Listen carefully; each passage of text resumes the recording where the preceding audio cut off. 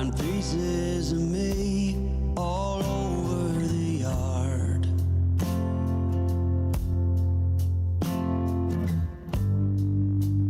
In this house of cards,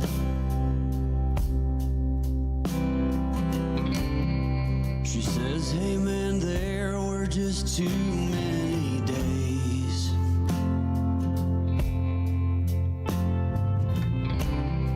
when our good intentions only got in the way.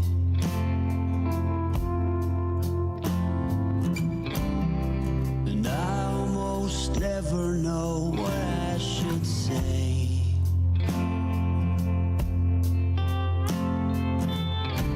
Maybe nothing, nowhere ever was that okay.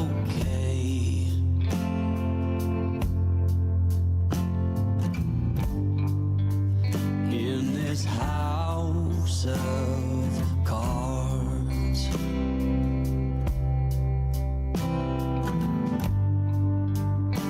with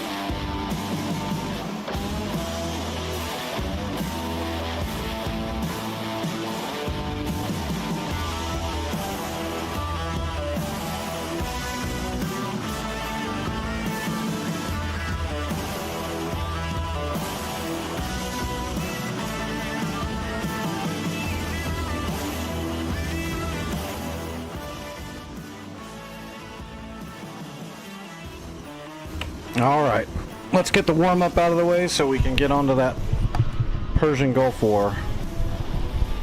We've almost got the north conquered. It'd be nice to get that done. Hoping the push south will be smoother than the push to the east was.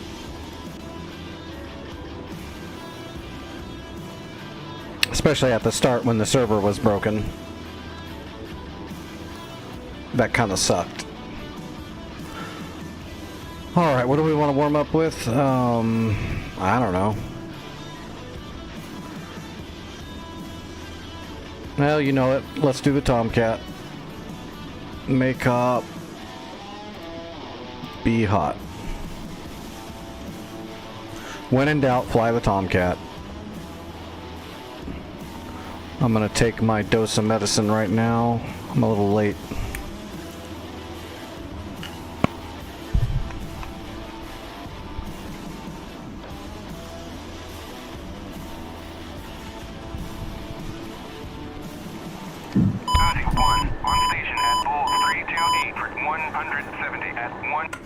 That sounds louder than normal. 1,600. Does that sound alright on the stream, or is that loud?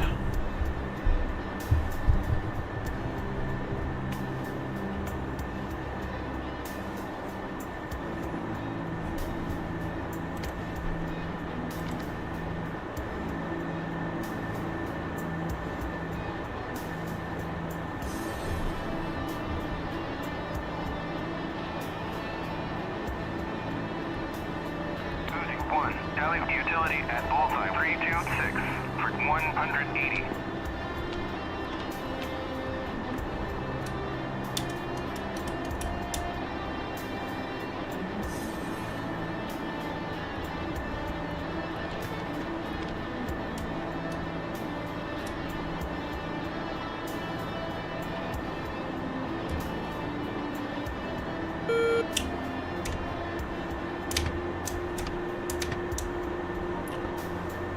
Shit, where did I lose? Where did I put the...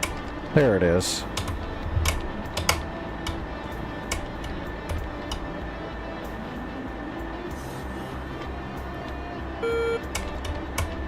Okay.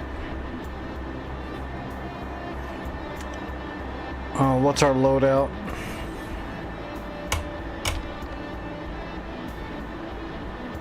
Four Sparrows, 4 Sidewinders. Not able. No Phoenixes. Okay. That'll be fine.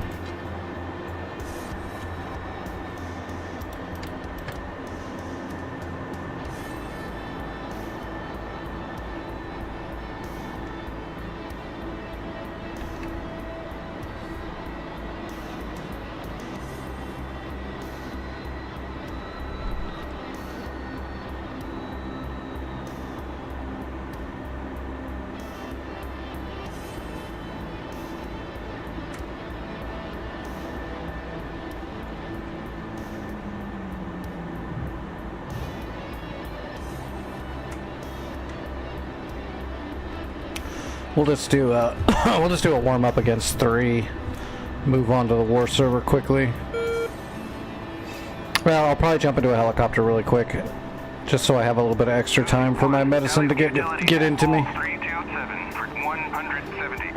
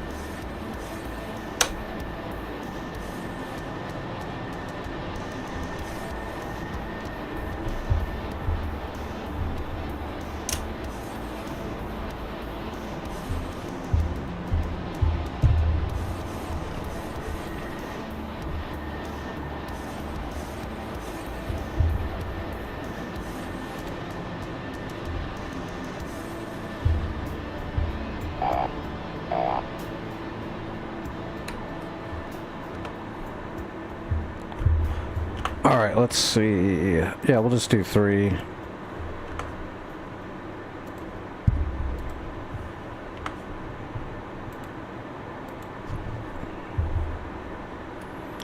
All right, away we go. Mill power.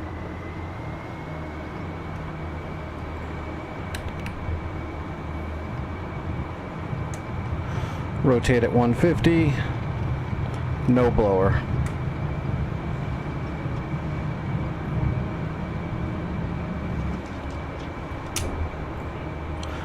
Flap slats gear.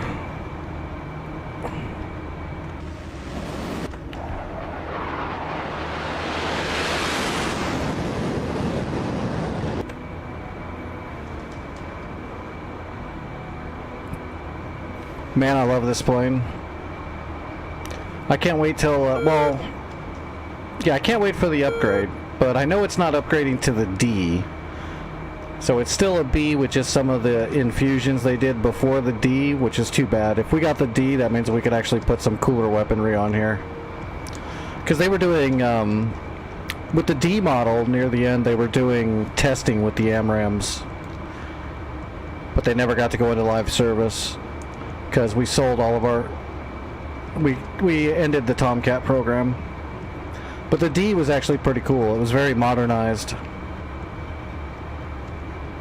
The last Ds were shooting AMRAAMs. Oh, I got dirt at 2 o'clock. Had a lot more modern avionics and electronics in it. But we're never going to get the D, unfortunately.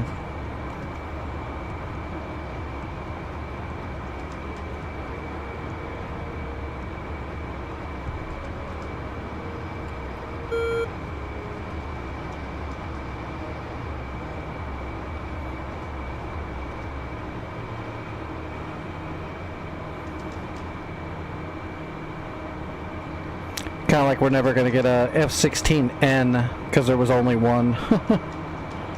Although that one would be pointless to get. Besides just for fun. Just to fly around crazy fast and agile. The N couldn't equip There is weapons. a friendly sentry. 12 o'clock high. 11 miles.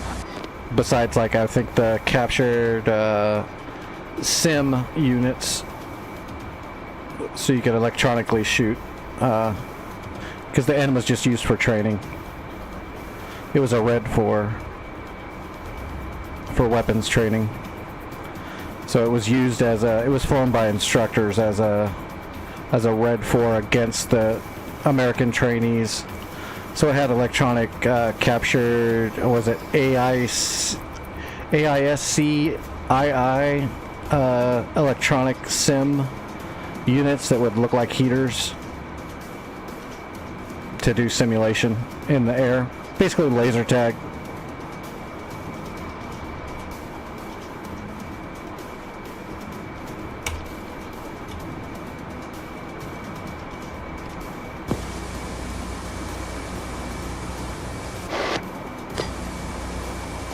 Roger.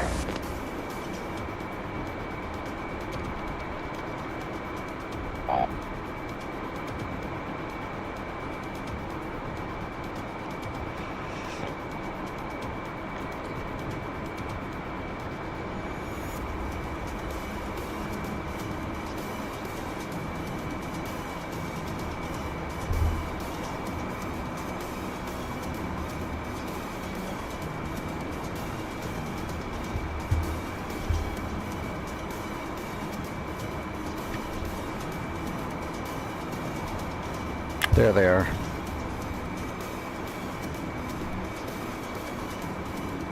Hello, Ark of Poland. How are you doing this evening? Bandit 2 ship Bra 085 50 miles. Gotcha.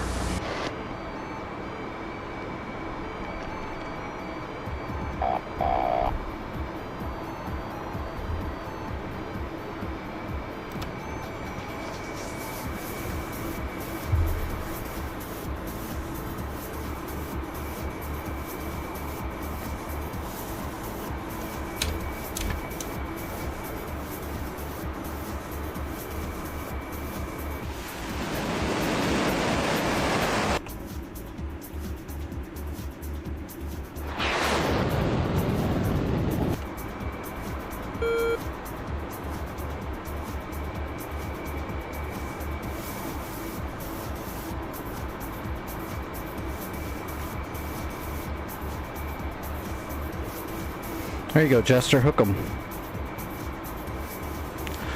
There should just be 3 of them, so we'll hold all locks.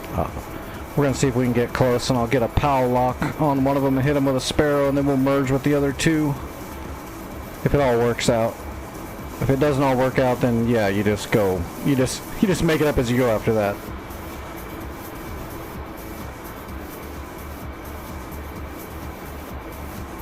Plan A is everything works out. Plan B is you do everything you can to survive and win.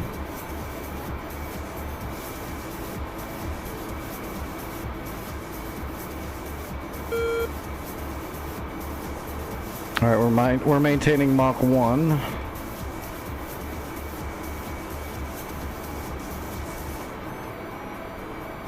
That's not good.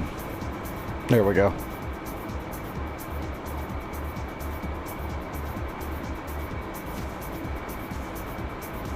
So the TID is at 50 miles, so they're about 33 miles out.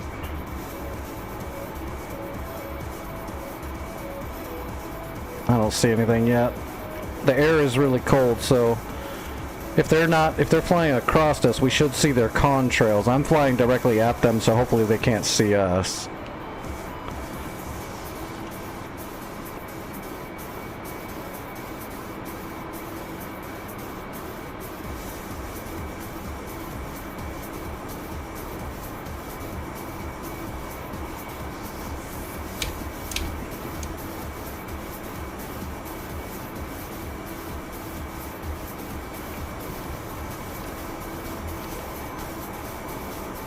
Switching it. I'm going to manually switch it over to TWS just to make sure Jester doesn't screw me.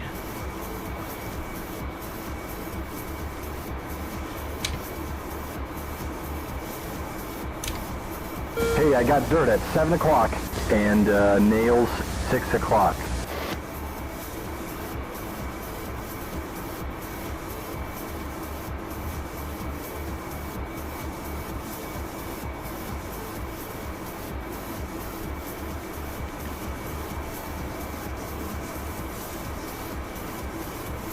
I think I can get a POW lock at about 15 miles. That guy's at 19, 18.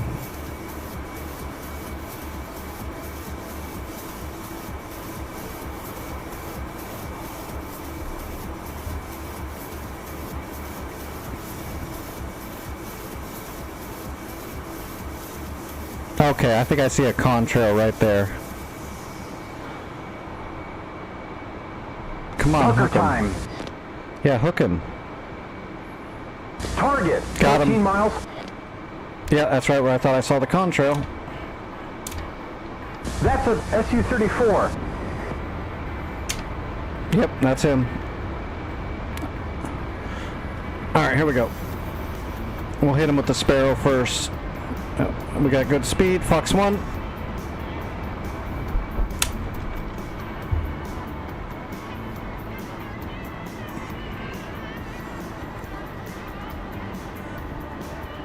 Target. 5 miles.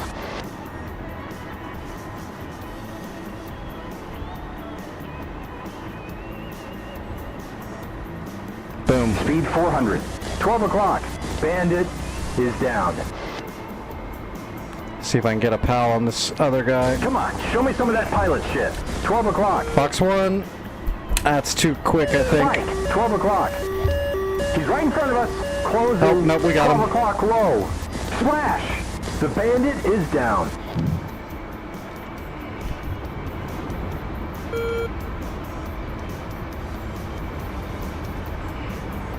Shoot him, shoot him. Closing. 430 knots. He's Light him up. He's right in front of us. Closing. Utility at Bull 326. he's pulling pretty hard. We're gonna slot in. Front side, 360 pop shot. Keep on skating. 11 o'clock low. Here we go, 320. Well, he's letting those Right in flares front go. of us. He's spending a lot on flares. Let's He's gun ours him. now.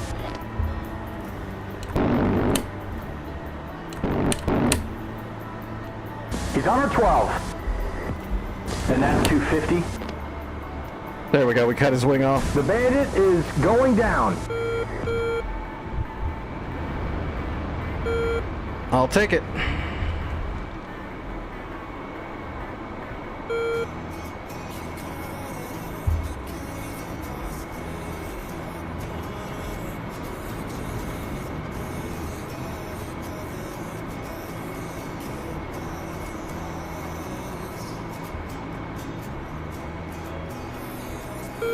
Well, that was almost too easy.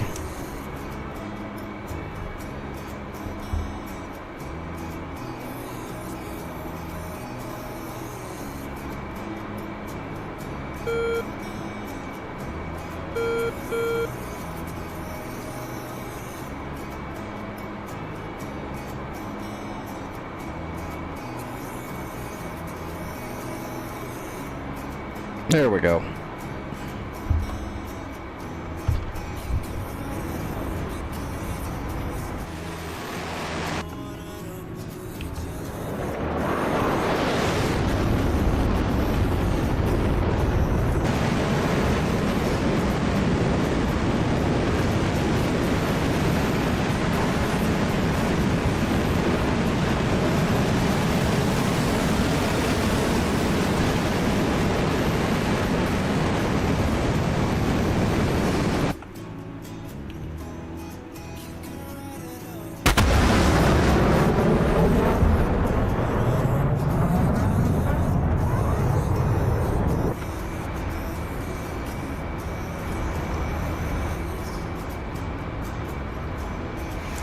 Alright, we don't need to go back and land.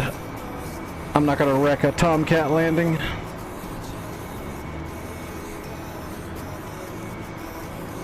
Let's jump into a helicopter and do that warm up really quick, and then we'll move on to the war server and see where we're at. Hopefully we still have Bandar, right? We better still have Bandar. That was a pain.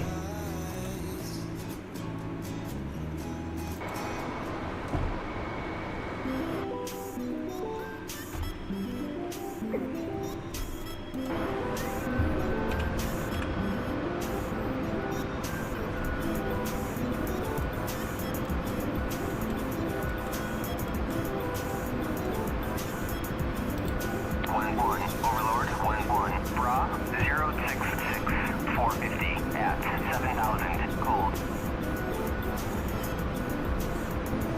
1-1, Overlord, 1-1. Pop-up group, 297, 416 at 1,500, cold.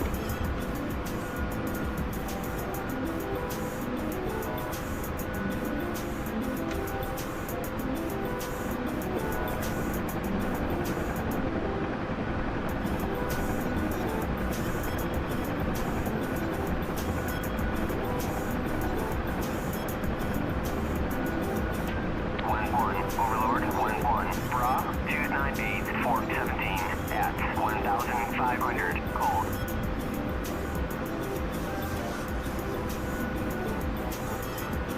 We're just doing a barrel drill really quick to let my medicine get in my system a little bit longer and make sure I've still got my control of a helicopter.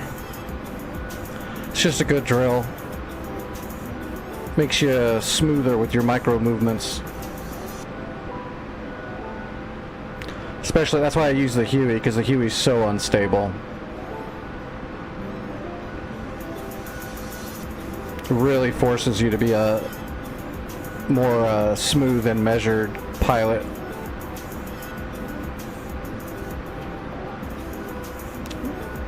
The modern Hueys aren't so bad, but these original Hueys, pretty rough. There's no DAFCS systems and all that.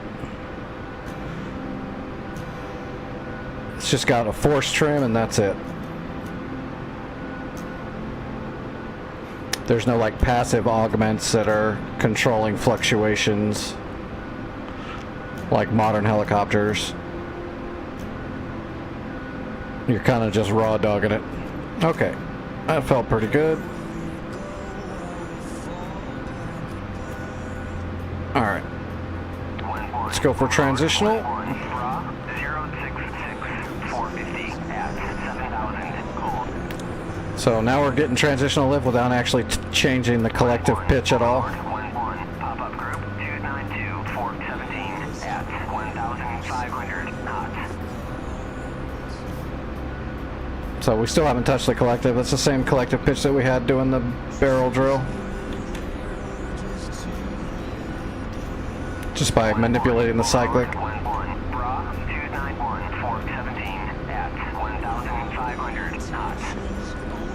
Alright, now we can increase our collective pitch and start building speed and torque.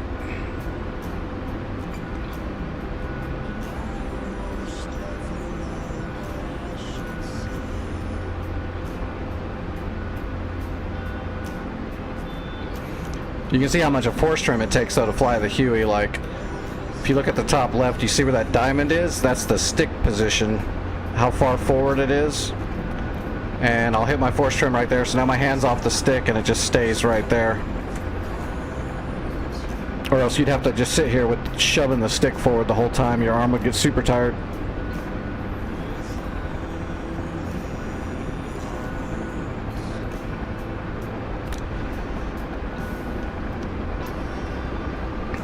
Damn. Do what I do and have a backup when you can't use pedals with your legs. I've got an axis on my throttle that, you know, swivels left and right for my rudder anti-torque. I don't even own pedals yet.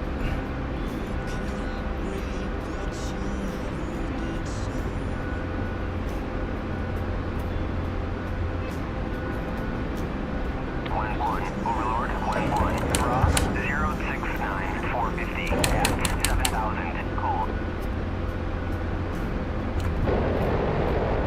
11, Overlord 11, pop-up group 293 413 at 1,500 knots.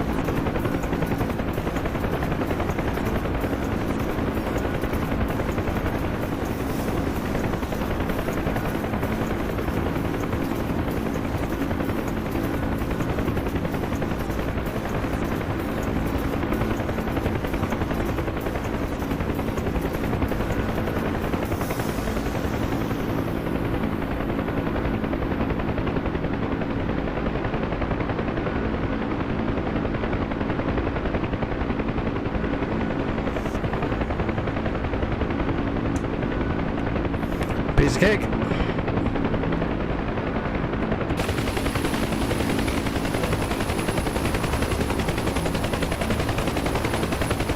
Alright, let's jump over to the war server.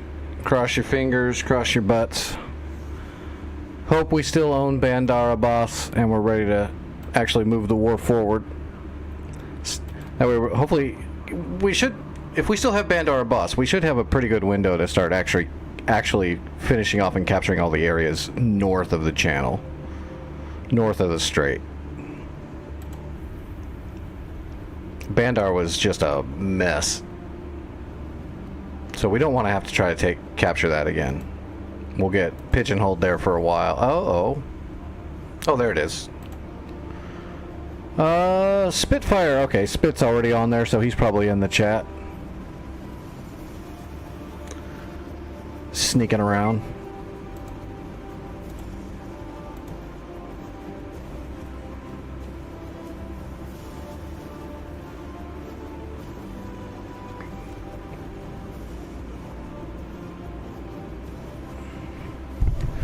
Yeah, hopefully we're not going to get swarmed by 1,000 MiGs like we have been having to deal with each night. So that means I should be able to actually get into some strike craft and move forward and destroy a lot of stuff.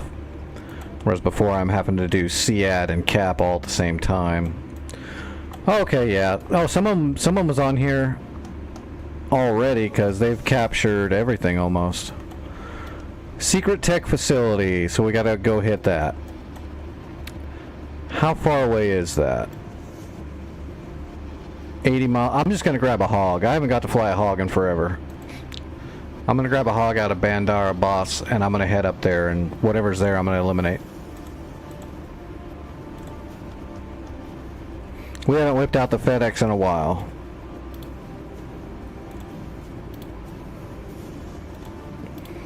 Alright, let's take the ECM pod because we don't know what's there yet.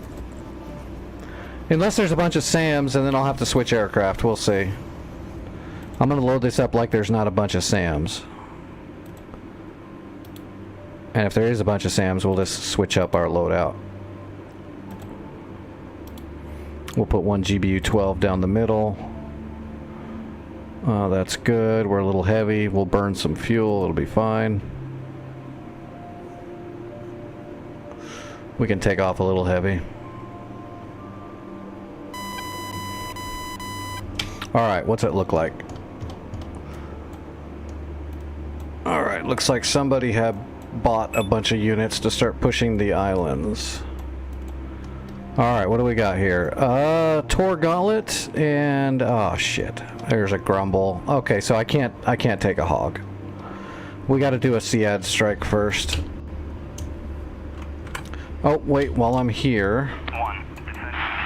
oh, somebody made it a warehouse. Okay, good. I don't have to run logistics then. Somebody warehoused Bandar already, so Bandar's got supplies.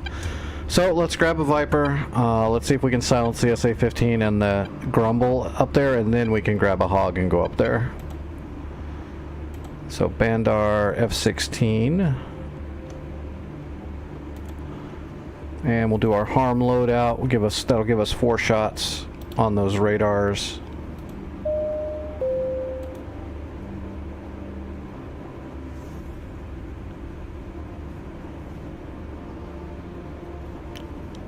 Actually, oh, those are just singles? I thought you could take doubles. You can take doubles, okay. I was thinking about maybe gliding in some 105s into the area. Have 2 harms and then hit the rest with 105s.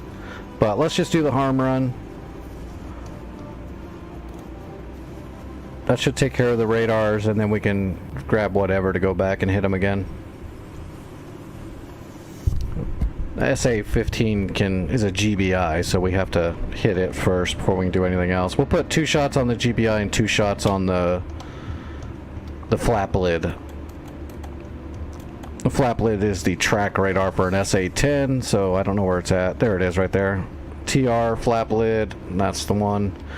If we blow that up, none of these SA-10 launchers can shoot anymore, and then if we kill this, then they have no defense.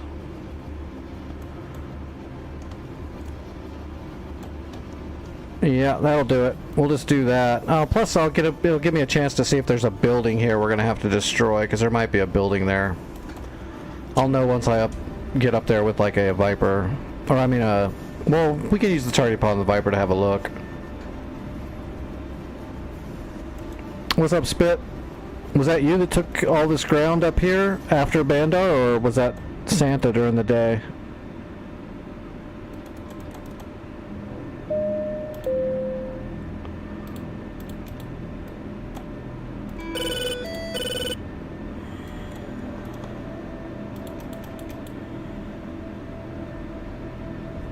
Alright, where the hell am I?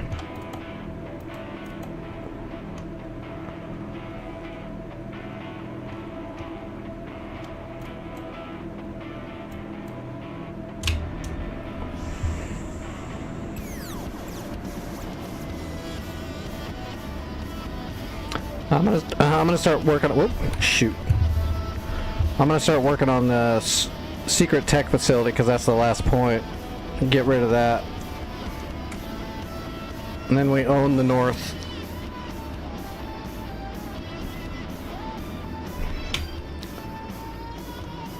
Okay, we go left.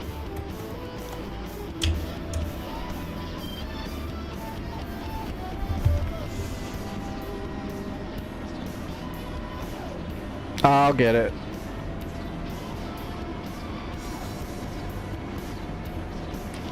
It's just a regular Tor Gauntlet guarding it. I can handle that with a standard high velo shot, probably. I've got the percentages are in my favor.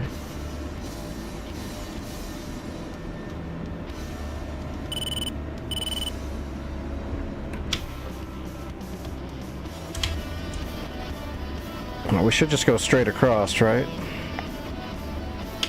I am not familiar with not familiar with this airfield.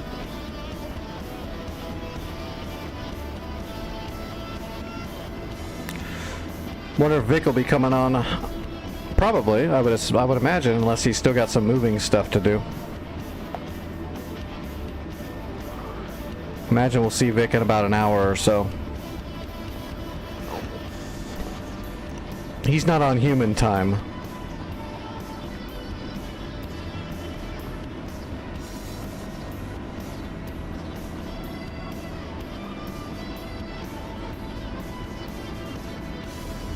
Well, he got his rig all put together. He helped me take Bandar last night on stream, so I'm assuming he'll be here again tonight.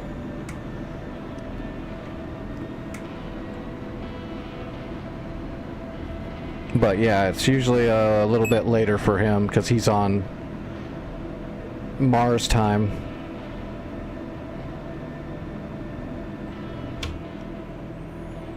Alright, we hang a left here and that should put us on the runway. Should have a nice little yellow line that points us that way. Wait a minute, is that a runway right in front of us? That's a runway right in front of us too. We could just take off here. Yeah, we could just take off right here.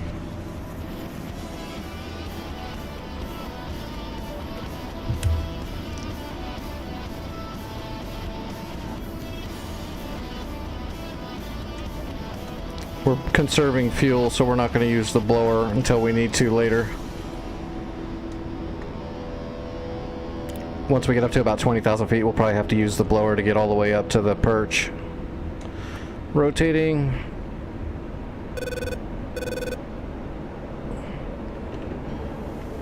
Gear. Oh, come on, button. Ah, my throttle body's dying on me.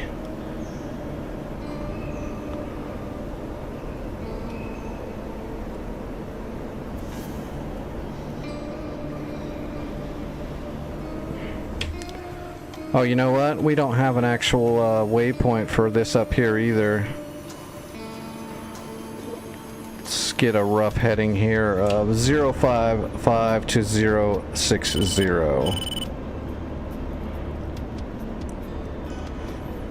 And then we can create a waypoint on the fly if we want to.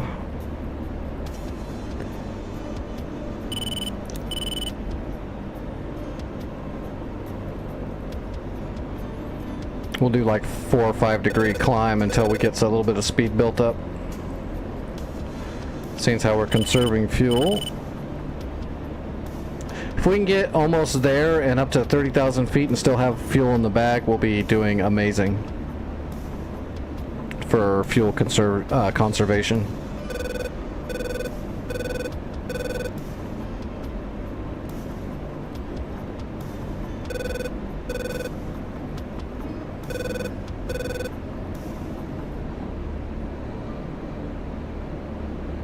Alright, we're on the way.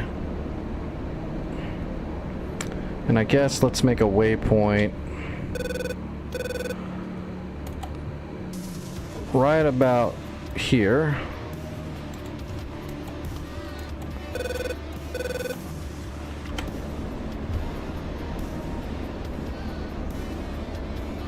Alright, what was LAR? LAR's number 37, so let's go to steer point 37, right? Enter, and now let's alter it. So we're gonna go north 2754 886. Enter, and east 0, and then we want 5737.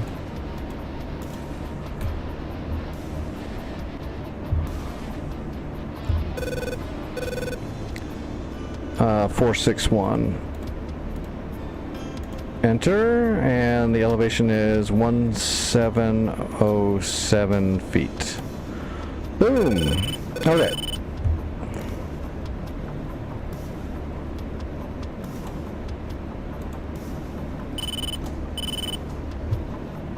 That looks about right. Okay. I got a mark point.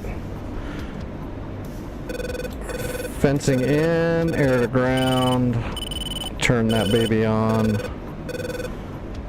Now what we also can do is use our targeting pod now to see if we can see anything there.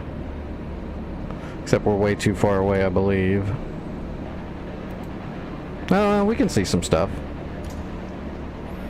Okay, there is a factory building, I can see it. That's the SA-15 right there. And there is a building, looks like 2 factories. Possibly some buildings around it too. A little too far out to see that. And there's the SA-10 right there. So there's the flap lid.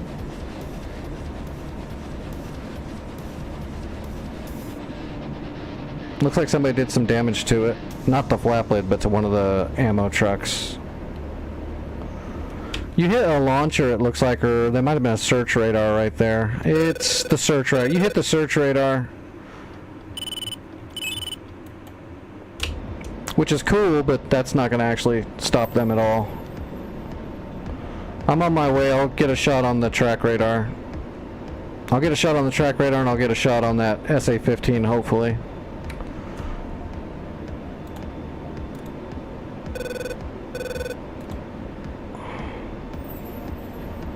Alright, hitting the blower.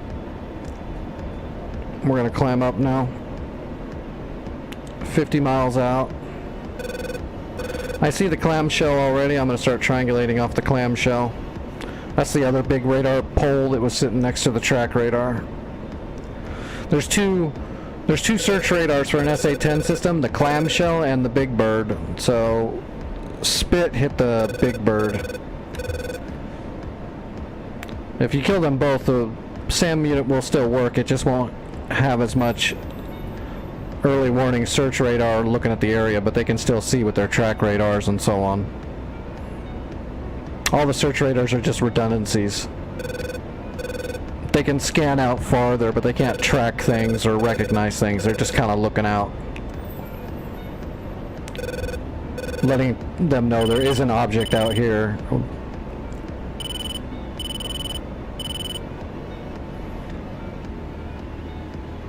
Alright, almost 32,000 feet. We're on the perch. We're off blower, and we've still got a quarter bag. We're sitting pretty.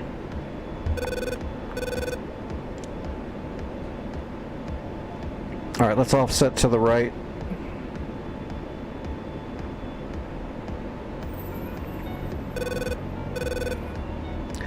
Is this Grumble doing the thing where it locks you up and it still doesn't show up on an ELAMP pod crap?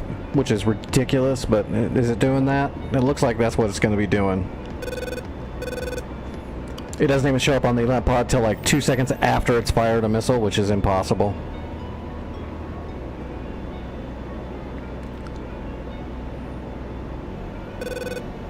Counter. Cat flare. Why is a friendly doing that? I see the SA-15 and triangulating off of it. Rolling back in. Got a PGM of 4 on the gauntlet.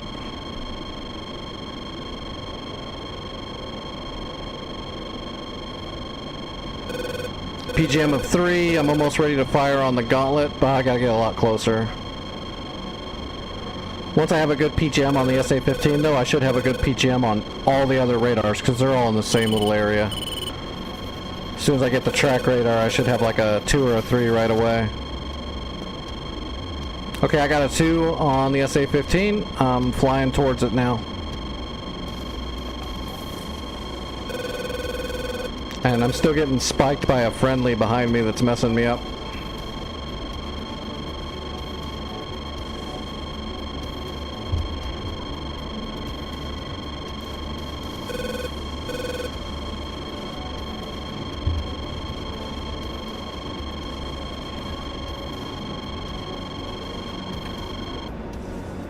Thank you.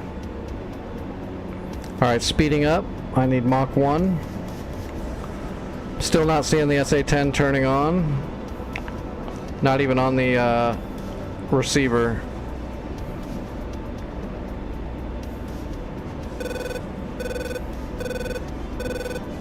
We're just building up speed now.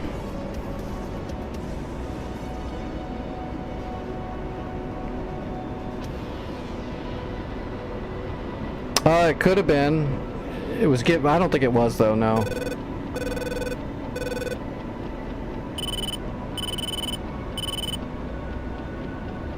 Alright, and Mach 1, Magnum 1. Mach 1, Magnum 2. Okay, I'm coming back around. SA-10 is still not active at all.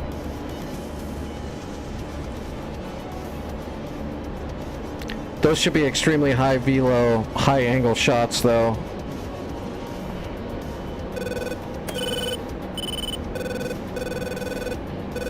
Well, what were you in? I mean, it was a P that was spiking me, not a Hornet or a Viper or anything.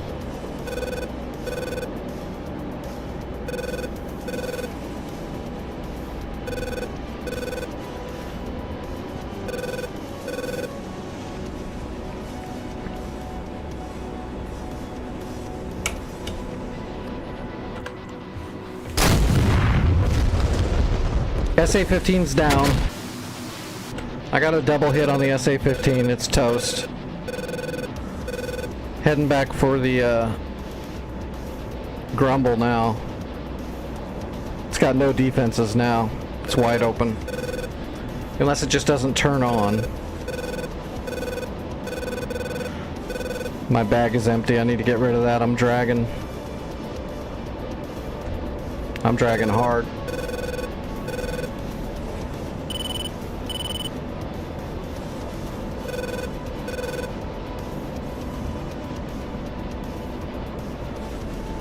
Yeah, let's get rid of that drag.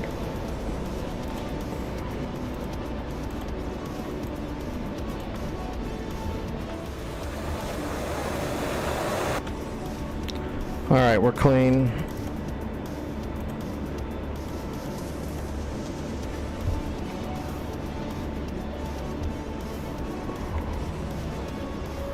And I'm triangulating on the clamshell.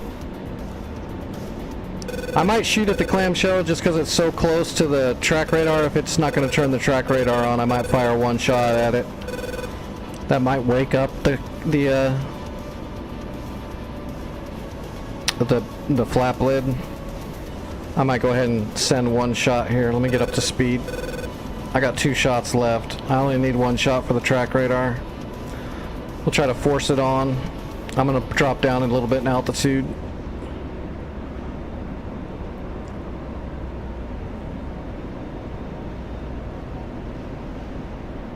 Oh, we are very close. We are Mach 1.4, 1.04, Magnum 1.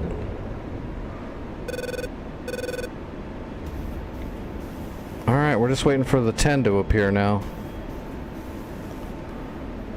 It really should be on right now. I'm well inside of the envelope for that thing to shoot at me. I'm in a really bad spot. I'm way too close. It's just not turning on. I don't know why.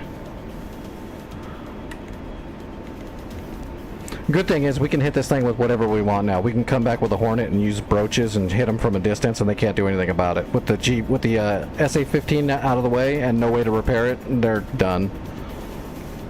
What? Holy crap! Why is it not turning on?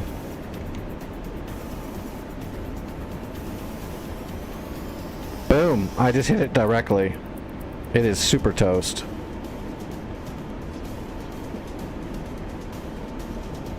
SA-10 still not turning on. I got no idea what's up with that.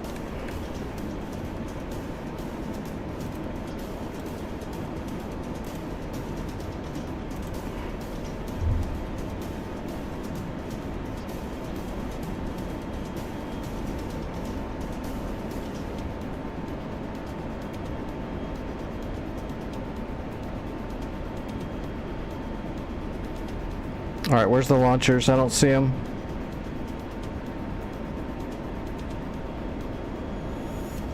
Oh, there they are right there. I'm gonna strafe the track radar. Oh, it looks already damaged. Altitude. Altitude. Pull up. Pull up. Pull up. Pull up. Okay, Altitude. SA-10 silenced. I gunned it. I'm RTB. We're ready to strike this area. We need to come back with some big bombs for the factory and then some smaller stuff to take out all the vehicles, all the armor that's down there. SAM system's toast though.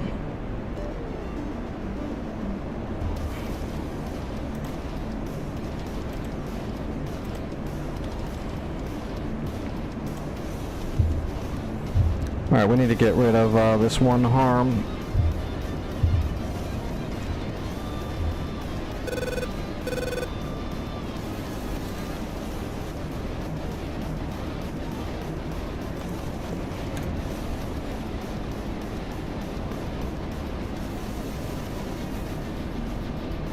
Altitude. Altitude.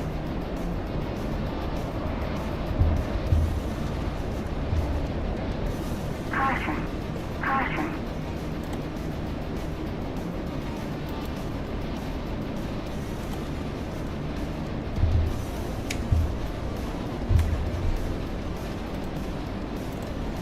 Well, that was a good start. Took care of all their SAMs and their GBIs in one run. That's good. Now we just need to make it home. Let's see, number 15. We're gonna shoot for a straight in from the north. So we're gonna call magnetic 205.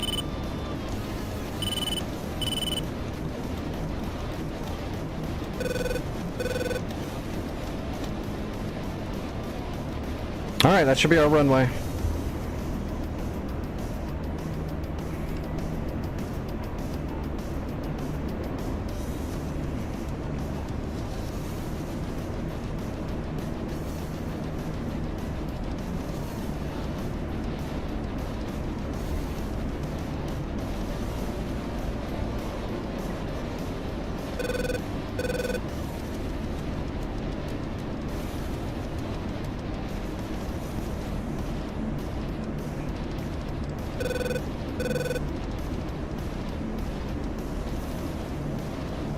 All right, we got all kinds of fuel, so let's go ahead and get up higher and let's light the blower, and we'll get back home a lot faster.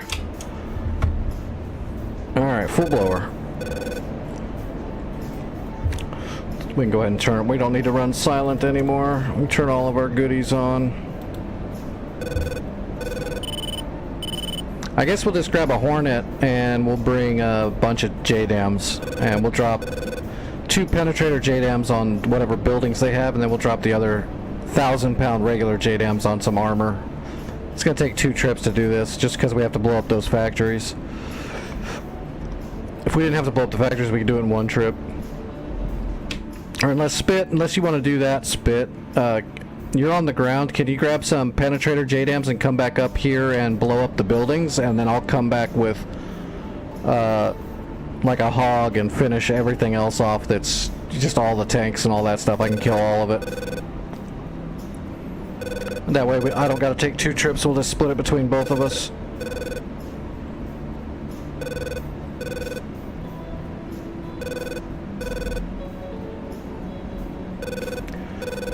As long as it's a penetrator, make sure it's a GBU with penetrator head. So it's got the tungsten casing on the tip. One each. One on the factory and whatever other building was there. There's another building on the back side of it. Here's the deal. I'm the best there is, plain and simple. I mean, I wake up in the morning, I piss excellence. As long as you've got the, actually, let me see if I can give you a better sight picture.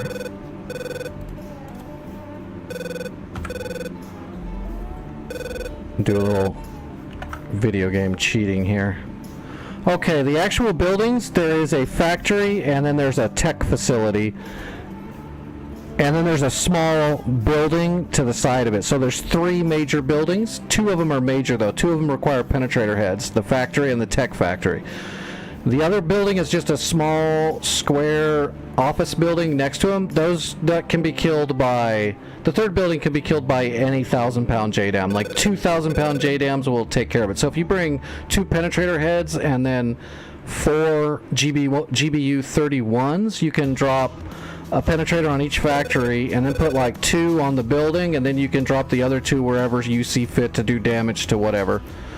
Blast radius on a GBU 31 is pretty big, so if you drop it like on all the ammo trucks near the SA-10 site, you'll probably get all of them. That would be my, that's the way I would play it. Both factories with penetrators, a couple of 31s on the office building, and then the last 2 as on your discretion to get as much damage as you can on whatever's left. And I would do those last 2 after all 3 buildings are gone to make sure you don't have to hit a building again, just in case.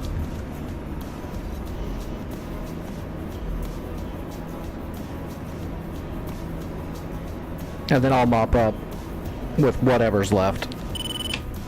We'll finish this site off. Yeah, there's a bunch of... all the ZIL ammo trucks in the command center are sitting right next to each other. So if you put a 1,000-pounder on that, that'll kill most of it. And the other 1,000-pounder you can drop on, like, just whatever, the T90, and take out some of the BMPs around it with it. Just whatever you see fit. You got it. Buildings are the main thing.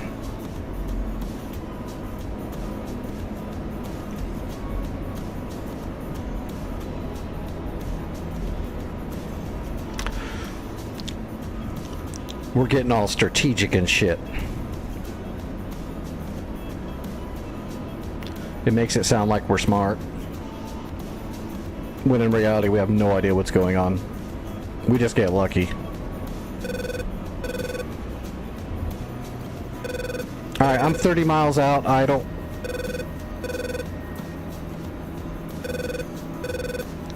Yeah, bring the @FLIR pod, and then you designate a target using your designation button, and that'll create a GPS point where the JDAM goes to, and then you just look on your HSI and it'll tell you where to fly to drop the bomb.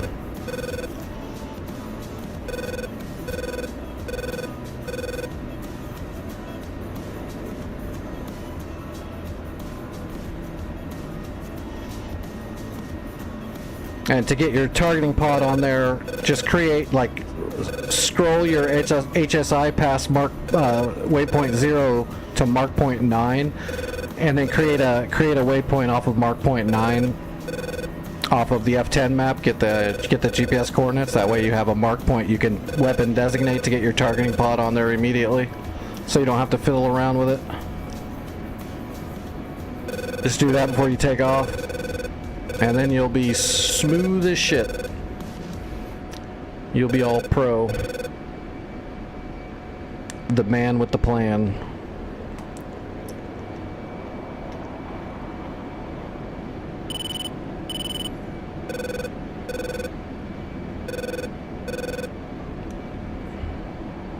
I guess we can just follow the HSI, huh? That's why I programmed it.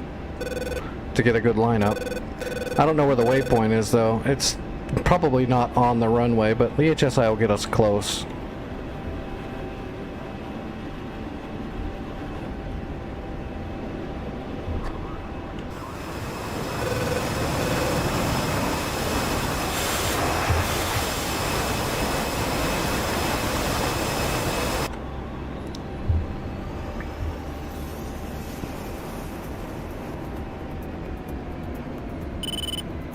Alright, we're gliding.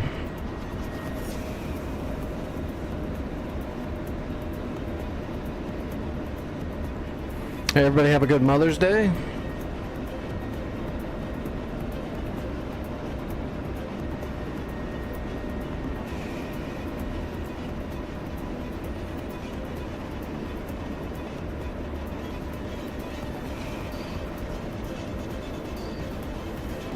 Alright, let's drop into the pocket.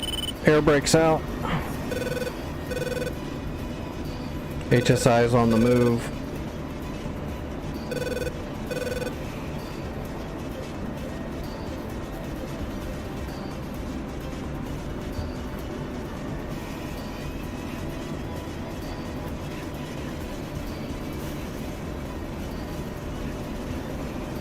So now with the HSI up and down, we should be looking right down the runway. Close. Yep.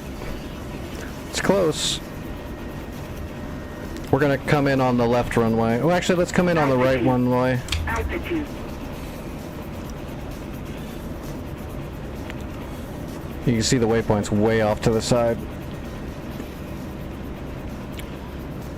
So our ghetto ILS setup, it's not going to work perfectly, but it gets you close enough.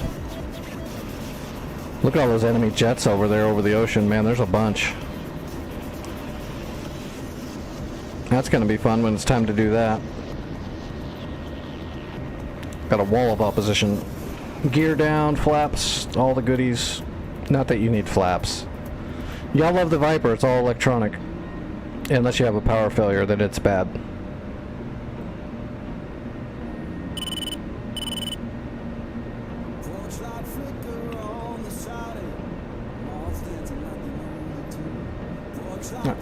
Alright, we're on speed. 5 miles. Long final.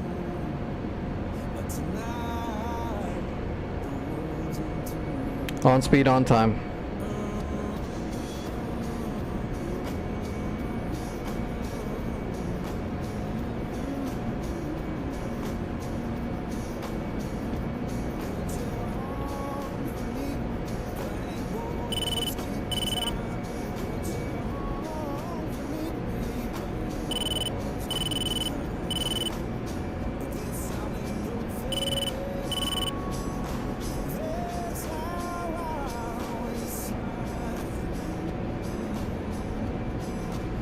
You can see our AOA index is right in the middle. Like a champ. We're coming in way too high though, so that'll make us really steep on the glide slope, so I'm going to artificially drop down now. And then we'll flatten back out onto the slope a little bit better. You can be on speed and on time, but that just means your flight vector is in the landing area and your area of your angle of attack is set properly for landing. If you're really high and you're all set up that way, then your flight vector is putting you on the runway at a steep angle, so got to make sure you're not coming in too steep. So I drop down, now I'll flatten my glide slope back out. Now we're back on speed, on time with a good angle.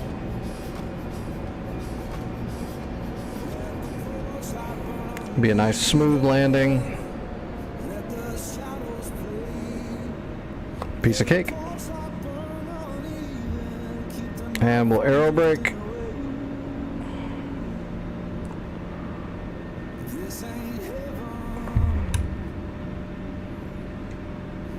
A lot of people don't understand that about when they learn what on speed actually means, because at first people that are just learning aviation think on speed means the air speed of the aircraft you're flying, and that's nothing to do with it. The speed you're flying when you're on speed is whatever speed you're moving when you're on speed. So that it's almost like the word messes people up, because the word speed and on speed has nothing to do with your air speed.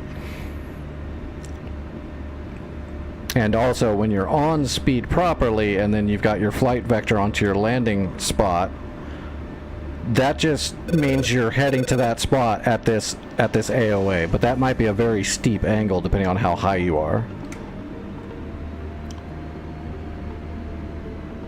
So you don't want to come in real steep, you'll slam it down on the ground.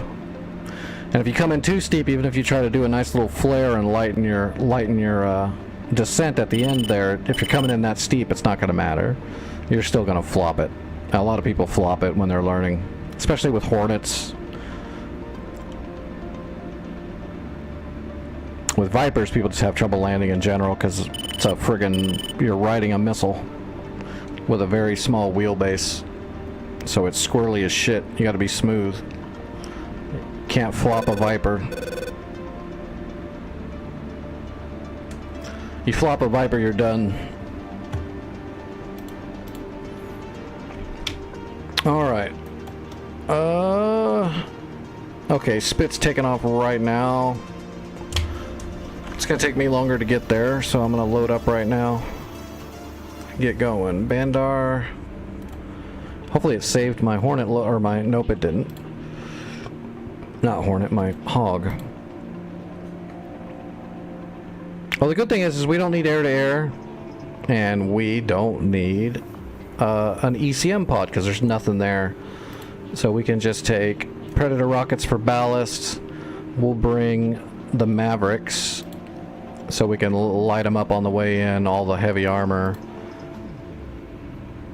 And we can put GBU-12s on the outer wings there. And then on the inners, we can just put like a couple more.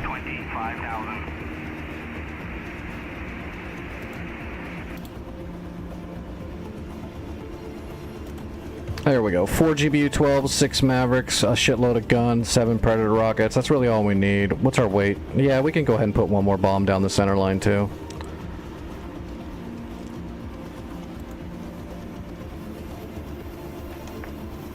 We don't have to worry about defending ourselves air to air.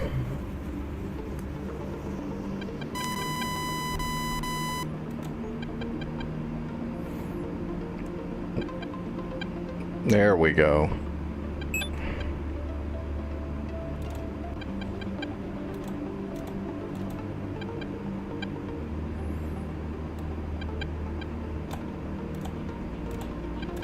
Alright, so let's turn on our broadcast to data link. Done. Let's change our net ID for data link.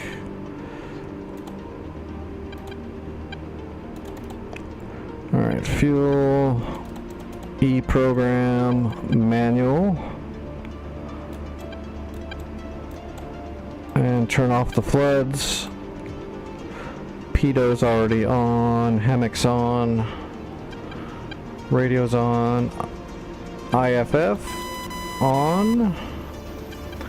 We want steer point HSI. And let's start warming up the laser and the targeting pod. We don't have to turn on the Mavericks till we're well airborne. Alright, and we gotta make a steer point for our Hog. We're gonna put it right there, next to the initial armor area. Where did it spawn me this time? In a different spot. Okay, so we're gonna head up here and then turn back around and go onto the runway.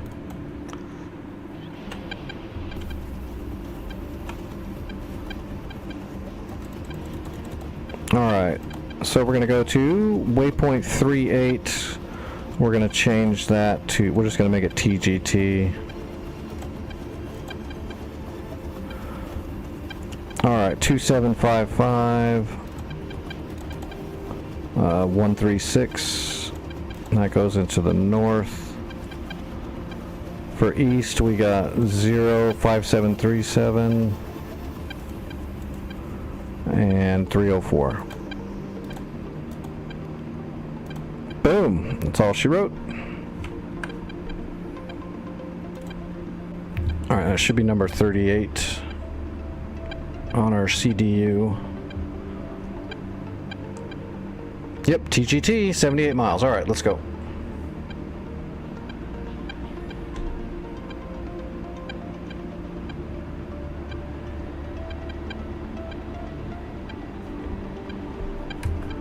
Looks like the sun's getting ready to start going down. Oh, we don't need to run all those. We'll fly silent. We don't need all those light formation lights and shit on.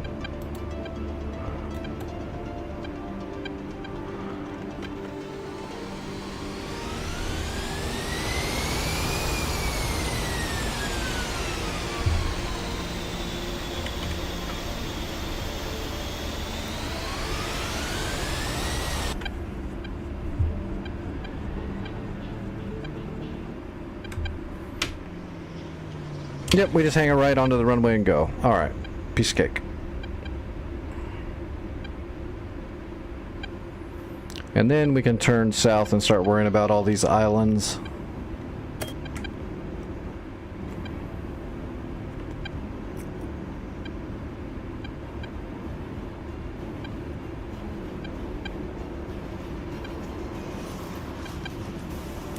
Flaps half, yep. And away we go.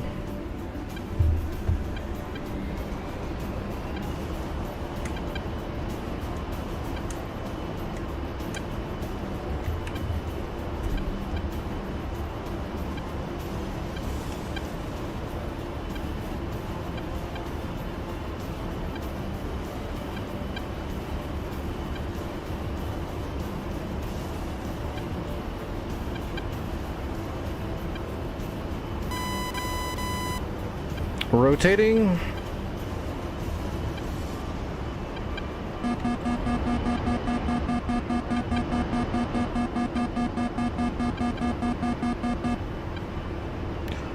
Alright, gear up. 190 will bring the flaps in.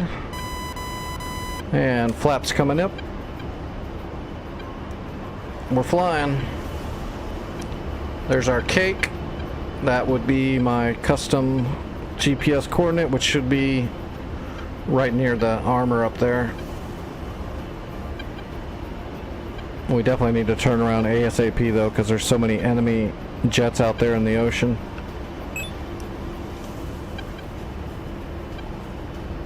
Jeff 17s, fish beds, fulcrums, flankers, they got everything out there. Although fish bed or the Jeffs are fine.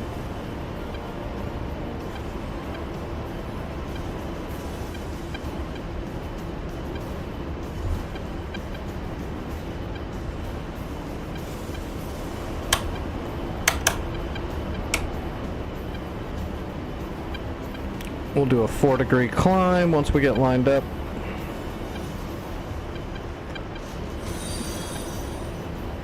It might maintain 5 degrees, I don't know. Let's do 4.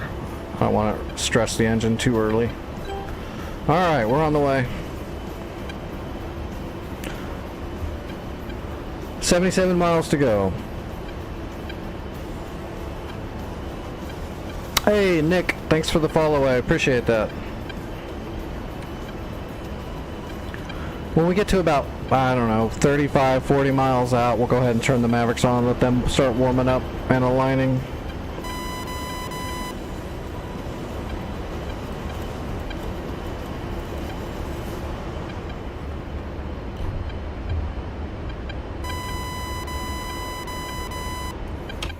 Let's see.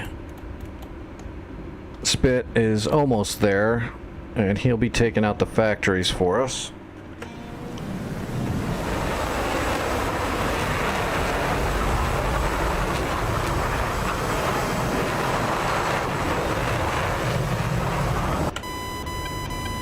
You know the GBU 31,000 pounder spit? You can put those on brew racks, so you could have had 2 on each pylon if you wanted. You could have had 2 penetrators and 4 31s. That's fine that you don't, I'm just letting you know. So you can actually take 8 GBU 31s if you wanted to. You can do 8,000 pound JDAMs, but you'd want to use the 2,000 pound penetrators for factories. But you have enough bombs to still take out both factories, and then you can use the GBU 31s on that office complex that's right next to the factories. As long as those disappear, I'll take care of all the rest of it.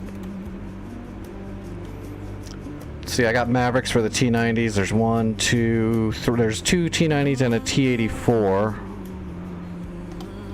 That's fine. Okay, we don't worry about any of this. So yeah, I can just go Maverick, Maverick, Maverick, and then throw a Maverick on like the BTRD and maybe the Scimitars. And then I've got a bunch of GBU 12s to finish the job, and I can gun all of the SAM stuff. There's nothing there. I just shred it all with the high velocity 30 mil. As everybody wants me to do.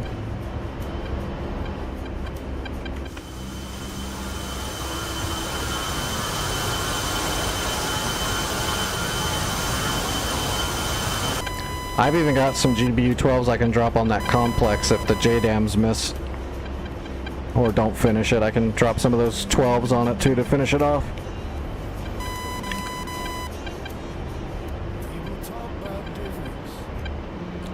$65 miles. Is there a hill in the way? Not really. We kind of got a corridor. Well, this might stand up a little bit. I don't think it does though. I think I should be able to see right in there from where I am. 64 miles. Let's see if the charging pod can see. Okay, yeah, we got a corridor. Oh, no, there is a hilltop right in the way. I can see some of the stuff behind it there. We'll clear it pretty quickly. I've got tally on the armor.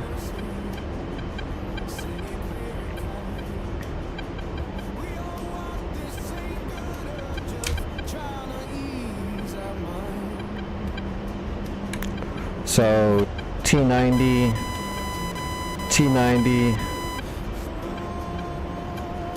T84, BTR Scimitar,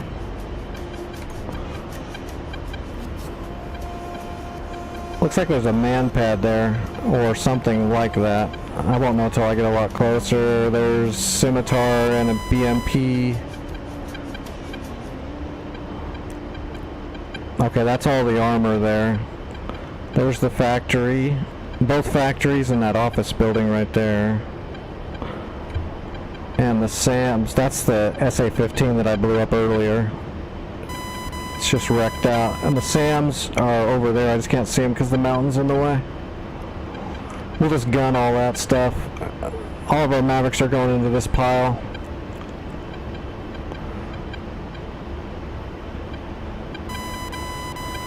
Alright, I got the first T90 marked and broadcasting on the data link.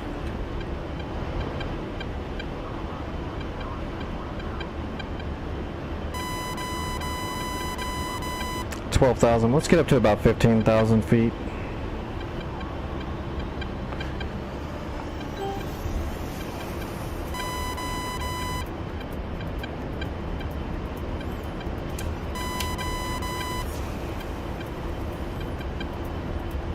I'm worried about that man pad if that's what that is. Might have to hit that with a pred. Man pad's altitude is, it's either 16,000 feet or 18,000 feet. I can't remember now. I think it's 16.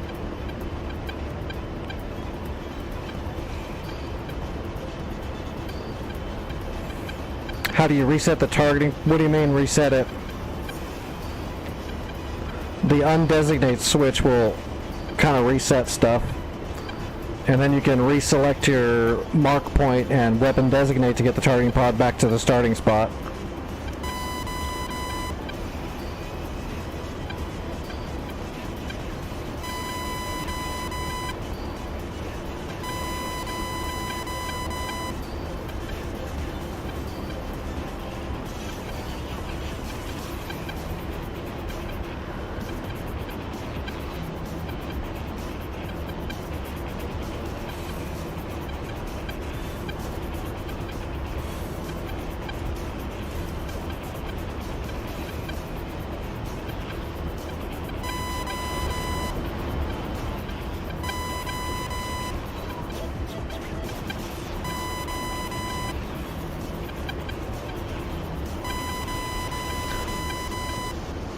Alright, let's go ahead and start warming up the Mavericks.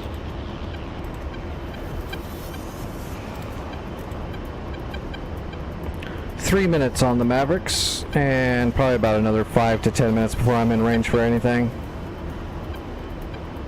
We're at 16,000 feet almost. We'll level up at 16,000. We'll get a little bit above it, but not much. We need to start gaining some airspeed.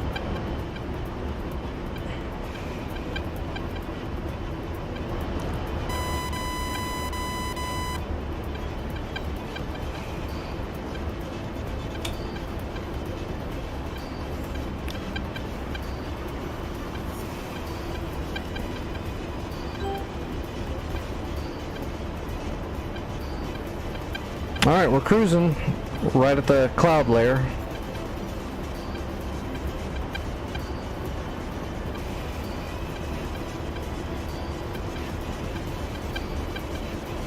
Yeah, that's like the T-84 right there, I think.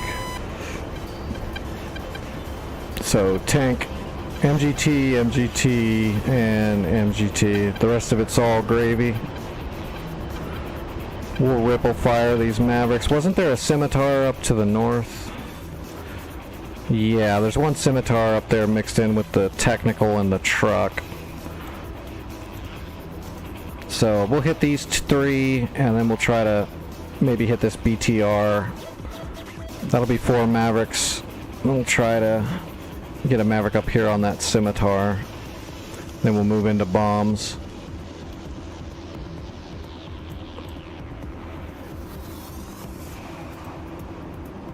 Oops, did Spit get disconnected? Looks like it. No, he's still here. Oh no, what got you? Was that a man pad?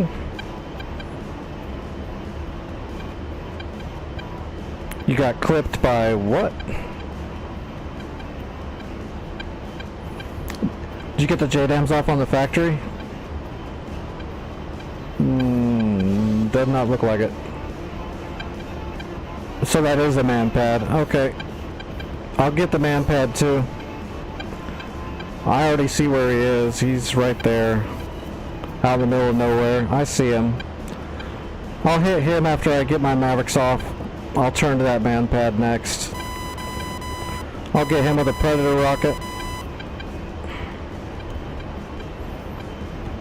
Mavericks will be warm in 10 seconds.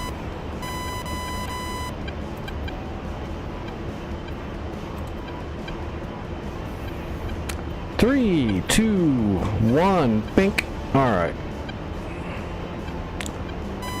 Alright. Slaving to targeting pod. Alright, I'm ready to shoot. 20 miles out from the shot. 32 miles out from the area.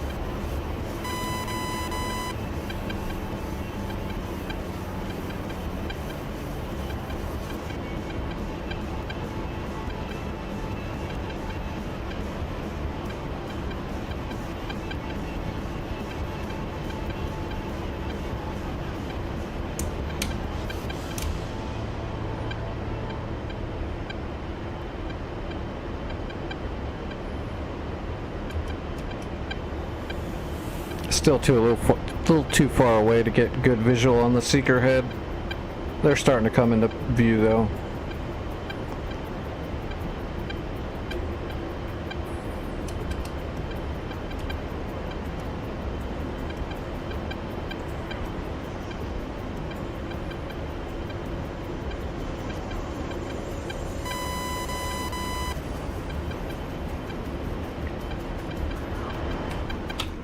How's our defenses holding up? Well, looks good so far.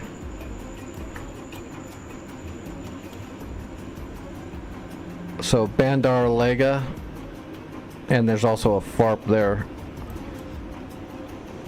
And that's a warehouse, and there's also a warehouse. So both Bandars have warehouses. We can launch from either of those and not bite into our resources at all. It looks like most of the enemy air is coming out of Kasab right now, which I get that. Kasab, Ras Al Khamani, Sharjara, Al Manhad, and Dhafra. Where's Dhafra? There's Dhafra. Those are all going to be major airfields. Al Manhad and Sharjah will be probably insane because that's Dubai. Alright, we're getting close. 18 miles. I've got good visual now through the seeker head. Sun's coming down. It'll make getting contrast actually easier. Should be able to get contrast at like 10 miles instead of the normal 8. Hopefully.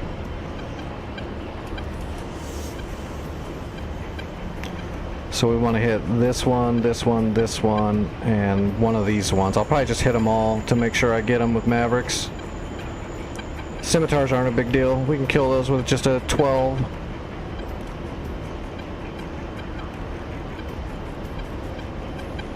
Oh, okay, never mind. So we're gonna get this guy, and that guy. Those are the 3 main tanks right there.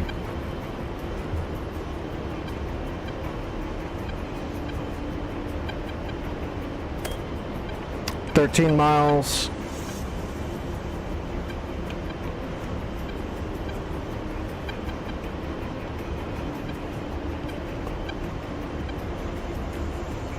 All right, we're right on target.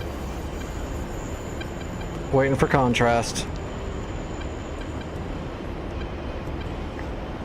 Rifle 1. Rifle 2. Switching pylons.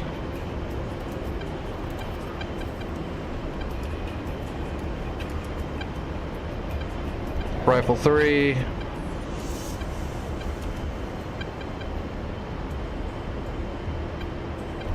Rifle 4.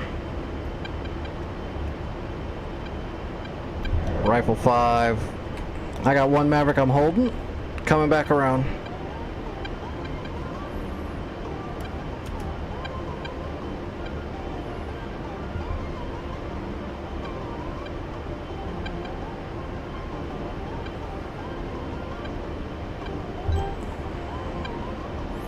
Alright, we need to find that man pad.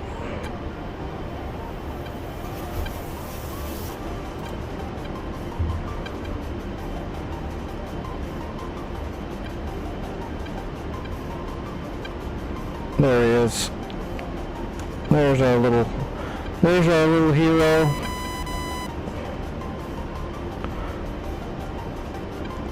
Alright, switching to Predator rockets.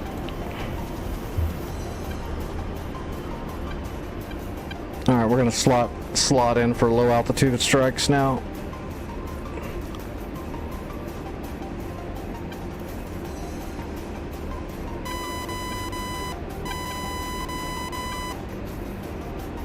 Oh, did I miss a T90 down there? And that's why I saved 1 Maverick. Yep, I did. I missed a T90A model.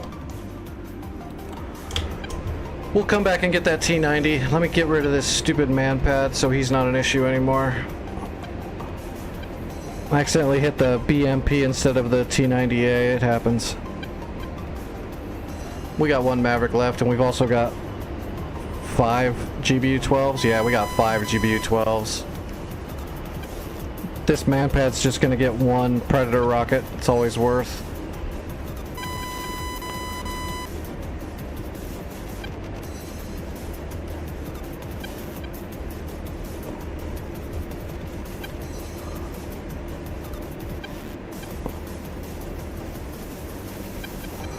Oh my god, I need a new throttle body. There we go, I got it. Alright, 4 miles, we'll turn the laser on and rifle a rocket. Well, we'll pistol a rocket. You designate pistol instead of rifle with a rocket.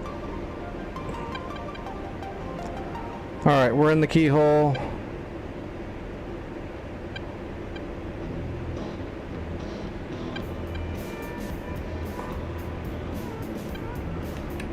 Laser is firing. We're gonna wait for the targeting pod to read 4 miles. We'll give him 2 just to be sure. Rifle 2, or pistol 2. Those are gonna hit him right in his leg, right in his knees.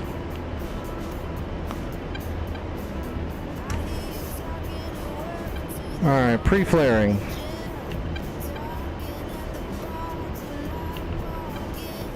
Boom.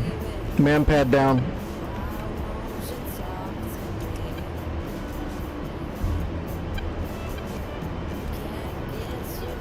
Alright, coming back around for the T-90. He had a very bad day for a split second.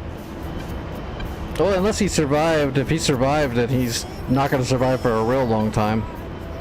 He's not going to have any legs. It's just a flesh wound. Alright, we got to find a T-90 right there. Get a little distance so we're not rushing ourselves.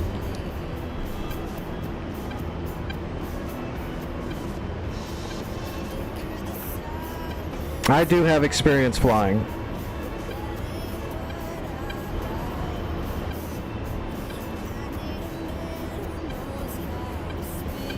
I grew up in the world. I've been around aviation for a long, long time. Not for a little while though, because I'm all disabled and messed up now, but now that I've got DCS, I get to fly again and share it with everybody. A lot of people are interested in aviation, so I enjoy sharing that. But no, I'm not completely self-taught at all. I've been learning how to fly since I was a little kid. And got to fly quite a while until I got messed up.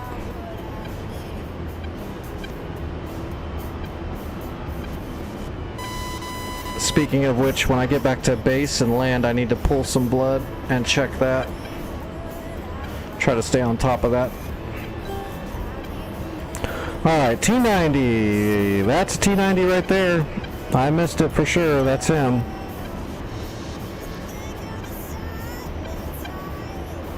Alright, and marked. Rolling in. Resetting the gimbal on the Seeker. Awesome. That's what I'm here for.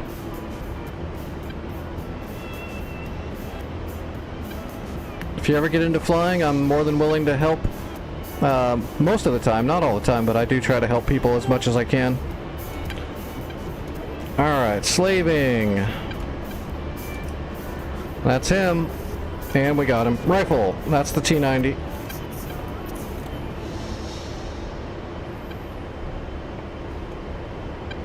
Alright, there's a scimitar right there. Let's mark him.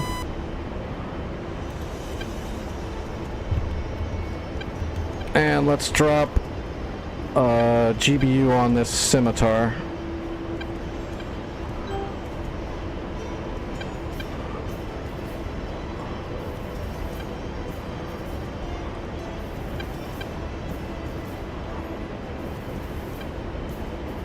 I've got, the only thing I don't like about YouTube is that the streaming quality on YouTube is bad for me because it won't let me stream it in full resolution like I do on Twitch because I don't have the software. You have to pay for the software, unfortunately, like a monthly fee, and I can't afford that shit. T-90 down and bombs away. GBU's in the air. And let's wait a second and raising.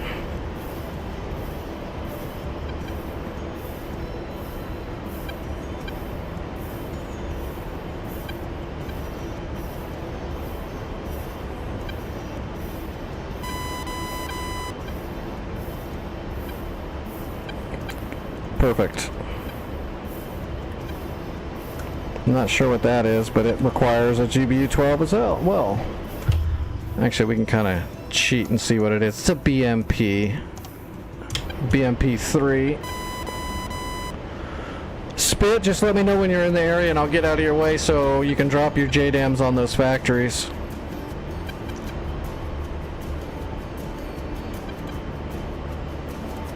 I need to get rid of these wingtip ones.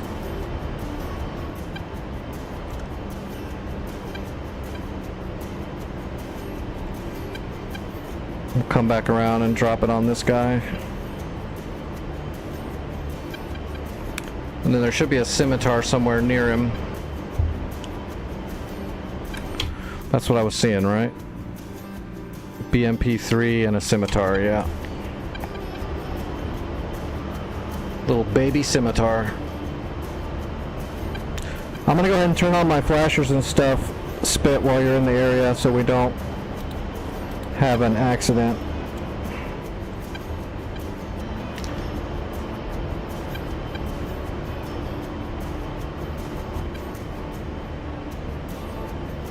Where's that scimitar? There, no, that's not him. That's that SA-15 from earlier.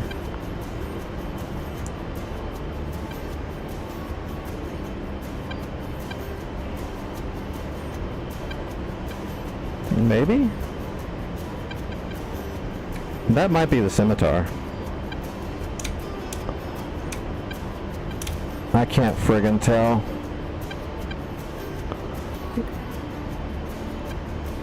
That's the scimitar right there. Okay, let's drop a bomb on this asshole. This is the BMP3. Okay, marked, rolling in.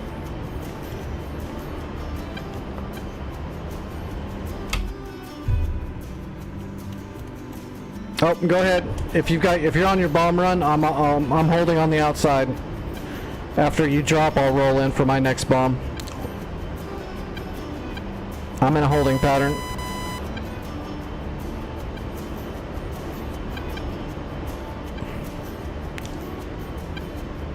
Okay, rolling in for my next bomb run. I'm west in, east out. And I'll be coming around northeast on my egress. 18 seconds to drop. We're just gonna fly right over the top.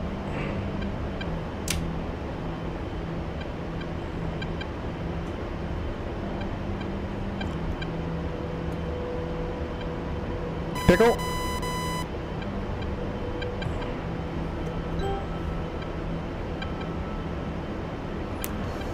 And laser is firing.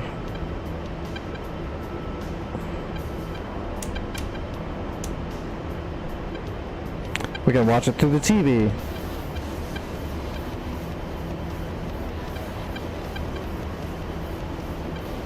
That way we don't get flash banged. Direct hit, BMP3 down. Alright, laser off. We just egress out. Actually, he's coming right out the same way we're going to be egressing out. Northeast, or yeah, northeast. Man, my brain don't work tonight.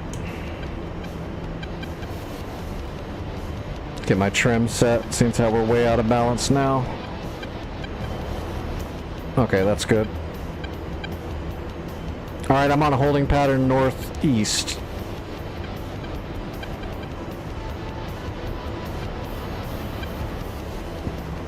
I've got all kinds of fuel, I'm not in a hurry. So don't worry about, don't hurry yourself, Spit. Do your stuff. Every time I'm ready to roll into a target, I'll just call it out. You can tell me if you're ready for me to do it or if you're on a run.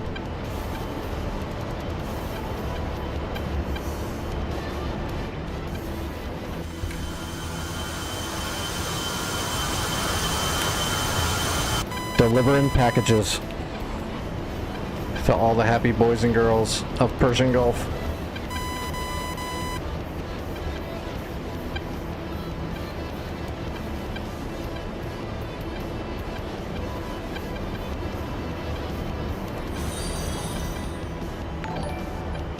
Hey Shampoo, thanks for the follow. I appreciate that. If you're here for bad flying, we've got it.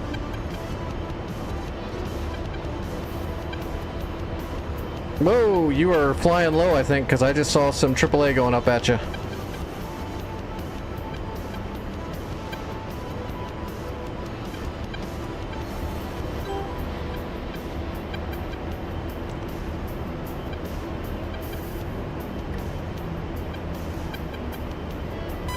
Okay, I see the scimitar. I'm gonna drop a bomb on that technical that was shooting at you, though. That's what I'm gonna look for.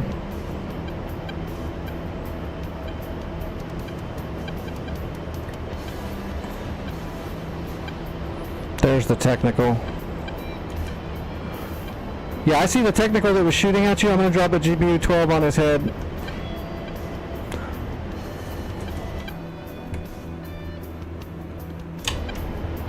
Rolling in.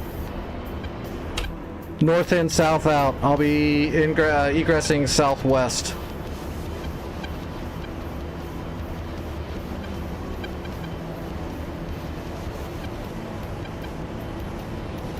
You're not going to receive any more AAA after that. If you're going to be dropping JDAMs, though, there's no reason to get down that low. If you're just giving that guy a shot.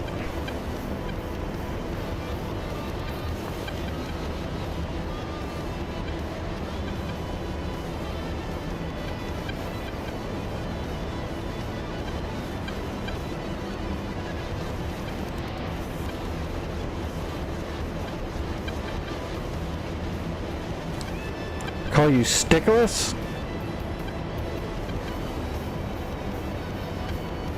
If I remember that, I will definitely try to do that. You'll have to explain that, though.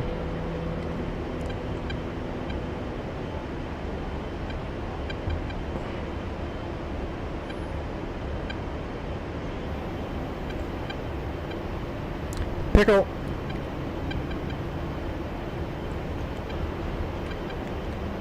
We're lasing. Get our trim set.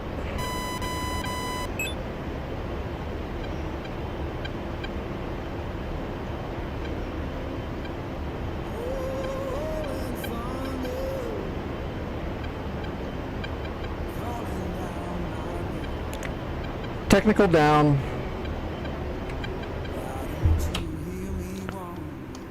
Okay, so we got 2 scimitars left. I'm on a holding pattern to the west.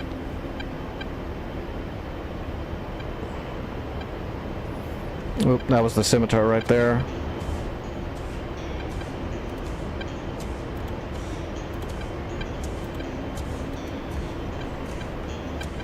Okay, yeah, I gotcha. Welcome to the war.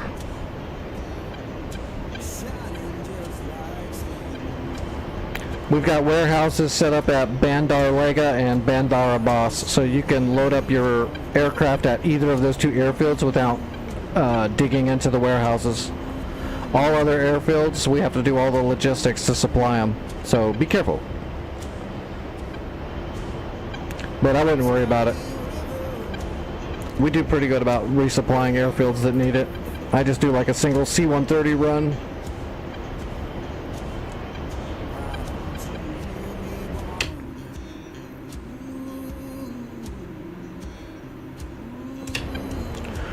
Alright, we'll get parallel heading north and then we'll get our targeting pod on the next scimitar.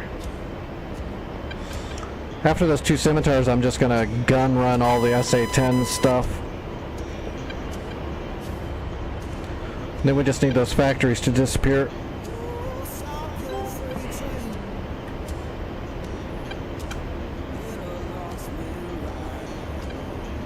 Alright, there's the scimitar.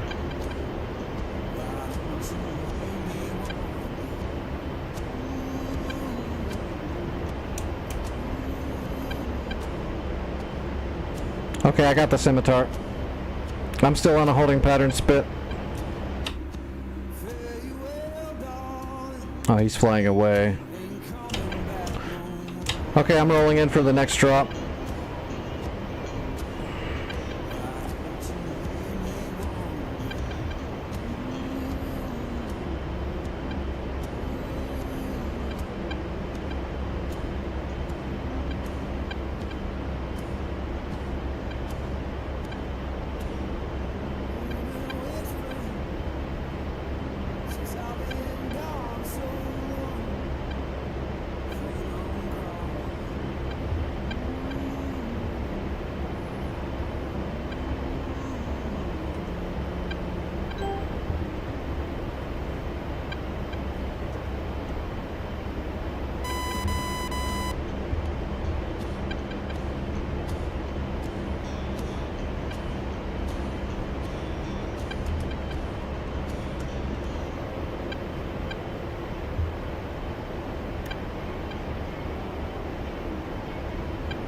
12 seconds.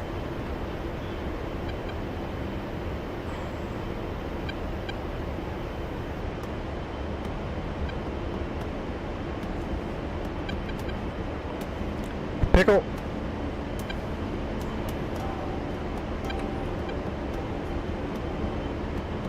And we're lasing.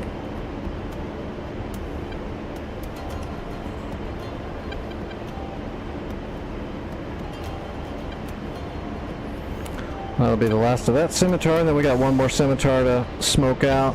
I got one more GB12 for that scimitar. Boom. What? There's no way. Okay, yeah, there is no way it's dead. I hate that damage. That damage counter's been messed up on all these servers for so long now. Alright, laser off.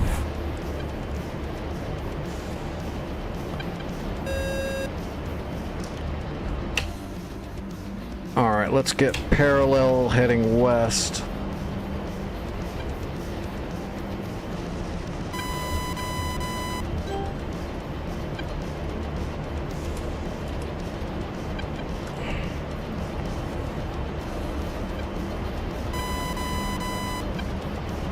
That last scimitar is right there. Da, da, da.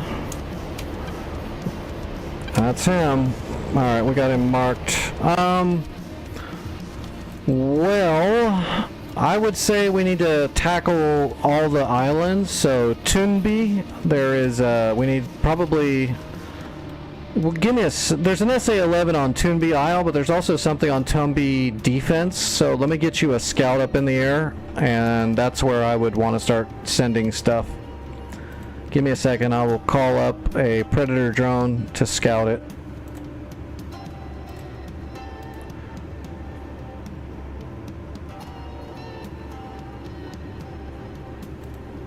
Okay.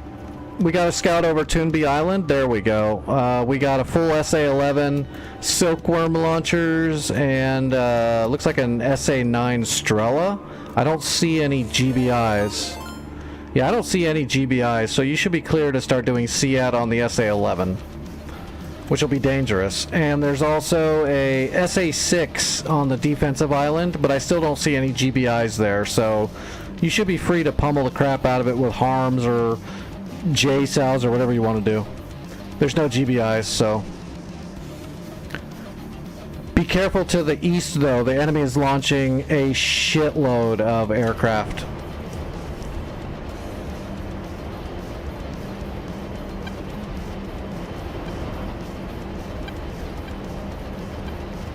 We got more what? Oh wow, I flew far away. I gotta come back around. Okay, I'm getting ready to line up on my last GBU-12 on the last scimitar there.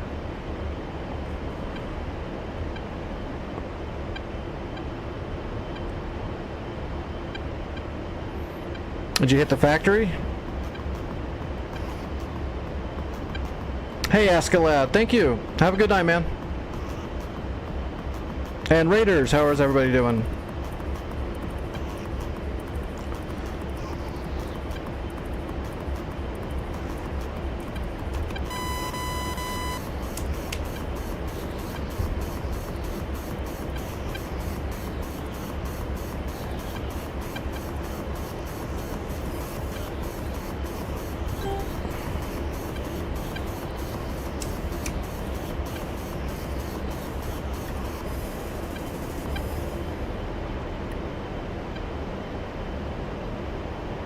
Yeah, that's the scimitar. I've got the scimitar. Can be hard to tell in the dark, but I'm pretty sure that's it, because that's the other BTR that I blew up right next to it, so that's the scimitar. We got it.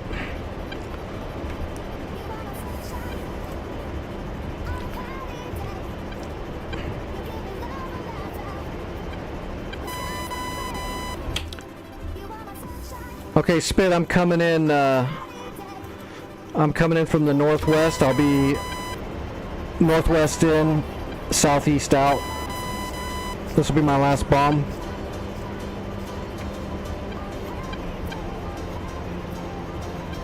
I'll be going in close on the SAM system after that. I'll call it in when I'm going in for gun runs so you don't drop a JDOM over me. I'll call it all out.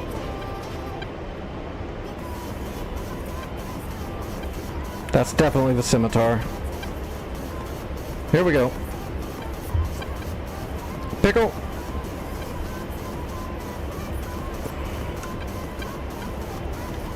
And we're firing the laser right through his hatch. Merry Christmas, Happy New Year. Have a package.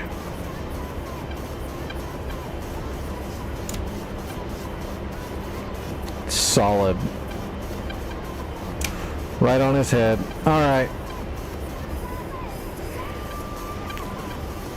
I'm gonna start repositioning for gun runs. What do we got here? Yeah. We're just gonna have to gun all of that stuff after I find it. I'm gonna head around to the north to get a good view. It's gonna take me a little bit to get all set up, so if you're ready to drop another JDAM on a factory, let her loose.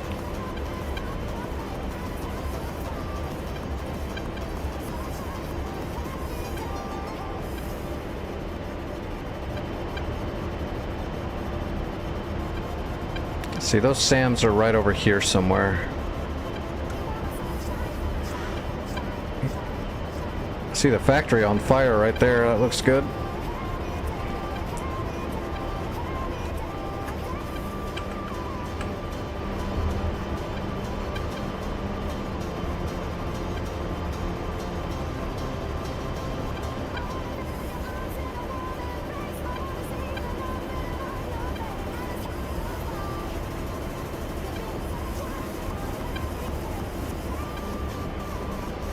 Alright, let's see if we can find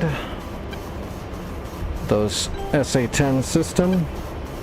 Hey, there we go, I was close.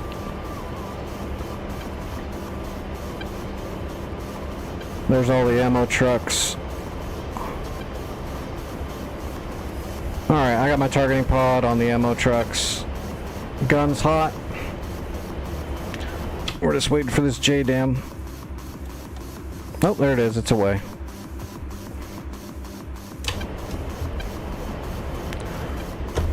Turn in and see if we can see this thing hit. Should be like right there where you see that faint fire. That should be where the factories are, I think. Oh, there it went. It was over there to the left. I see fire.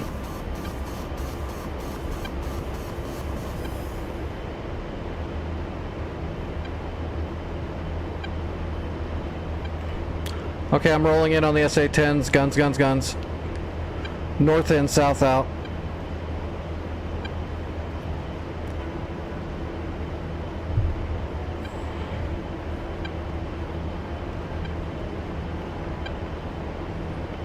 We're gonna have to shoot blind.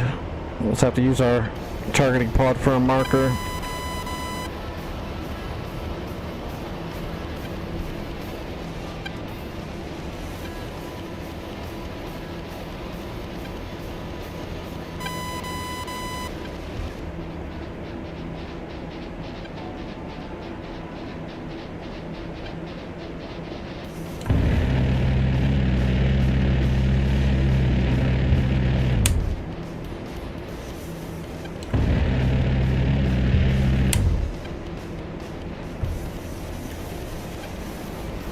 I think I got most of them.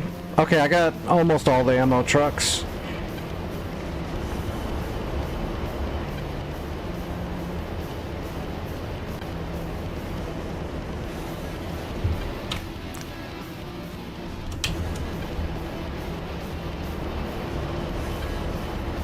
Are all three, are the both factories and the office building down?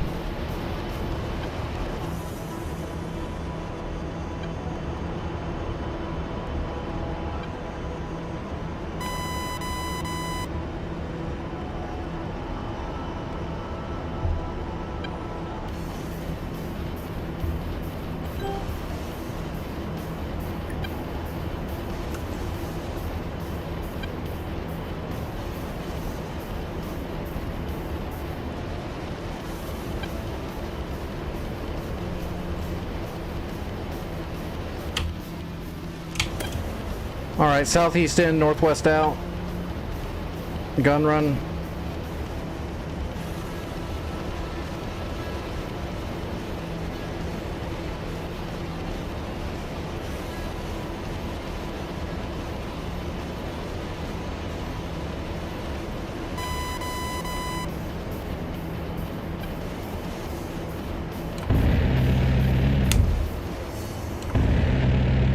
Pull up, pull up. Altitude, altitude.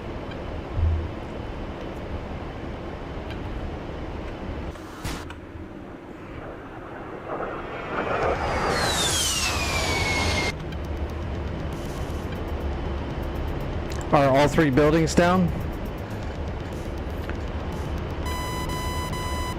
Should be 2 factories down and 1 office building right next to the 2 factories.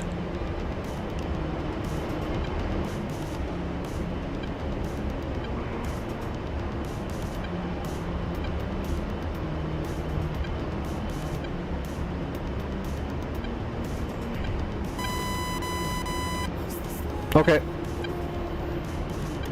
I'm out of the way. I'm setting up my next gun run.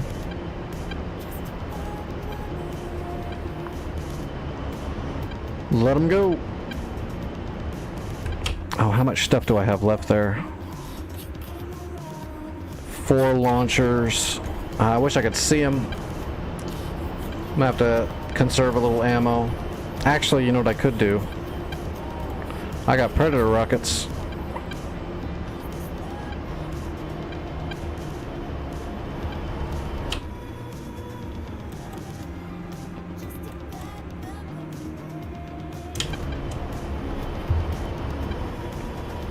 We'll use our Predator rockets because we just need 1 rocket per launcher. Conserve a little ammo. Okay, I'm holding on the outside.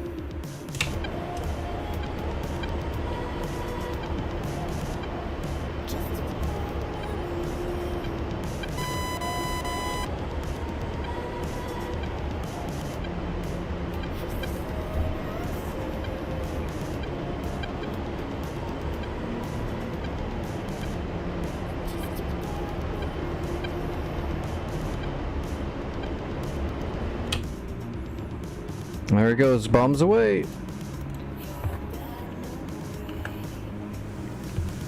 Oh, that's a fatty.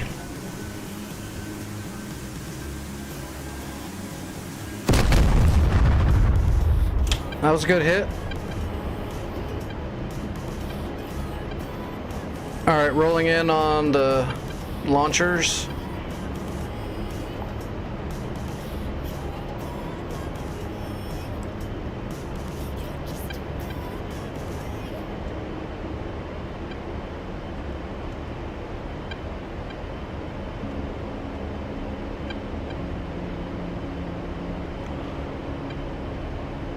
Alright, lasing rifle.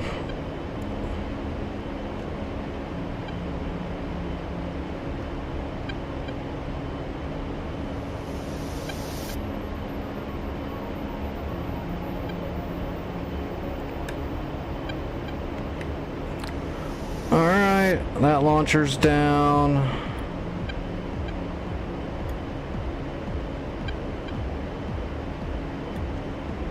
There's another launcher. Marked, coming around.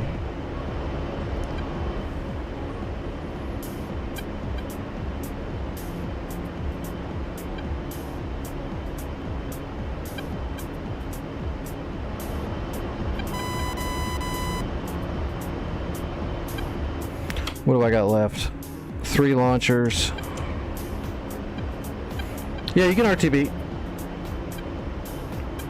Oh, you can drop your bomb if you want. Drop it on the SAMs there. You see where there's 3 launchers and a search radar? Just drop it on one of the launchers. You might get good splash damage. I've got a shot though right now. I'm rolling in on it. And after that, pick a target, drop a bomb on it. No reason to bring a bomb back home.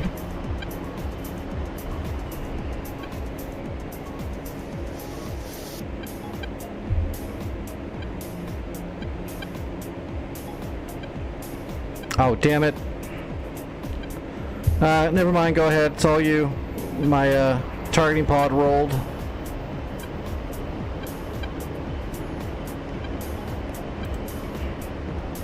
I gotta reset it. That's weird. I had it on an inertial track. It still rolled. Yep, you're clear.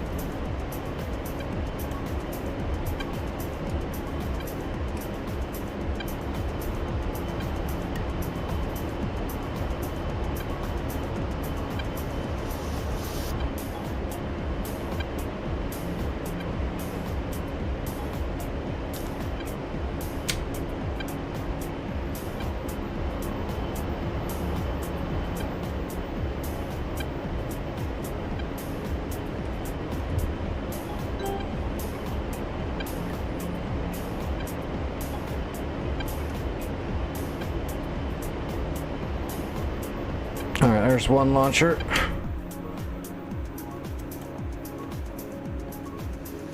Oh, did the bomb go? No, he didn't drop yet. Warning, autopilot.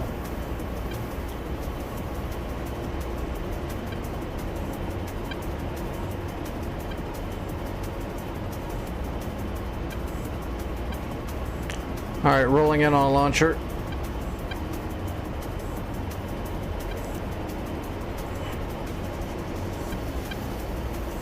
There we go, inertial track. Do what you're supposed to do.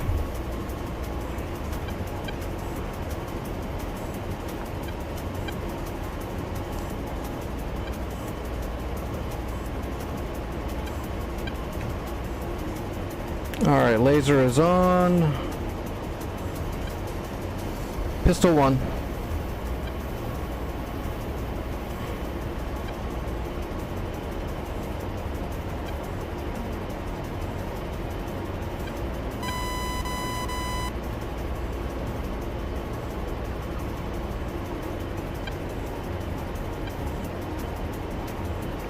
Boom.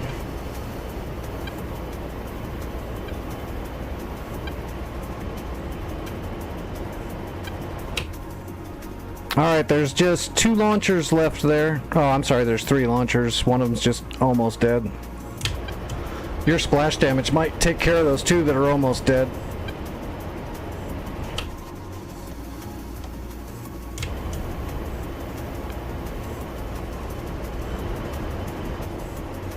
What do I got left? I got 3 Predator rockets and 400 rounds. We'll make it happen, especially after your bomb might take care of all of it that's left. 1,000-pounder in there, they're pretty close together, so you might actually solve the problem. We'll wait and see what happens.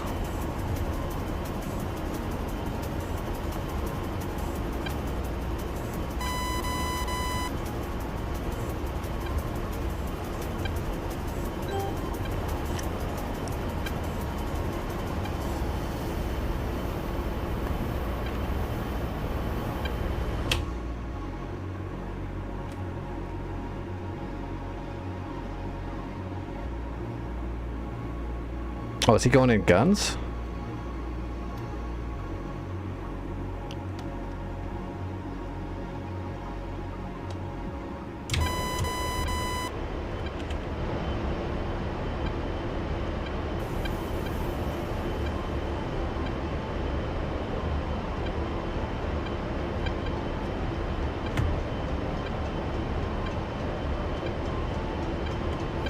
Oh, I just saw an explosion. Nice hit. Nice hit. Very good hit. What's left? Well, it didn't actually destroy any of it, but it damaged all of it. So let me go in there and finish it all off. Where's the one that hasn't been hit at all yet? Okay, there's the launcher that hasn't been hit yet. Let's hit it first.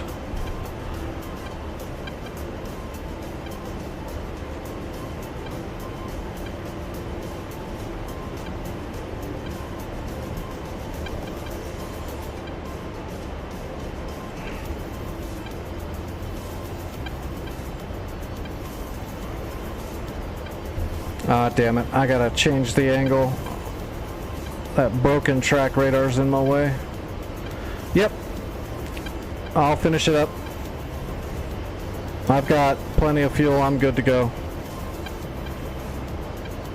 I'm in a hog. I can stay on station for friggin' days.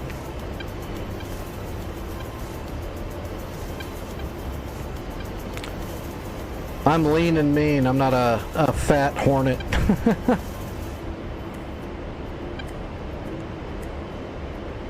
Alright, we're lined up. Looking good, and we're in the keyhole. Lasing, pistol 1, pistol 2. We'll just gun the other 3.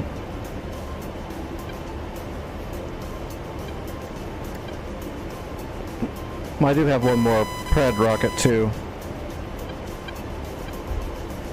Boom, boom. Alright, that should have done that one. And laser off.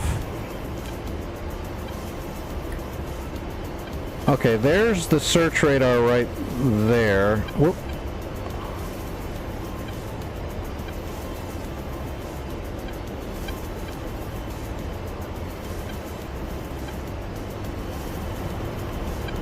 We're gonna gun into that and try to splatter a little bit of damage around it.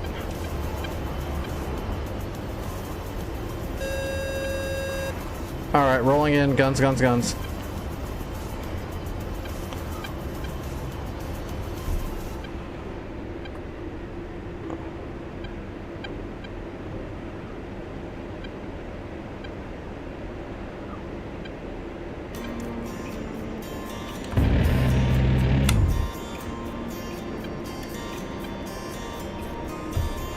Alright, that got that.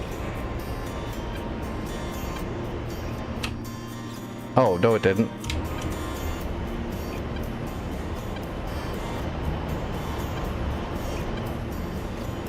$320 rounds.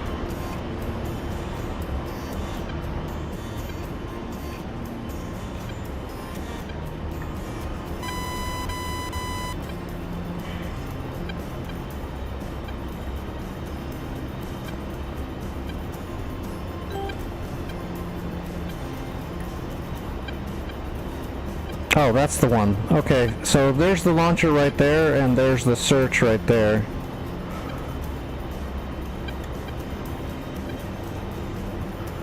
And there's the other launcher right there, the ones that are smoking.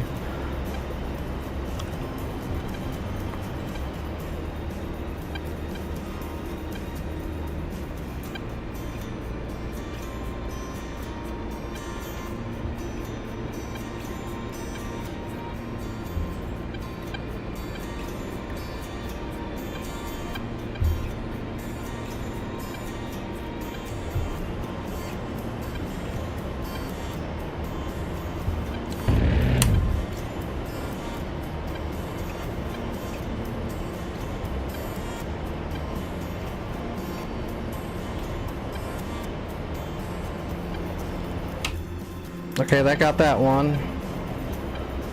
280 rounds left. And the friggin' targeting pod rolled again. At least it didn't roll very far this time.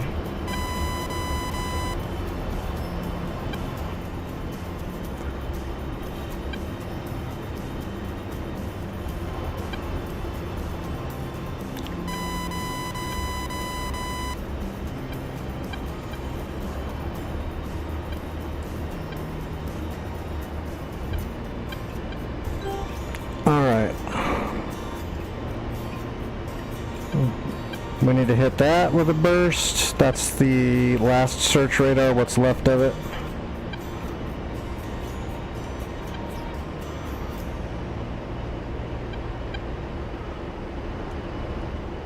Here we go.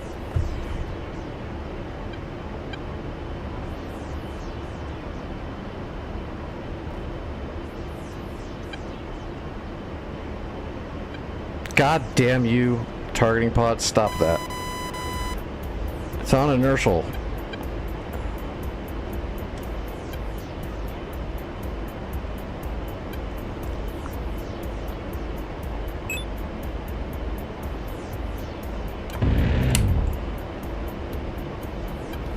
Pull up, pull up. Targeting pod's starting to really suck. Yeah, it messed up.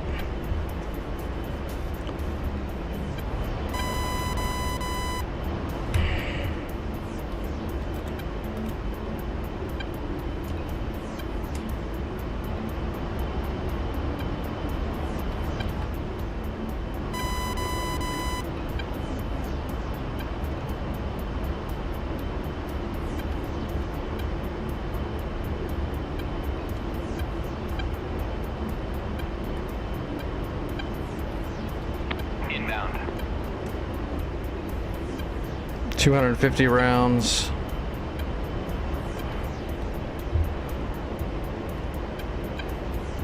There, it's on inertial, just friggin' stay there.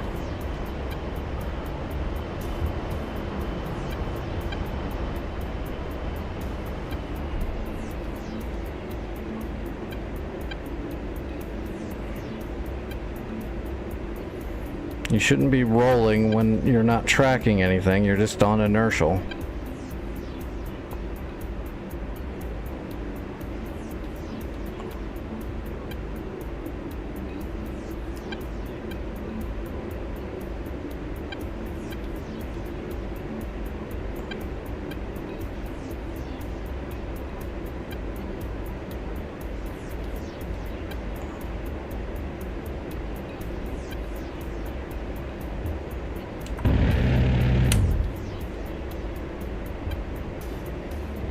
Well, that looked like it hit it.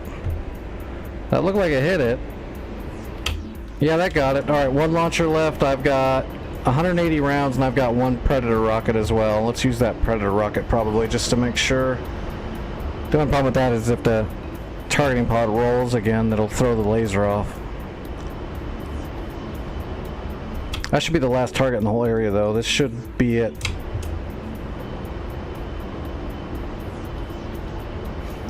Wouldn't be so hard, but we're blind, you know, the darkness. If I could see.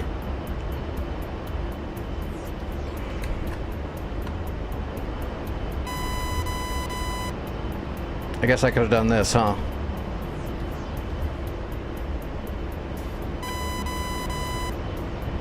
But then you can't see your HUD very well.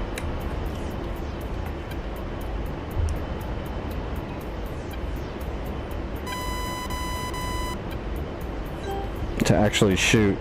So, alright, where's that last launcher? That's it right there.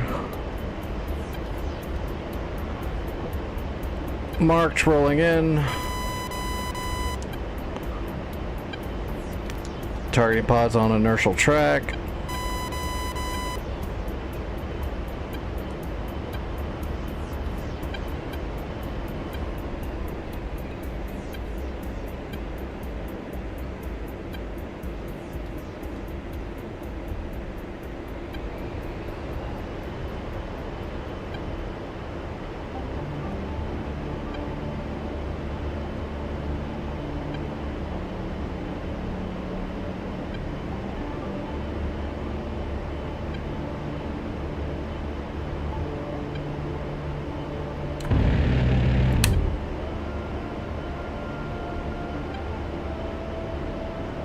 Booyah, we got it.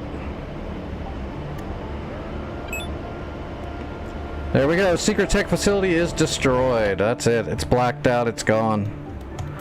Alright. RTB, Bandar Abbas. Should be waypoint 15. Stow all this nonsense.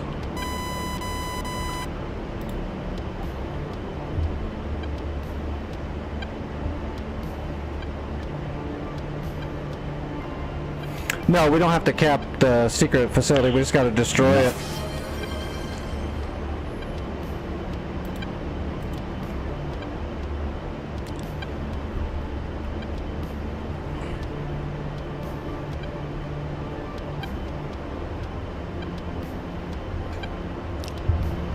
Alright, there's home plate.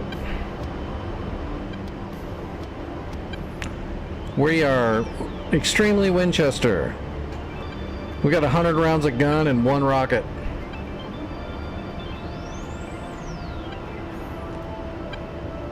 But we utilized everything we have. That was efficient, sort of. If it was daylight, we could have done it way faster, but what can you do?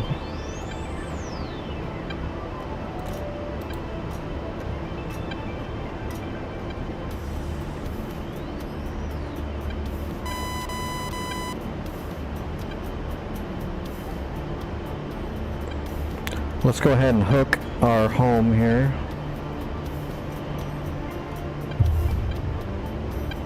If I can get my trim to stay, that was weird. Alright, we're hooked.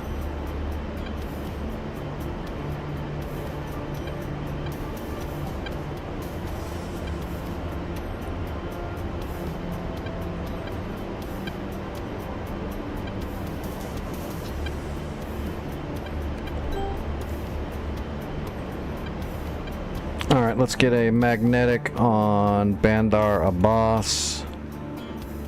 Be the same on either runway, so it doesn't matter. 205 magnetic.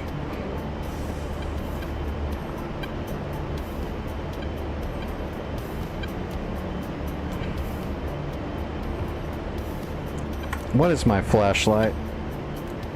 Oh shit. No, don't do that. I almost despawned myself in the air. That would have burnt all those credits and points. Right Alt L.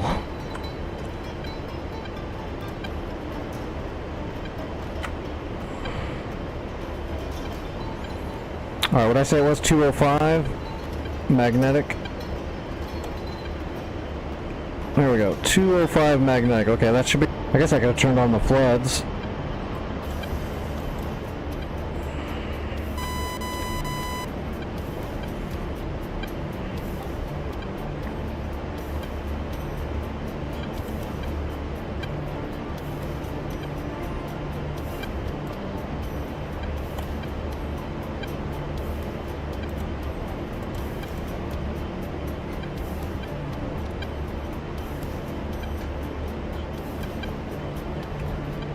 Let's go ahead and start lining up to the runway.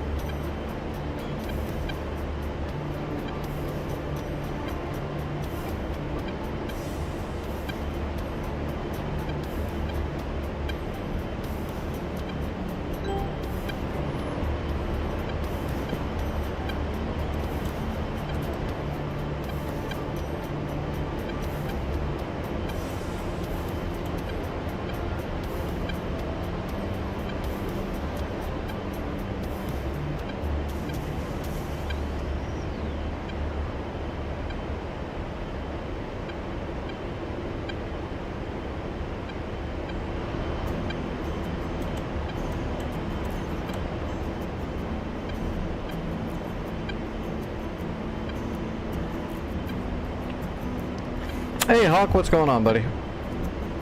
Hope you're having a good night.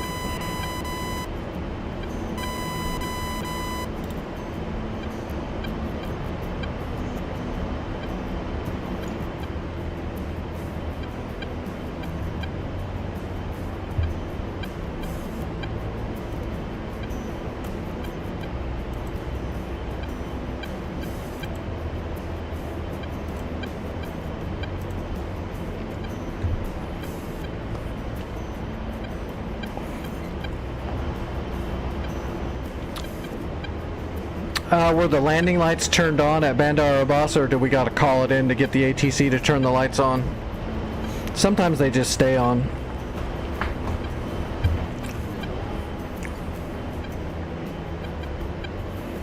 Okay, that's what I thought. Some places you gotta call it in to get them to turn the lights on, but not always.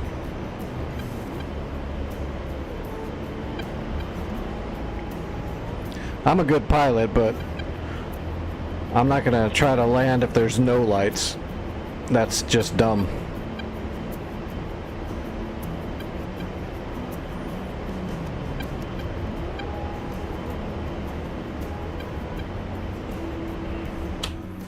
Does a boss have? They've got a Takan. They got an ILS too on runway 21. That's gonna be up here. It's probably this big one right here. Yeah, it's this big one. Oh wait, did it say? It'd be either or. It'd be both of them. So you can actually do an ILS if you're coming in from the north. And there is one. That's the VOR. That's the beacon. And then that's the Takan symbol. It tells you right there, channel 78. So Takan 78 X-ray.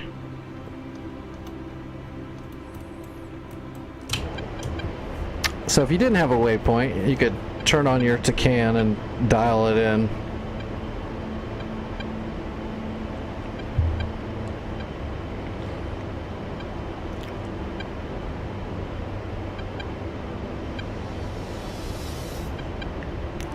We've got a spiffy waypoint.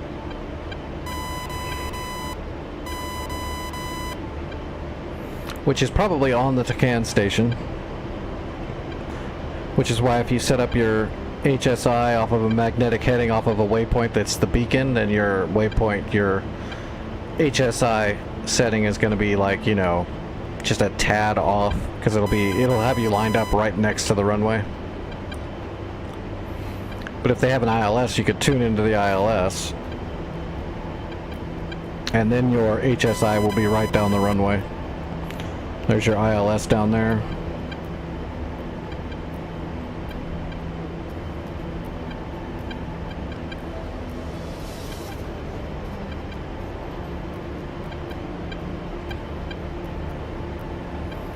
I usually don't use the ILS unless it's like you can't see the runway until you're right up on it because of like fog or something like that, or horrible rain.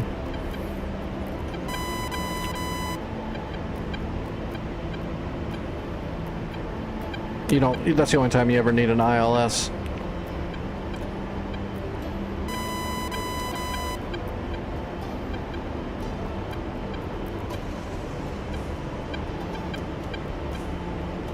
Well, or for a carrier landing, if you're landing on a carrier, you wanna tune into everything.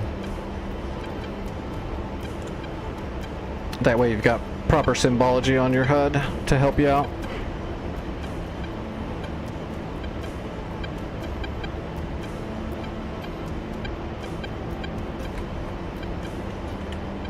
Oh yeah, I can see the runway from here.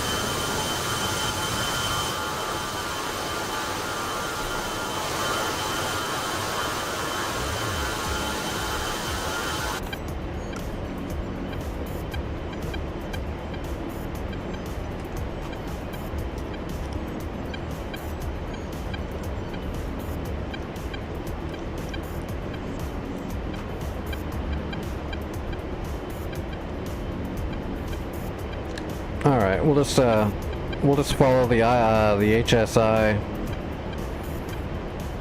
to try to get close to lineup. And then when we turn in, once we see the runway lights, we can, you know, do it by eyeball after that. We are 29 miles out. So we're just waiting for this bar to meld into our line to get lined up.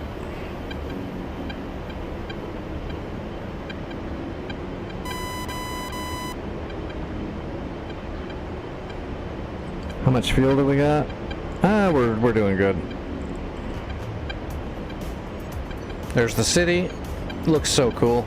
Gotta love DCS. Nothing is as realistic as DCS.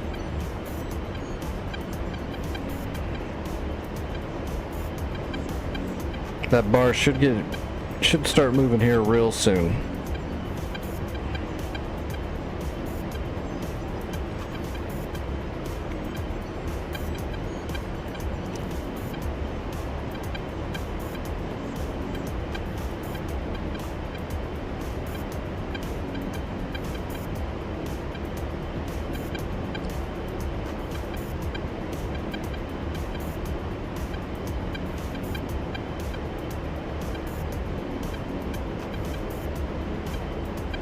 There it goes, it's moving.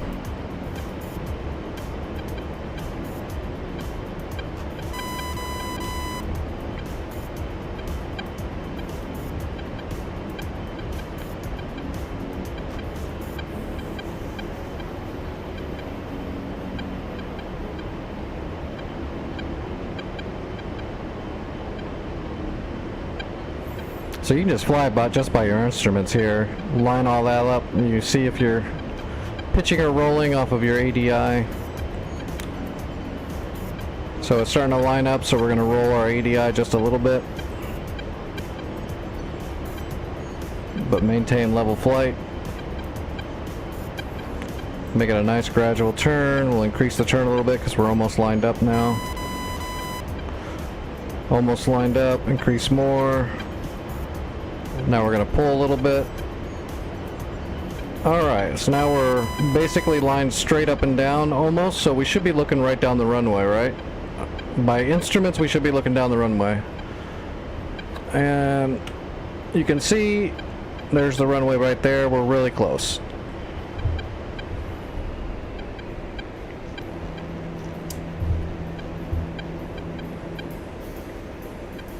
Alright, we're descending and decelerating.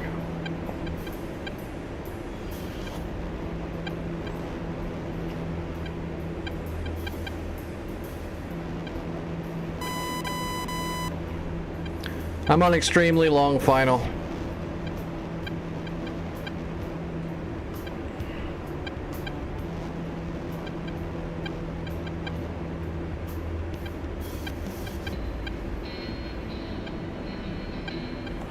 Let's see if we can unhook that.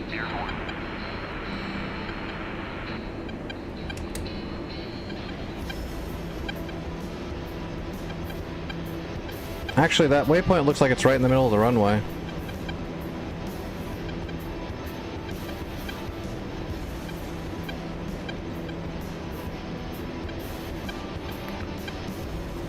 We'll get lined up here and then check the HSI and see how perfect it is. Should be really well. I'm still a little off to the side. Yeah, I'm a little off to the side.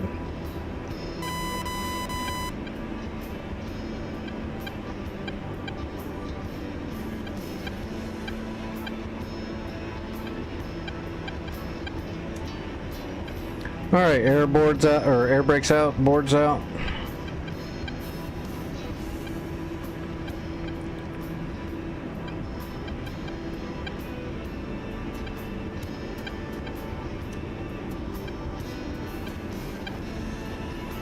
All right, gear, half flaps.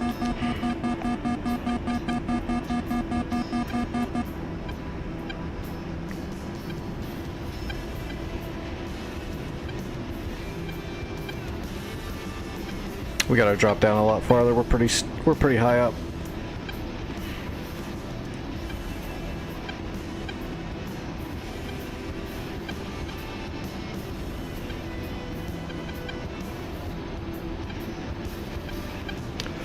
Hey Archangel, how's it going?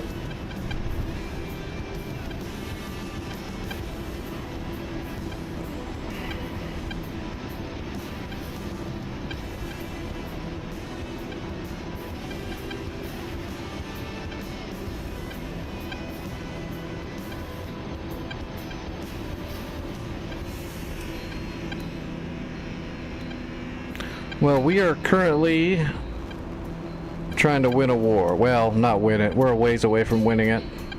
We're making good progress on the war. That city looks so cool.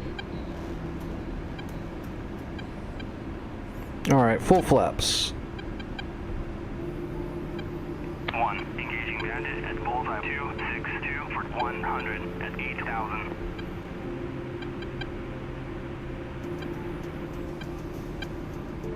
Yeah, we just got done putting in a whole bunch of work. Almost used everything we had. I think we got 100 rounds left and 1 rocket. Everything else is gone. We put it all to use.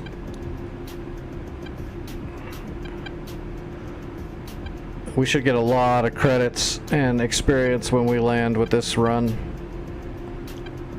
Might actually level up. Although I think I don't know. I'm pretty high level already on this war. Altitude, altitude. Of course they did. They have to. That's the best strike craft we've got still to this day. It's got the highest record of impeccable service out of any other aircraft by, not by a little bit.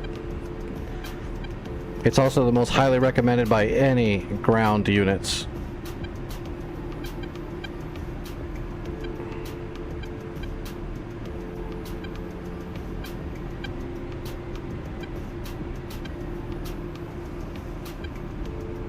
Alright, nice and smooth.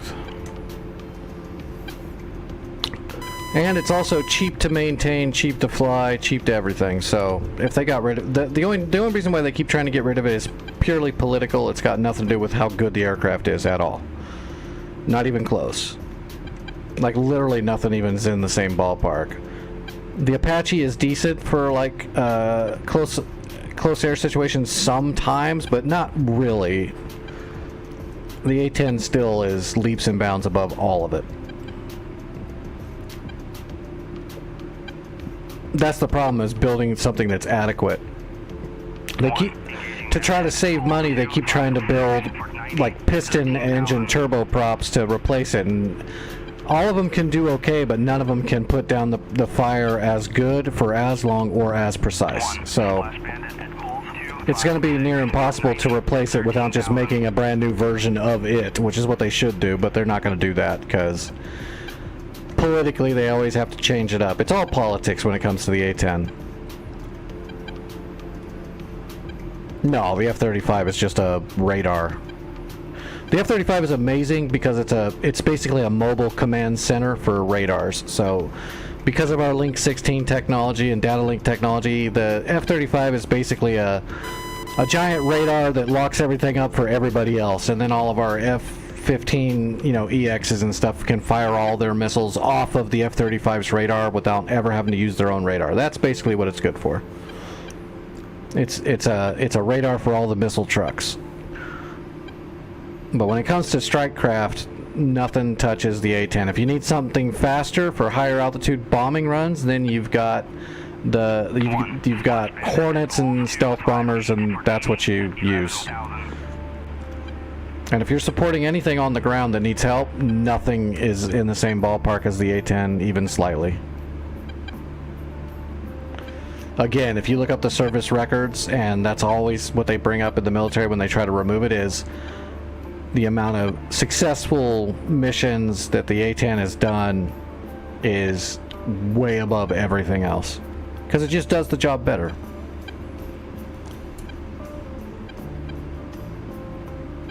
Oh, I missed my score. I didn't see it. I was talking.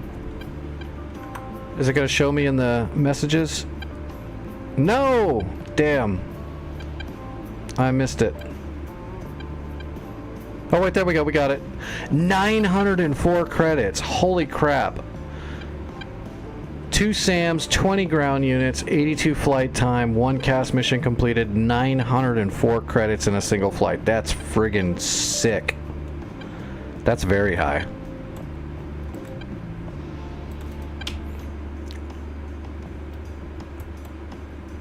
Alright, we'll just go up here to the right.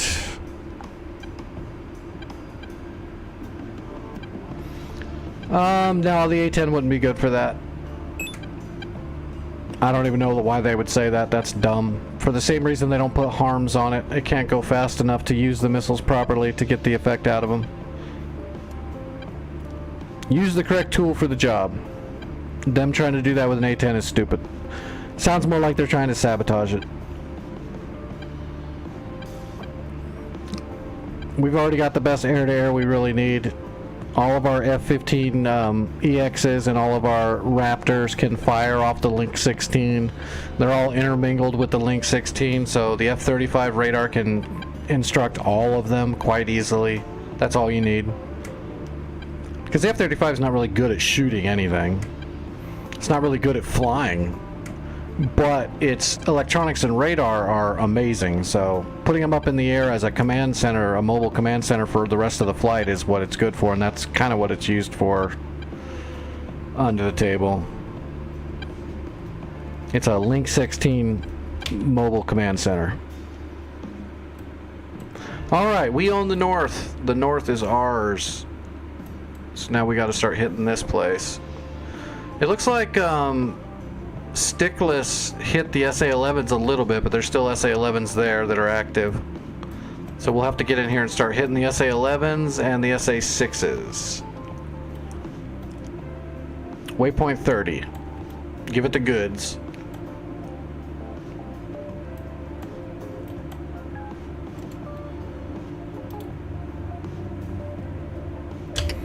Okay, I'm gonna do a broach run.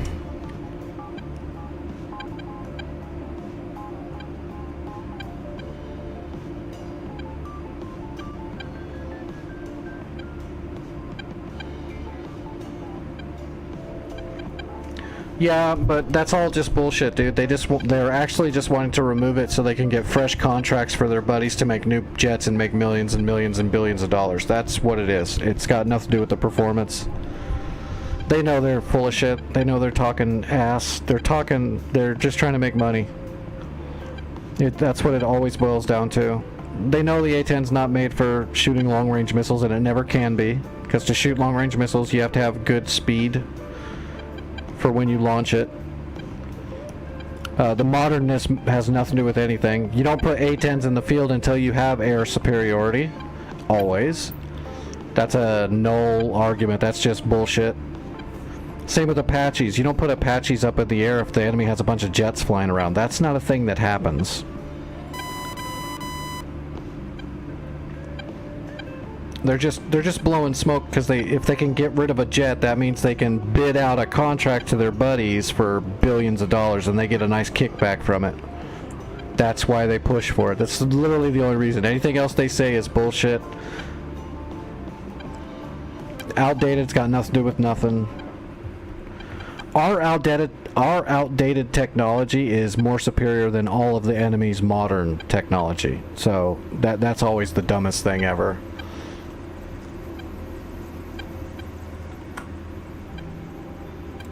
Just like, it's hard. Okay, if you're in the military or you've been in the military deeper and you know this stuff, you can't say everything, but like, if there's knowledge that we have a missile that does this thing and everybody knows it because we've released that information for multiple reasons, to let people know that we have good stuff, to let the enemy know that we have better stuff. And if you think that what they release to us is the best stuff we have, you are stupid. So if they say we have a missile that is good for 35 to 40 miles and we'll do Mach 6, that's great. That is not the best thing we have by a large margin. That's going to be something that we've had since like the 90s or the 70s even on certain cases. So a lot of people like to rag on our military saying, Russia or whatever, they have something that's way better than our stuff. No, they don't. It's not even close. Trust me. We have way better, and you don't know that because they don't tell everybody all the good stuff we have. They tell everybody the good stuff we had 30 years ago because it's still better than what the enemy has.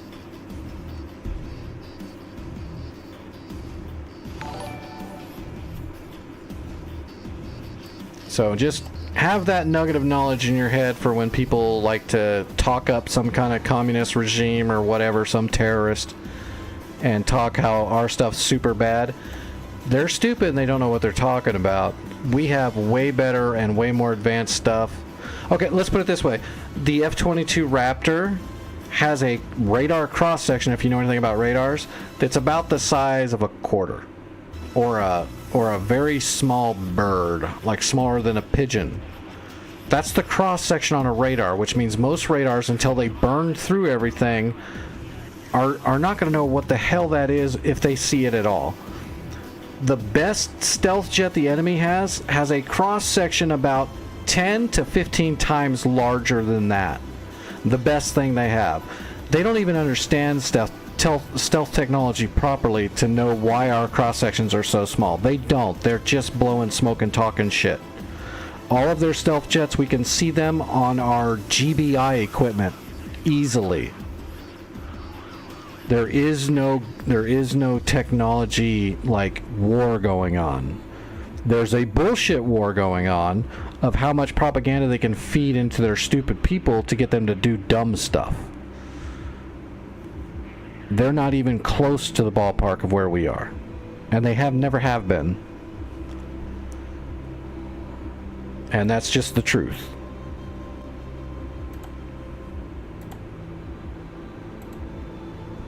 I know things. But all that stuff always drives me nuts when someone will get on some rant and be like, well, you know, Russia had a hypersonic missile. And it's like, oh my god, we had hypersonic missiles in the fucking 60s. Are you nuts? No, we didn't. Alright. I'll even tell them a good missile to look up. And they're like, oh, I don't believe that. So it's like, okay, so if I show you the proof, you still don't believe me, well then you're just stupid. And I don't really need to talk to you ever again. Because you proved to me what you are.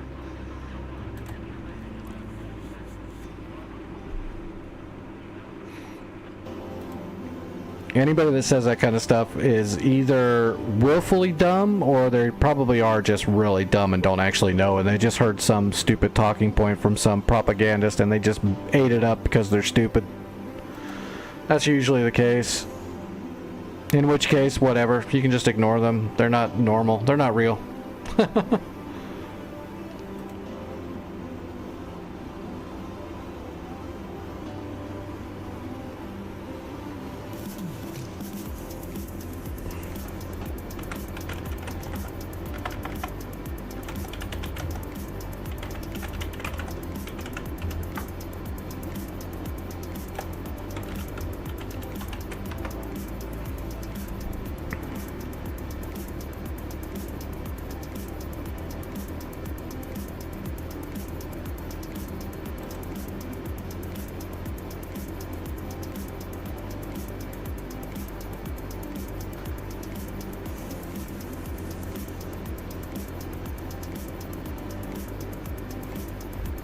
I mean, if you want to look something up, just out of craps and giggles for someone that starts saying weird stuff like that, just like look up, like, I don't know, you might even be able to look it up in Google. I don't know, I don't really look at Google for stuff like that, but type into Google something like old American GBI missiles speed. And even the ones we were making in the 60s, like the Sprint, you might even be able to look up American GBI Sprint, because that was the name of the missile system back then, the Sprint. I think those things were doing, in the 60s, were doing Mach 10. A missile, Mach 10, in the 60s. And the Russians are talking about their Mach 5.5 missile, because that's a hypersonic. And just know that we had Mach 10 GBIs in the 60s. In the 90s, we had GBIs doing Mach 33 type in your little calculator how fast Mach 33 is, because it's going to blow your mind. And no, we had that in the 90s. That was 25, 26 years ago. That should tell you all you need to know. And that's the stuff you can look up now because that information's been released, which means we have way better than that because that's the way it works. We never say the best stuff we have because that's stupid. Our advantage is telling them stuff we have that's way better than theirs, and it's 30 years old.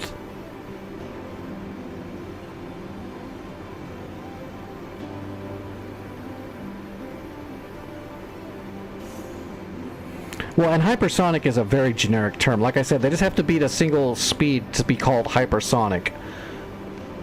Their hypersonic is not like it's Mach 10 fast. So that's just propaganda. Are their missiles dangerous? Yeah, they're dangerous, of course. But they're not what they're trying to make them out to be. It'd be propaganda. But I mean, that's the way propaganda works. Alright, let me get all this stuff set up. Alright, no faults. No faults. Alright, where am I going? We are gonna broach strike Tunby. Yeah, let's broach strike Tunby. Hopefully it's pre-briefed. If not, we'll make our own briefing and plan, but I think it should be pre-briefed.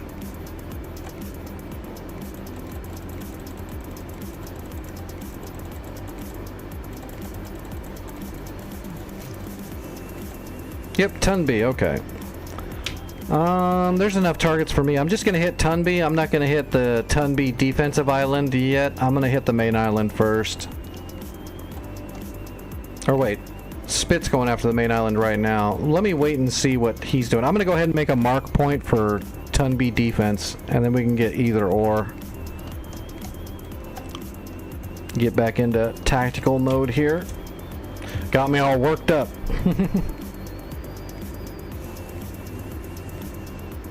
Alright, let's go ahead and just go down to mark point 9 and use that.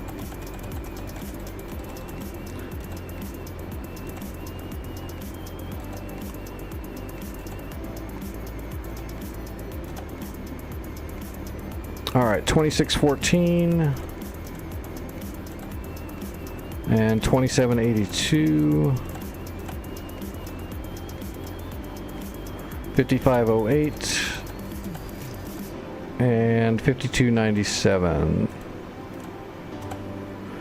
Elevation feet should just be 10. Yeah, it's an island right on the friggin' ocean. Alright, I got 10B defense set up. And I've also got waypoint 30 for 10B Island.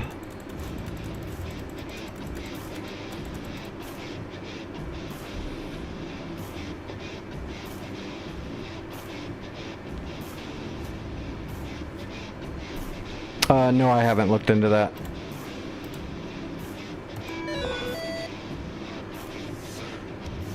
Unfortunately, I've been a little bit busy with medical shit for a little bit. So I do miss a lot of stuff.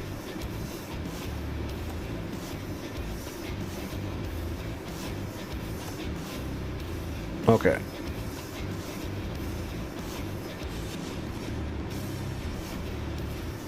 Alright, where the hell am I? Oops, that's Quesham. Alright, out, right, left, into the runway.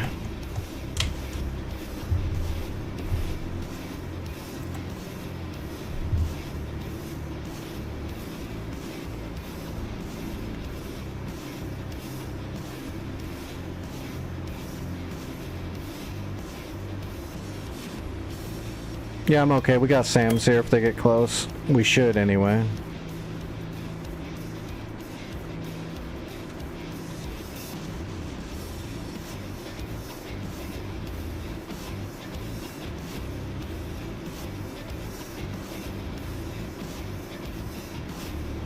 Nope, I'm in the 18 Legacy.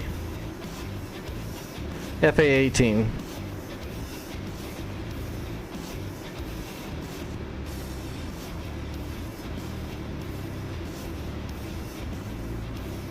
We're going to see if we can get a broach strike on Tunby Island to thin down their SA-11 setup.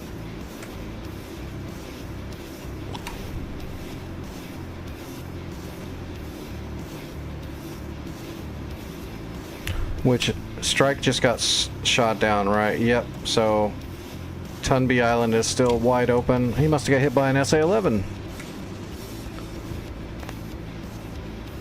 SA-11 suck because they do have main radars, but every launcher also has their own fire dome. So you have to kill every damn one of them. They're lethal all the way until they're all gone. Alright, which way am I going? Oh, I'm just going straight, right? Yeah, I'm just going straight. And then I follow the curve, and that'll be the runway. Frogfoot, Dragon, and full... Well, the fullback is dangerous. Frogfoot can be dangerous. I'm not really worried about the Dragon. A Timo Viper. Its weapon systems will probably fail.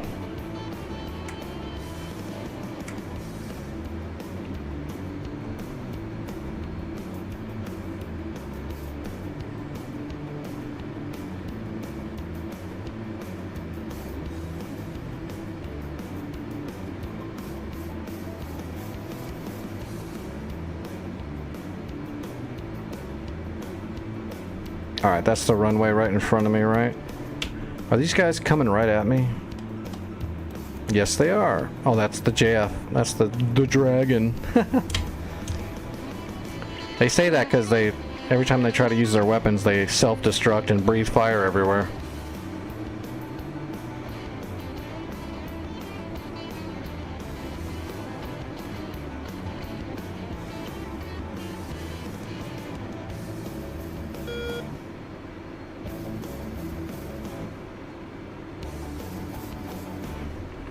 We do have a SAM system here, yeah. Yep, there we go. They're intercepting. And pop. Oh, that one missed. No! They're gonna damage our Hawk? Whoops. No way. Is that the first Jeff to actually hit a target? Oh, not by much. It hurt our Hawk, but it didn't destroy it. Oh my, that's the Hawk I built last night. Remember that? That's the Hawk I put together myself. It took 2 trips, or 3 trips. That's my Hawk system, those punks. You better run.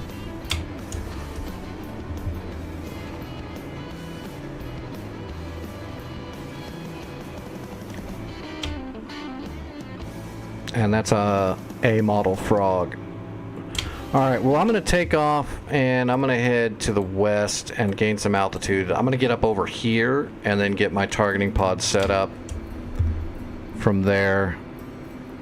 Yeah, I could, but I don't really want to. I don't want to engage it. I've only got 1 AMRAAM. I'm all set up for air to ground, so if I fire my 1 AMRAAM, I'm defenseless. So I'm going to let my SAMs take care of it. I mean, unless he's going to fly right at me. I mean, there he is right there. I've got him on data link. Might be able to hit him with a 9X really quick. Although he's got a boatload of flares. And there goes our SAMs. That's a Hawk. And that came off my Hawk system. Those are Hawks. So that Frog's probably going to get it smoked. He's gonna have to try to drag him into the ground.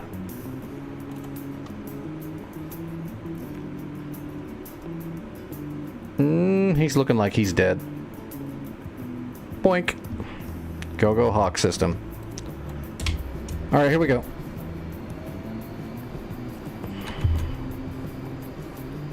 Paddled, and we're good to go.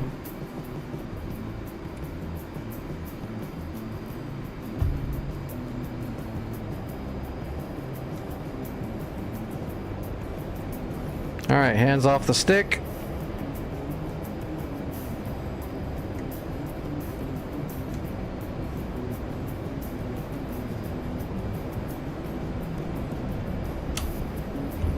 Securing flaps.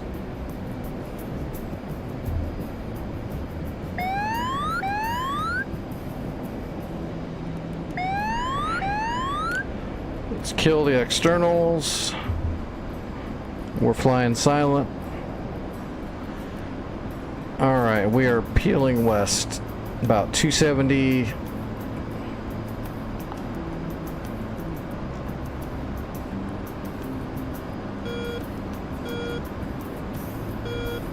And let's head up to at least probably 18,000 feet will be good. Come off blower, conserve some fuel.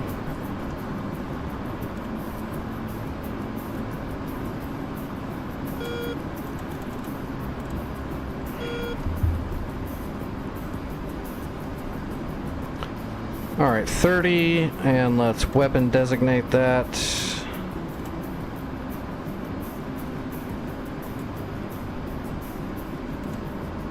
Keep our HSI up there.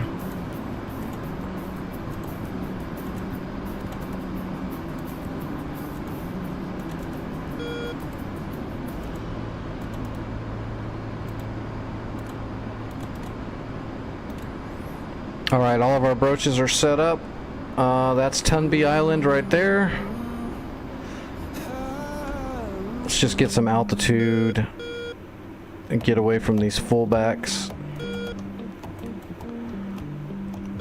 We'll turn in on the island after we get our altitude and everything set up.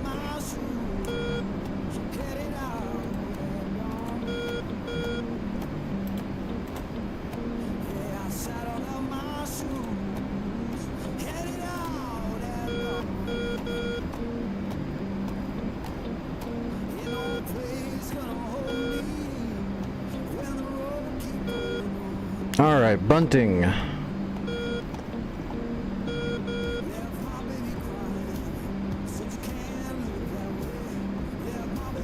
I think the clouds were at about 19 to 20,000 feet, so we want to stay below that. That way we don't mess up our targeting pod with obstructions. How's our bag? We're still got plenty of fuel on the bag. Let's go ahead and check the area and see if we can see it from here. I don't think we can. Nah. We'll be looking at our engine.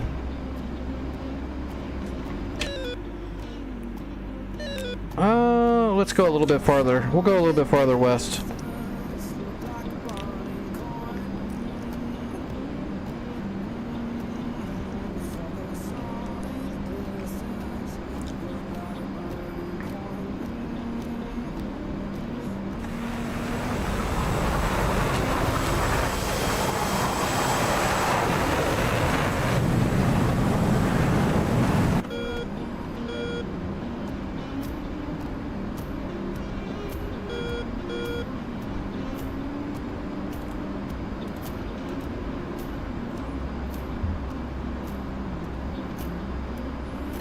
How are those fullbacks doing? Oh, they got turned around already. Good. It still pisses me off that they hit my Hawk. Luckily, look, I even built a secondary track radar. I'm so smart. I am so glad I actually spent the time to do 3 runs to build that thing. That Hawk system's solid. Double track radar, multiple search radars, command center. I don't know how many launchers it was, a lot, like 9 or 10 launchers I think, and 2 ammo trucks to keep them reloaded.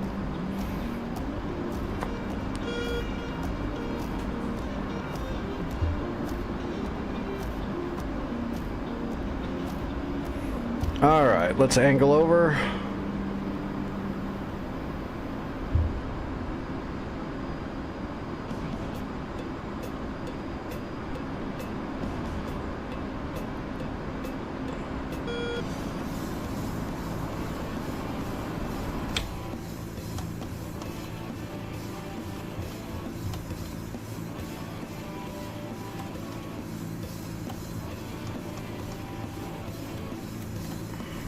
Oh, there it is.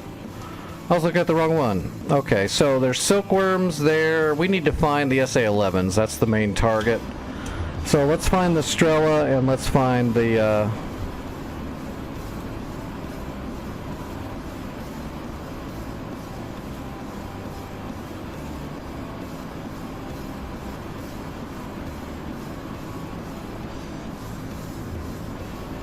Alright, we are lined up.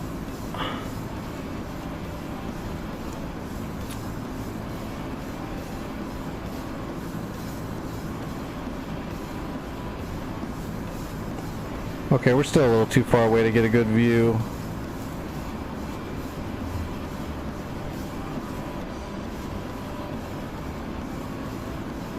There's some stuff. There we go.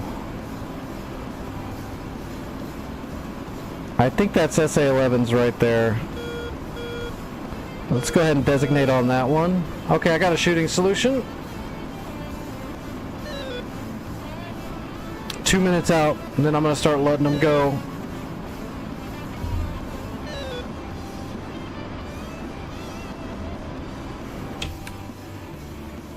Pretty sure that's what I'm looking at. There's Spit. What's he shooting at? I'm not sure.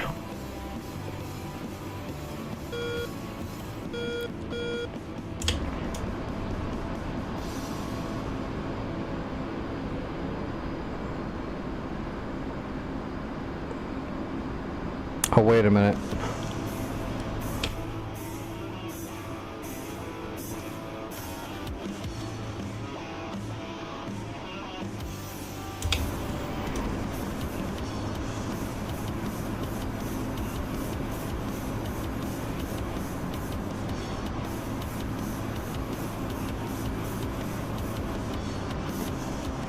No, I think I'm correct. I'm pretty sure that's the SA-11s right here.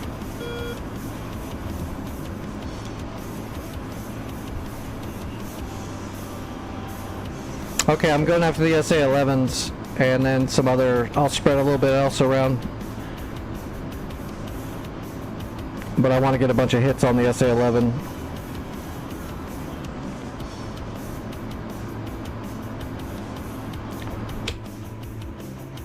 I see the Strela too. I'll put a shot on the Strela.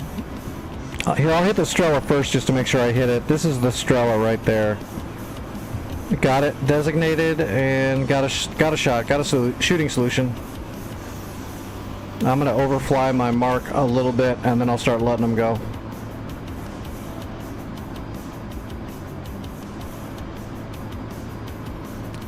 All right, I'm in the zone. I'm gonna overfly it. I don't want to shoot him from max range. I'll stretch him out.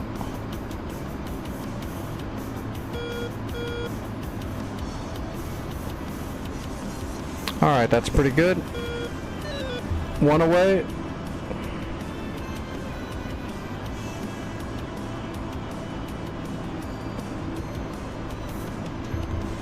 Two away. Three away.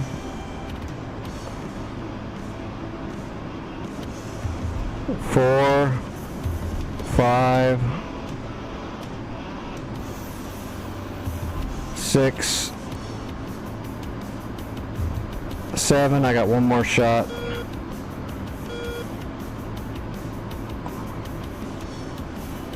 We'll just hit one of these suckers right here. I think that's a technical. A AAA gun. Okay, all my broaches are away. I am RTB.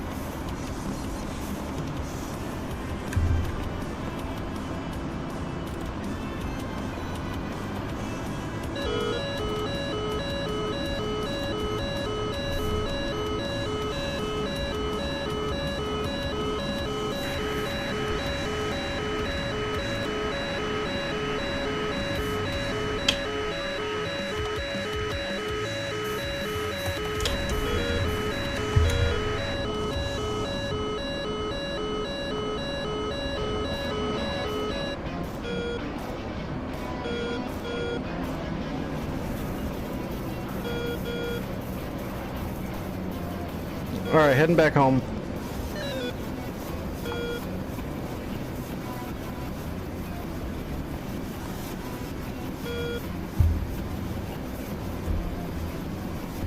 Is that bag empty yet? Okay, we're off the bag. Let's jettison the bag. In case we get jumped. Alright, we got a frog foot, a hip. Where's that hip? Where's that coming from? Ah, damn it. There's a hip heading to Tunby to reinforce and repair it. I'm turning around. Well, I can't get up. I can't get to it. The SA-11's in my way. I don't think I can get to it until after the SA-11. I'm gonna loiter for a second and see if I can kill most of the SA-11, and then I'll fly past it to kill the Mi-8.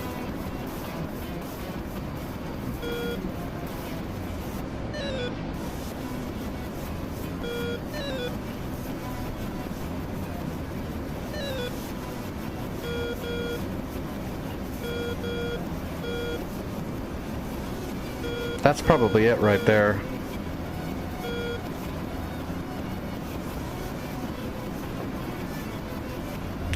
That's probably it right there from the data link.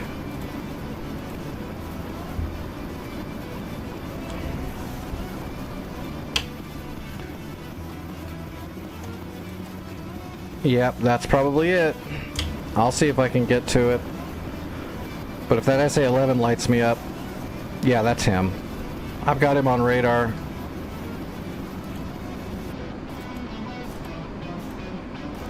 Switching to a TWS. Got him. Okay, I do see the Mi-8.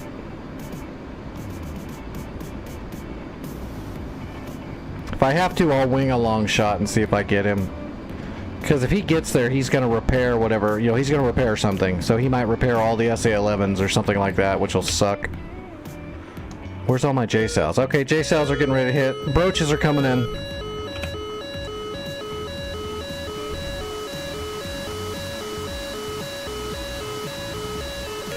My first one hit. Oh, SA-11 just fired on me.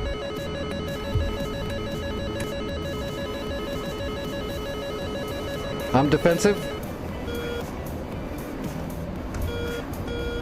I'm hitting the SA-11s right now.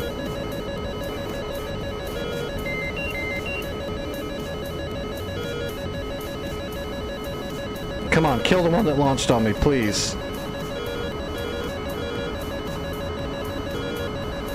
Altitude. Altitude.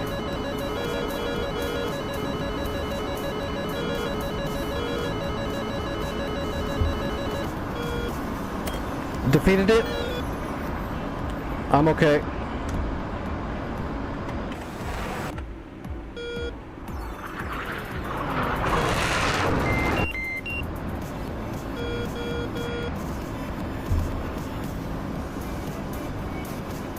Alright. And I think I relocked the hip. Hell yeah. Because I'm the boss. I already got the hip relocked. You know what that means. He definitely needs to die. I think I got most of the SA-11. I'm not getting nails from it anymore. So I'm gonna go kill this hip. Oh yeah. Oh, there's one SA-11 left. I got almost all of it with that strike. That was solid.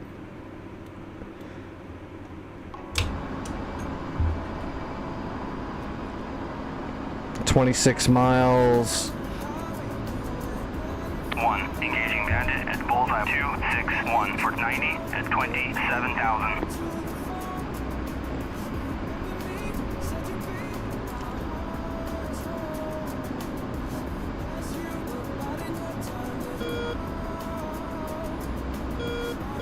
That SA-11 can still shoot at me, so this is kind of dangerous, but we have to kill the hip or we're screwed. How much fuel do I got? Yep, I'm good. 20 miles. Alright, transmission jam.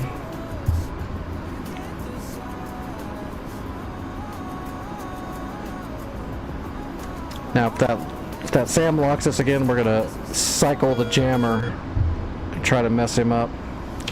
I'm right over the top. Alright, I'm getting ready to fire the missile. Well, no, let's get closer, I guess. I'm not getting anything yet.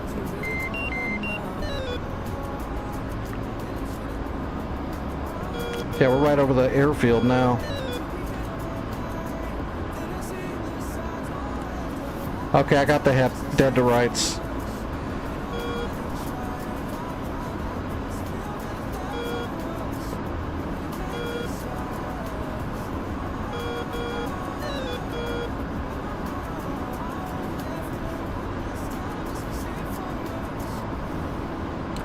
Fox 3. Alright, heading home.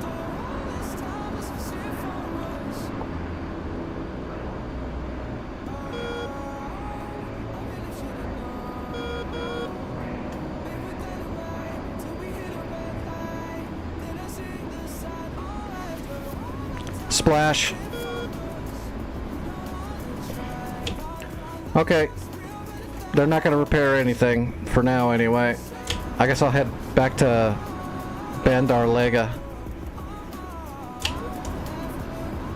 Or no, I can just head home.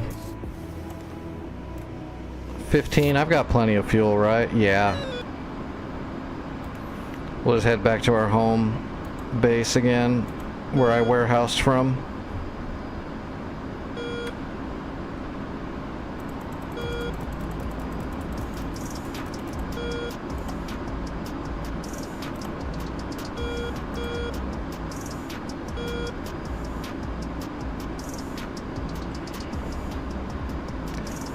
Awesome. Now that first strike is solid, so now we just need to put some more heat on them. What do we got left there? The silkworms are still there. There's one SA-11 that needs to go down. That Strela I missed apparently. If the SA-11 goes away though, I mean, I can kill a Strela with a A-10. I can kill a Strela with anything. It's a SHORAD. It's a very short SHORAD. Oh, dude, I forgot to take my medicine and test my blood, didn't I? I gotta do that as soon as I land.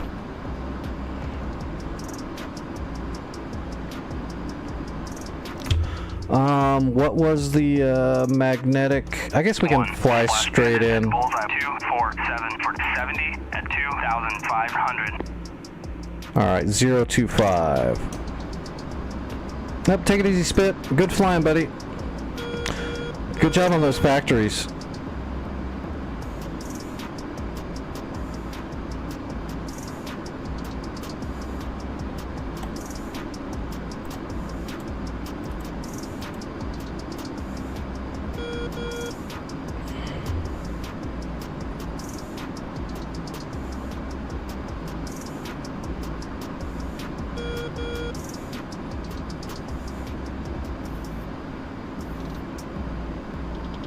Hard to see anything? Yeah.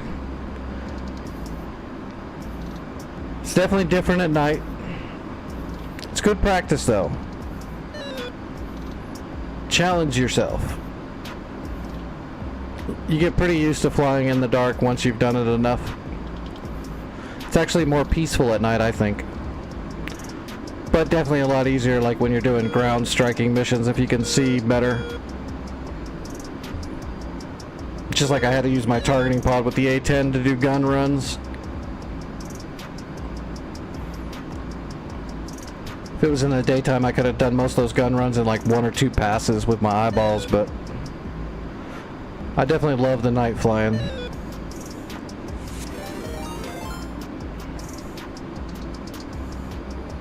How much shit am I flying into? I just noticed all those contacts. Fox bats. That's not good. Okay, we're gonna head north to stay away from those fox bats. We'll come back around and land at the airfield. We just need to avoid those fox bats. We'll come in the correct way. We'll come around and land the proper way. So that was 205, yeah.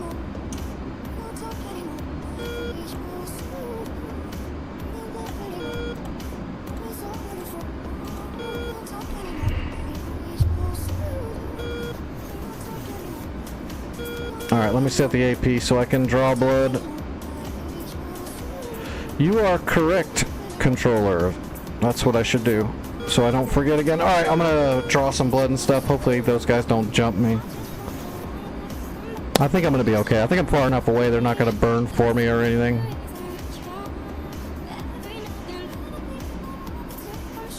There they are.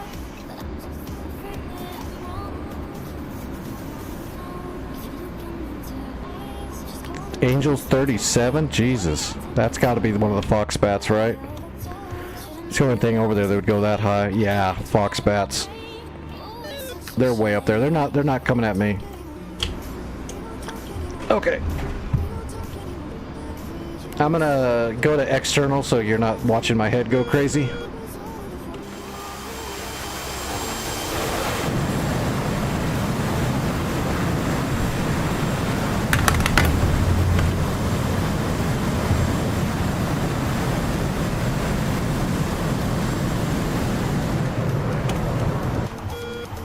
Except that's really loud.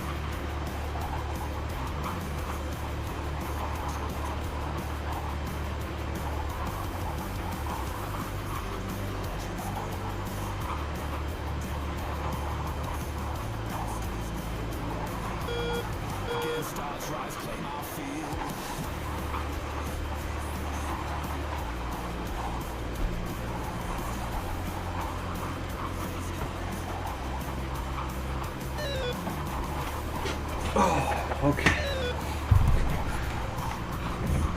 All right.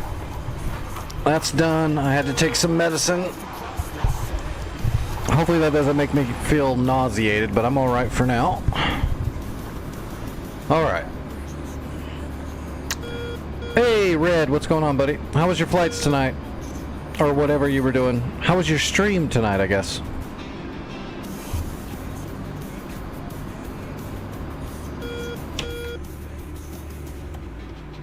Okay, we are...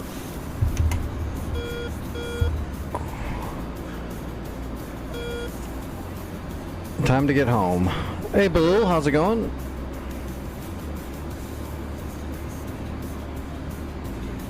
I guess we'll just do an overhead and then break back around. How are we on fuel? Yeah, we're good. We're way good. Oh yeah, we're in the Gulf, but we own a bunch of it now. We own the entire north. We're starting to. I just did a strike onto Tunby Island and took out most of the SA-11s. So we're starting to pummel the islands now a bit. Except I think I'm alone now. Yeah, I'm alone now. So I'm probably not going to get a whole lot more done tonight on this map, just because by yourself, you know, on this map, you get swarmed by all the enemy shit. But yeah, we got the north now, so that was a good Sunday. I'm gonna land and then I'll check our defenses and make sure we're all shored up. So if there's anything anybody wanted to see demonstrated or gone over, a workshop or anything like that, Anybody having trouble learning something or need a, like I said, like a workshop on something, think it up now, and when I'm done checking the defenses, if you guys want me to go over something, you know, this would be a good night to do that, at least for a little bit.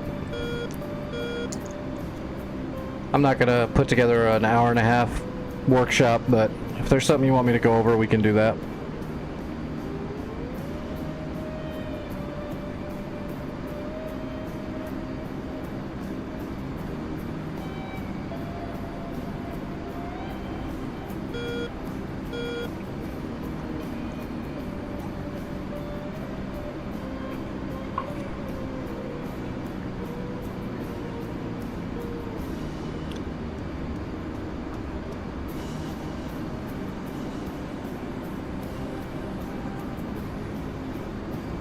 It just oh, that the tanker just lands.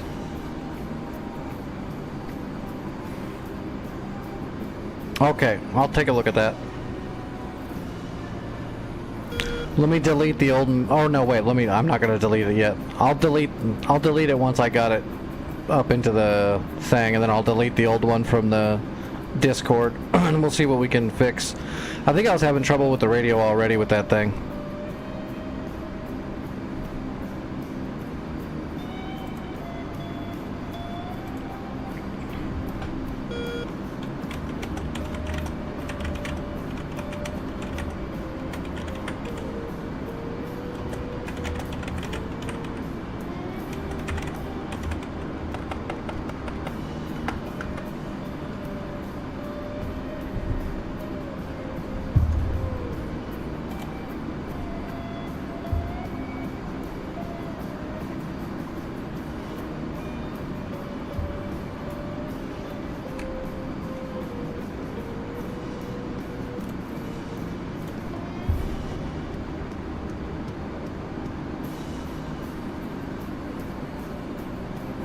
Yeah, we'll get in there and we'll spawn a new one and see if we can fix that and make it work. I'll test it.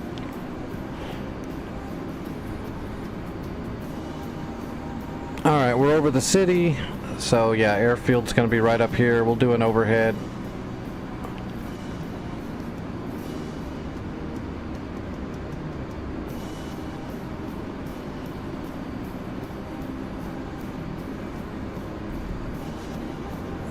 Let's go ahead and stow the radar. No reason to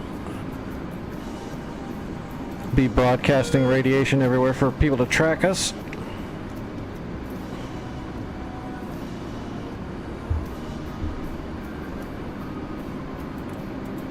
Altitude. Altitude. Betty, you shut up. Daddy's working.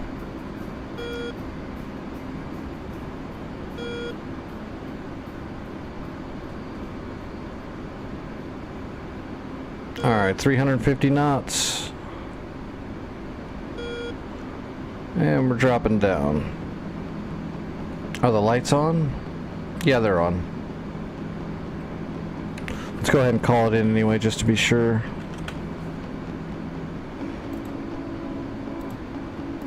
Inbound. I can see the reds right there. I don't see the greens though.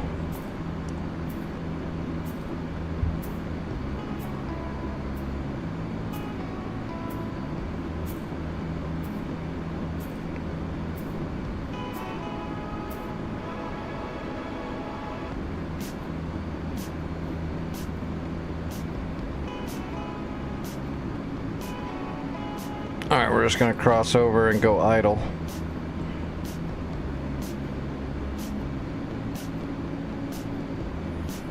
Alright.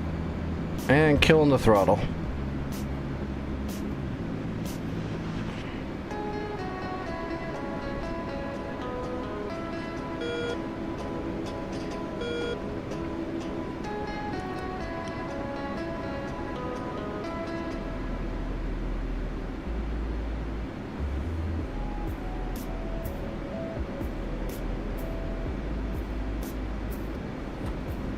Alright, gear coming down, flaps, all that good nonsense.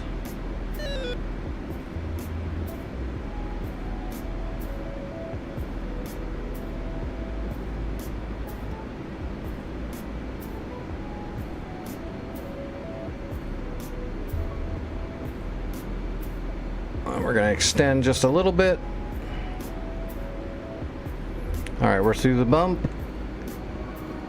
And we're on speed.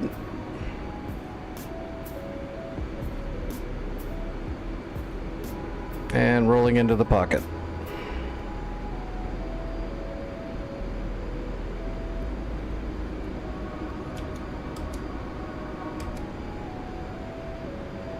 There's the green.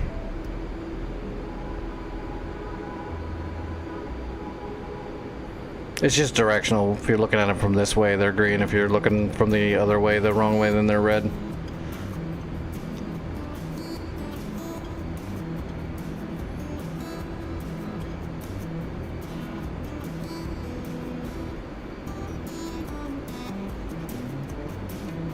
All right, on speed, we're on time. You can see our flight vector is right at the front of the runway. So when we get done rolling into the runway, we're already there. Piece of cake, right?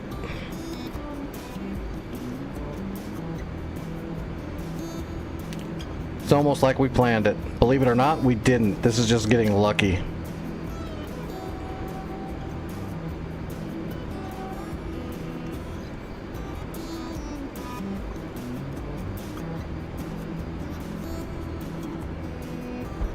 Dink.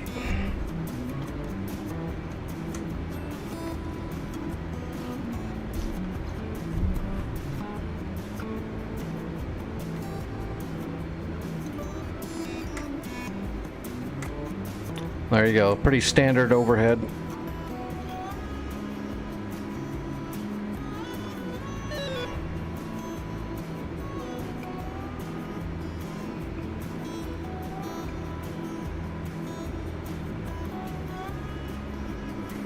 Where's the turnoff? Did I miss it?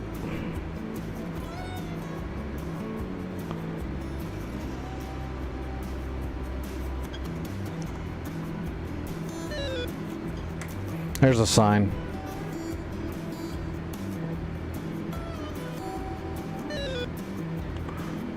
D with a turnoff. There it is. I'm not very familiar with this airfield at all. Just last night and tonight's the first time I've ever used Bandar Abbas. Well, that was a successful mission.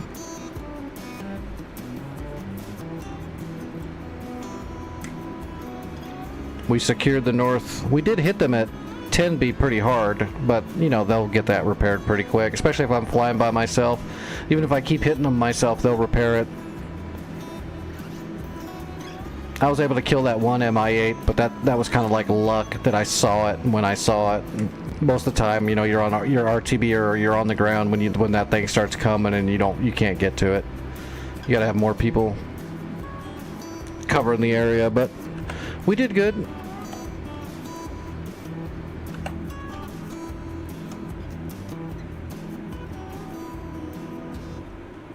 Yeah, I try not to solo on North Pole. It's just too much.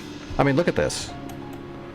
Look at right here. I mean, just the amount of shit they're sending every so long. The only thing holding them back is that we've painstakingly been setting up defenses every time we capture something as best we can. And they still sometimes claw it back. Like, we lost Delta. Oh, they're still hitting Delta. Look at that.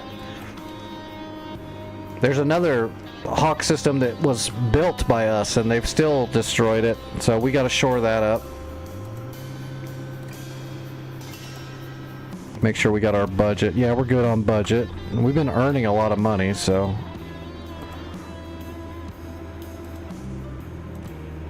Alright, air defenses to Delta.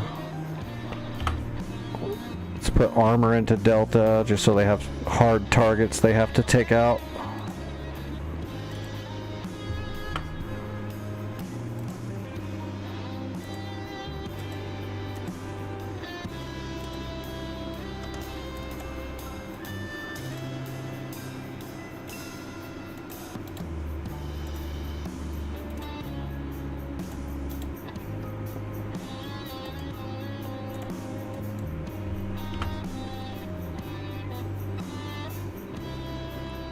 a newbie North Pole. There is no newbie North Pole server. Return to Pre-Contact's a really good dynamic war server to start with, for sure. It's still a dynamic war, it's still super fun, and there's a lot to do. You gotta capture points, you gotta use helicopters and all that, but it doesn't have all the logistics. It doesn't have the warehousing, and it's not so unforgiving. Like, all the bad guys aren't all aces that are psychic. So I don't recommend starting on North Pole. It might overly frustrate you. It's better to start at Return to Pre-Contact. I still fly on Return to Pre-Contact because it's fun. And when I need a break from the overwhelming nature of the North Pole servers.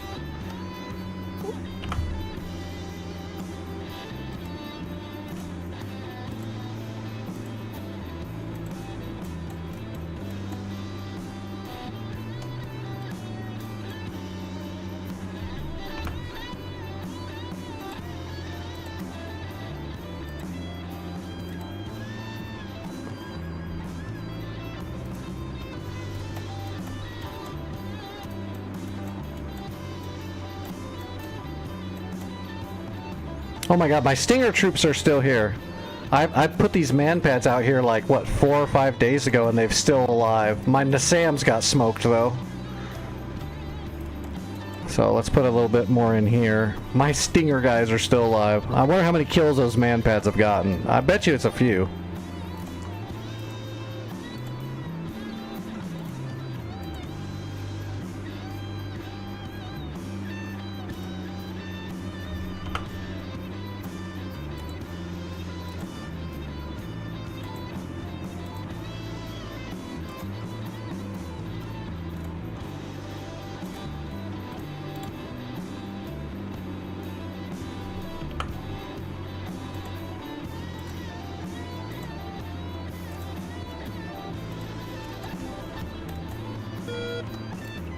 We got the Patriot here, yeah. The Patriot's here. We'll put some regular chattel up in here, but...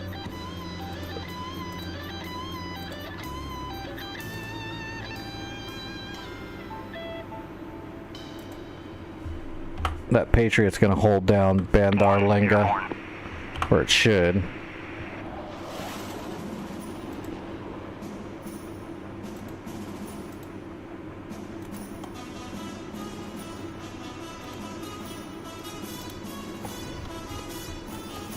Okay. This is fine over here. What do they have? Another Patriot? Yeah, Patriots are just crazy good. Aircraft carriers. Can I move the destroyer? No.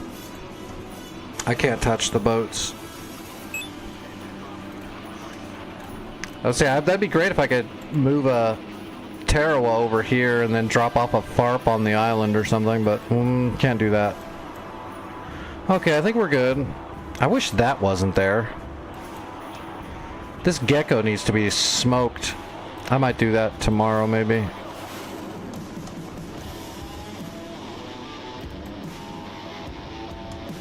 Yeah, why is my Hawk system not firing at them? That's weird. They're so close. That Hawk should be lighting them up. Oh, it is. It's just taking its sweet-ass time.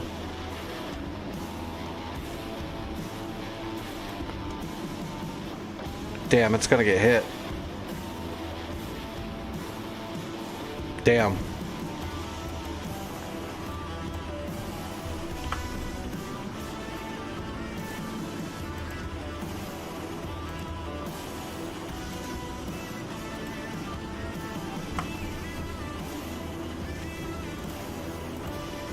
I need to build another Hawk out here, but I don't want to do that tonight.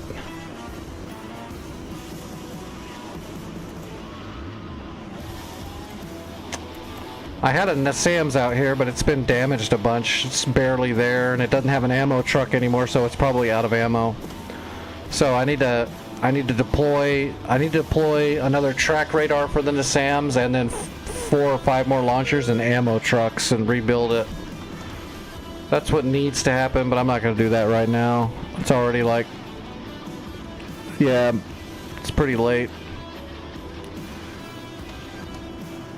Oh, this guy's toast.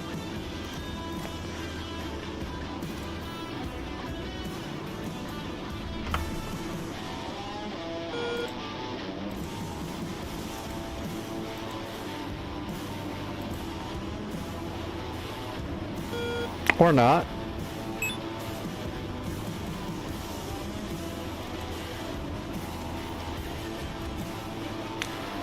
T-model frog. That Hawk's letting them get way too close.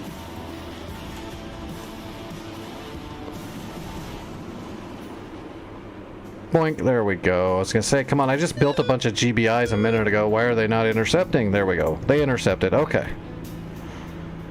Alright, this looks good. We'll leave it there. Or how'd we do tonight?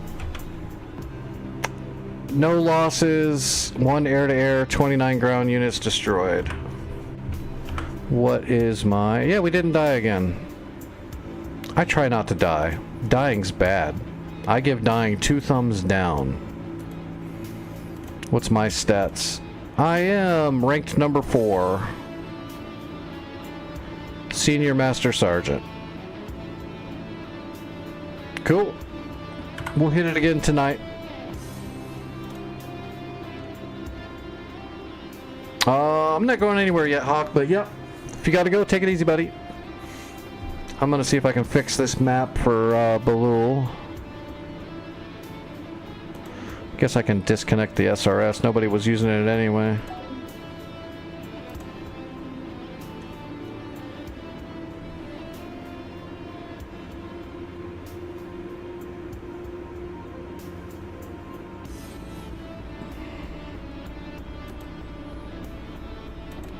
Oh, that's not what I wanted to do.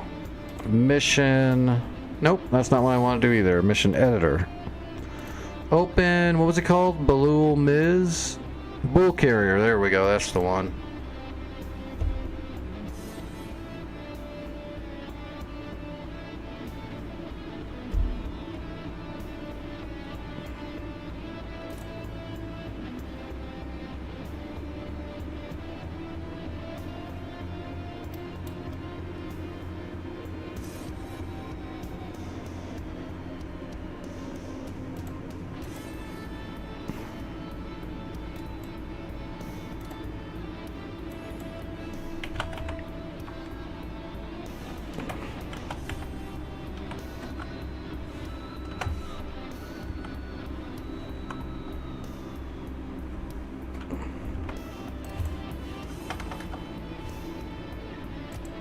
Yeah, why is it making them all red?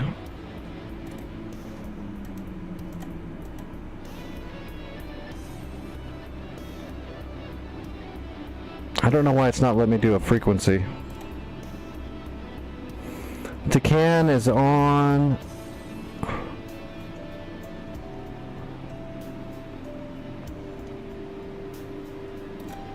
It even has set frequency 101. Let's delete that. 131 should work.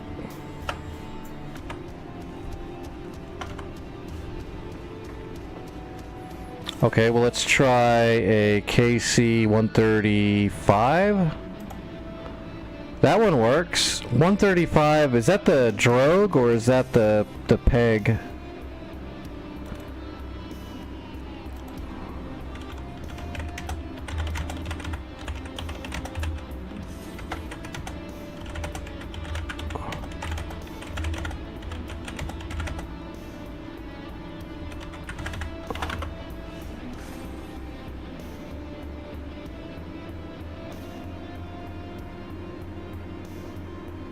Okay, the standard 130 is the drogue, and then the 135 is the staff. So you said you needed to use the F-16 and the Hornet, right? Which is why I wanted to use the MPRS, because that's got the drogue and the staff. But it won't let it happen for some reason. Oh, there it goes. It went. It got it. Okay, there we go. I don't know why. Why is it giving me all that shit? It just wouldn't let me put in the frequency. Okay, 251 is the radio. Takan is 1 X-ray. It's got unlimited fuel and it's immortal.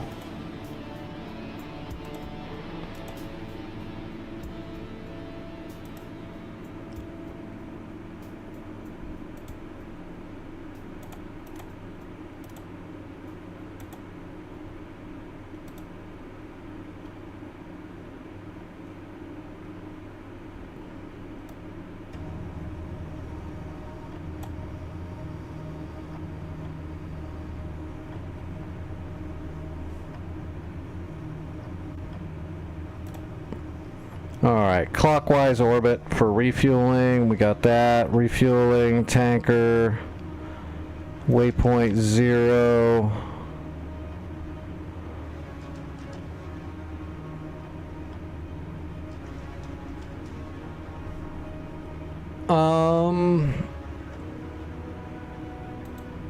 In the kneeboard? No, but you can put it in the briefing.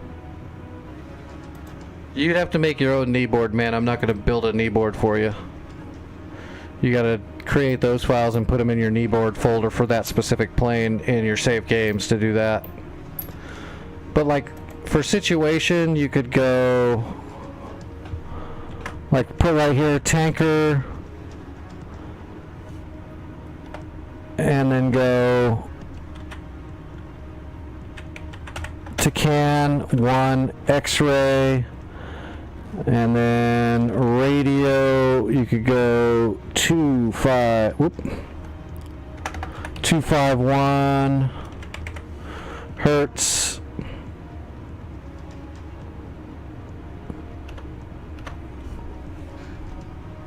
and just leave that in the briefing there so you could use your whatever it is escape menu. Let me throw a jet up here really quick.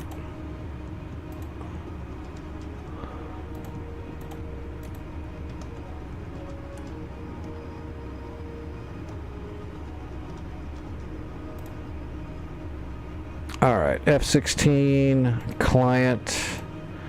Let's stick it right here just for a sec. And let's put it up at 25,000 feet. Going this way, fine, whatever, it doesn't matter.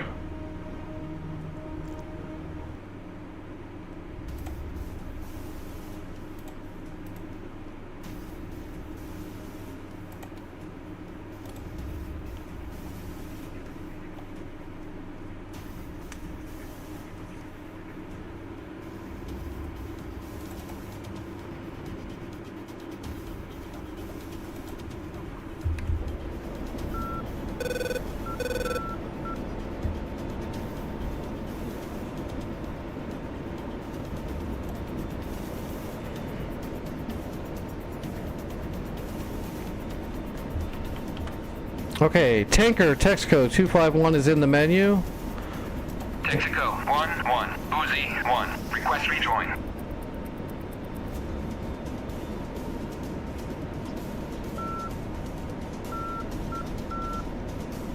We're on COM 1, yep, 251.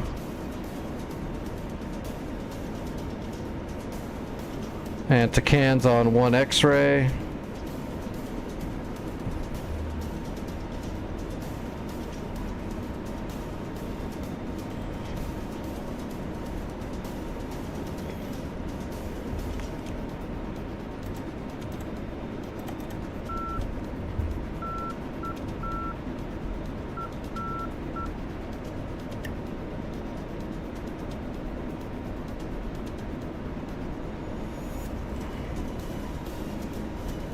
Get a data track on him. Oops.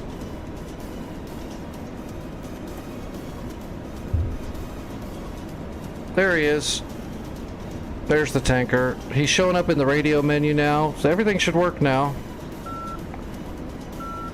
The Takan's active. I'm on the 1 X-ray Takan, and I'm getting the beep. So that's working.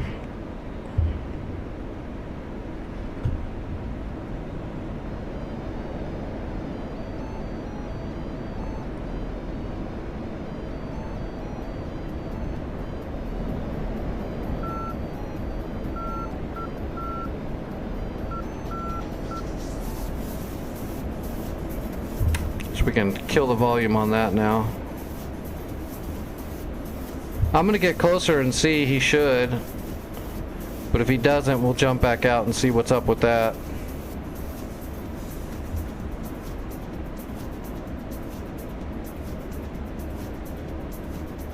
We're at about 15 miles, 11 miles.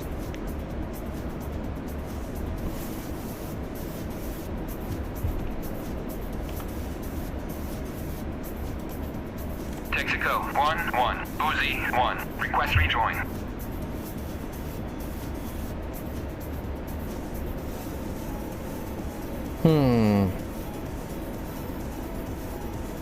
I wonder if he's got to fly his whole pattern before he'll start accepting refuels.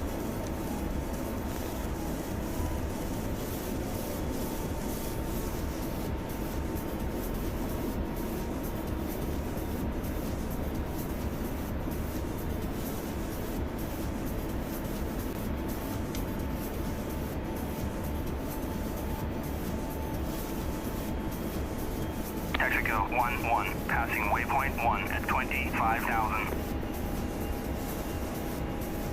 I think I need to set up his anchored orbit leg for refueling right away. I think it's going to try to fly that flight pattern before it does that. I figured if you ask for fuel, it'll start doing that right away, but I don't think that's happening.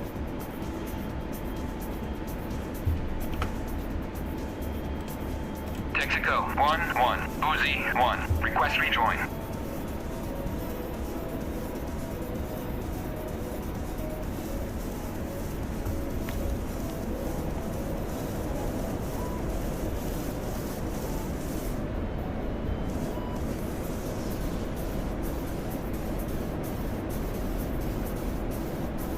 Let's lower him down to 20,000 feet too, so you're not trying to do this through the clouds.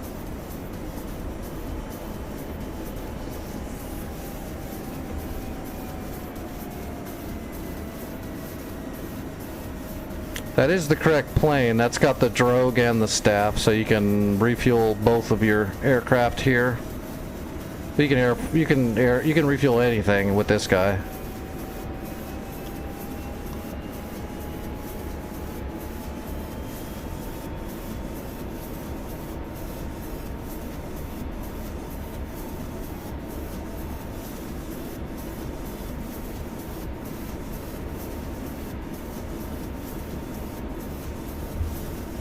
Alright, we're pretty close. Texaco 1-1, Uzi 1, request rejoin.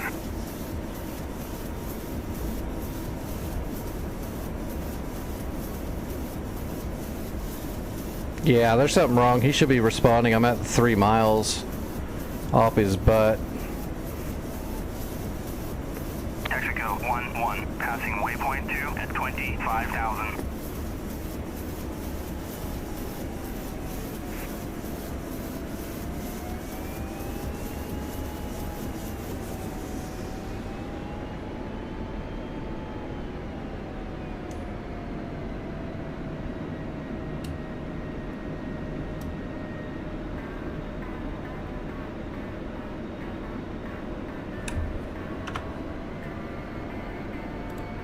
Texaco 1-1, Uzi 1, request rejoin. Okay, yeah, something's not working. I'm right behind it. I'm basically staged right here, and he's not talking to me, so something's wrong. Let's jump back out. I'd bet you $1 million when he got to the end of his rotation and then went into the actual anchor point, then he would respond. So let's...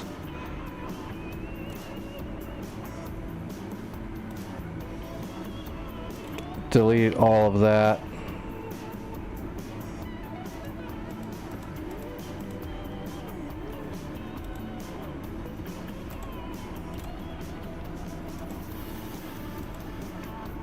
He's set up as a refueler, right?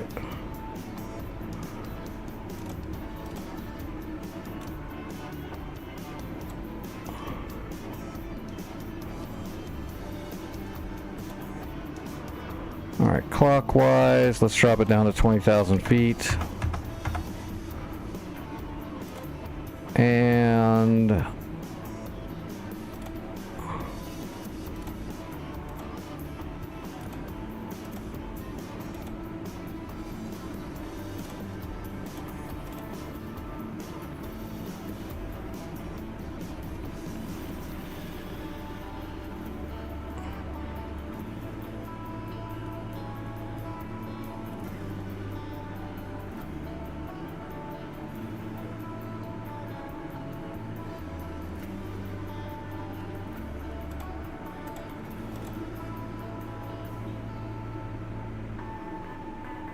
This is already all set. Okay, tanker, there we go. Tanker, orbit, everything should be set there. 251, Texaco, that's all good. Let's make him an ace so he doesn't screw up. Okay.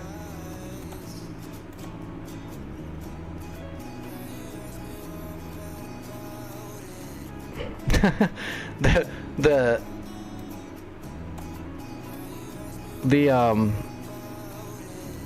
Sidewinders just get fed up.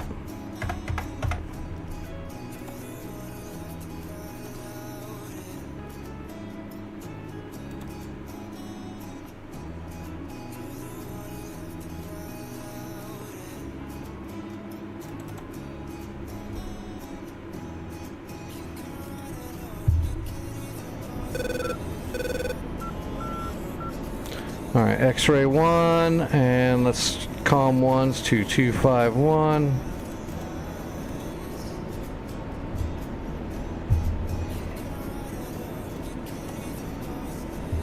And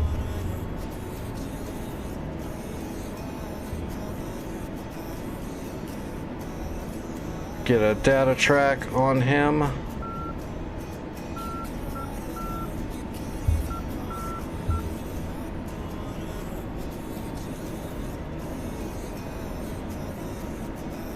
Alright, let's see if he responds.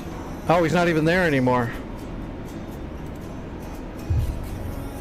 What the hell happened there?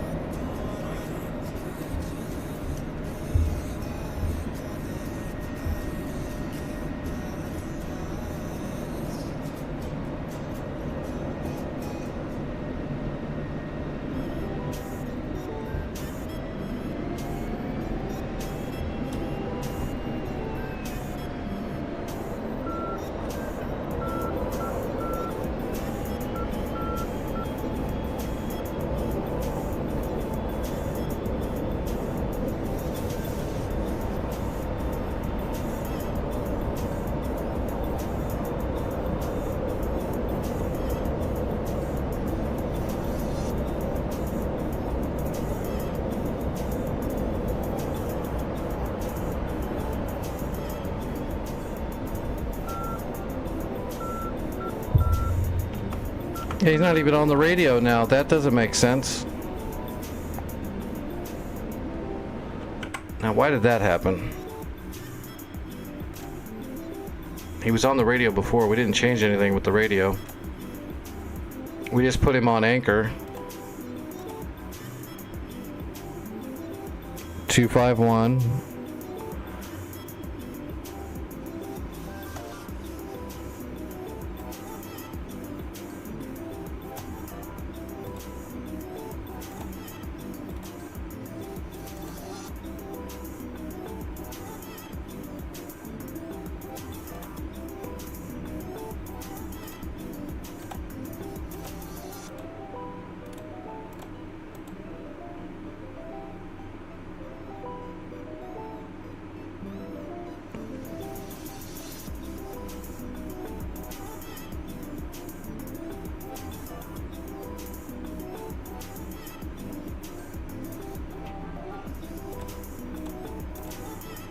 Perform command.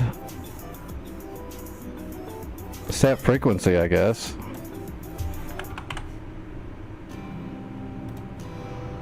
But that's already set.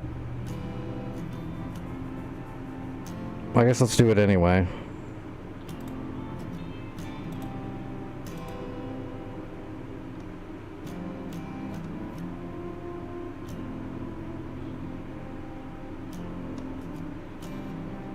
TCAN's already active, right? Yeah, TCAN's active. Frequency is 251. It's set as a tanker.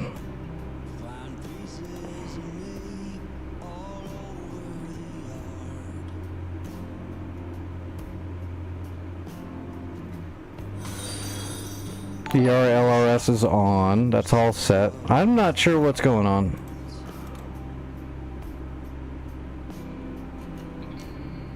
She says, hey man, there were just too many days.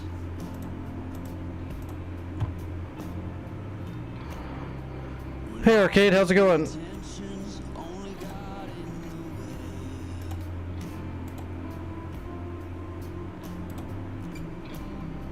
And I almost never know what I should say.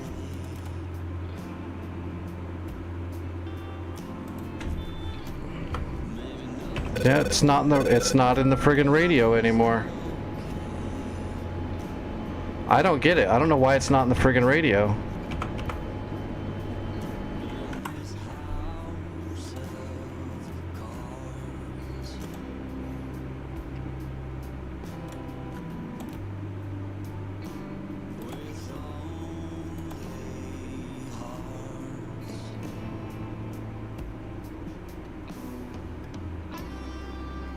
Alright, well let's just delete this one and start from scratch.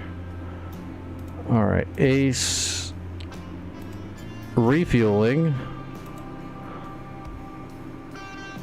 Boom. Tanker to can, ELRS, blah blah, 251. And we just want to add its orbit.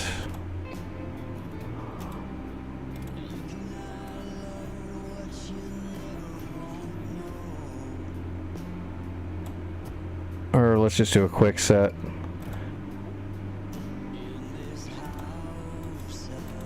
Okay.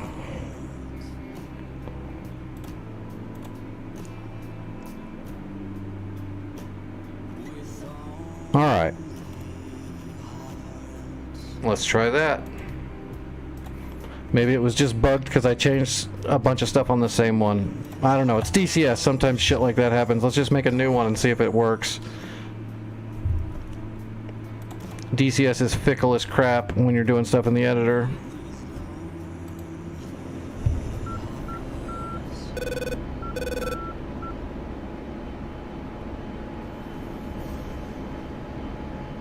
Oh, I forgot to set his altitude. Damn it.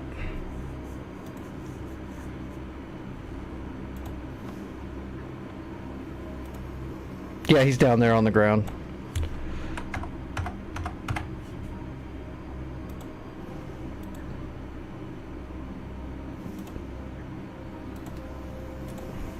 Oops.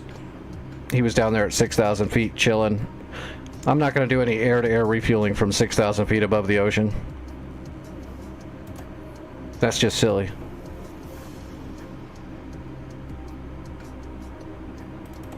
Okay, now he should be off the left wing. There he is, okay. Tacan, 1 X-ray, COM 1, 251, 00.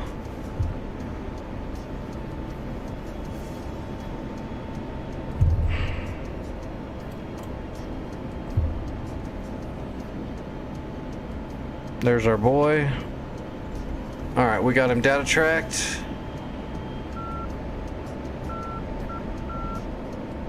Tacan's working. Okay, he's in the radio. Texaco 1-1, Uzi 1, request rejoin.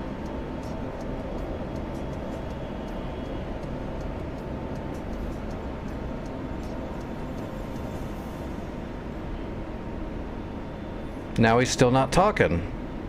What is going on?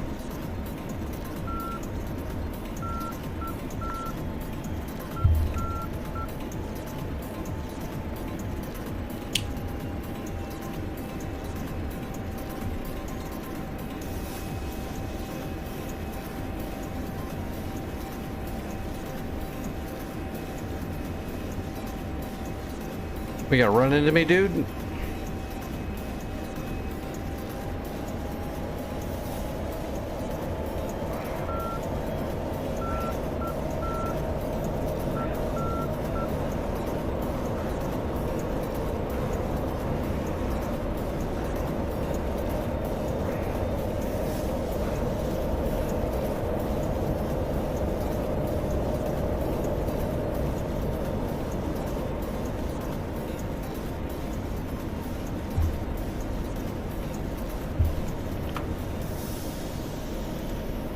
Texaco 1-1, Uzi 1, request rejoin.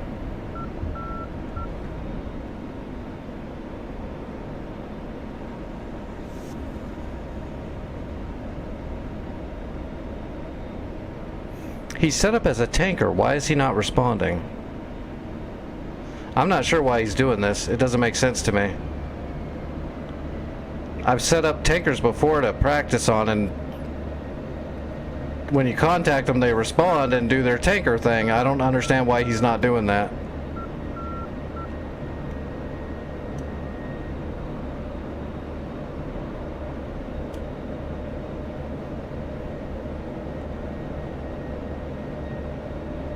I mean, maybe, but it might be something I'm doing wrong, but I don't recall. I didn't change anything. I just put him in as a tanker to tank.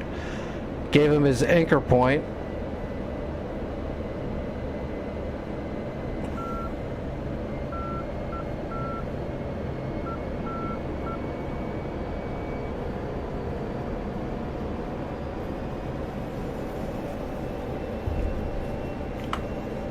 Okay, dude, I am staged.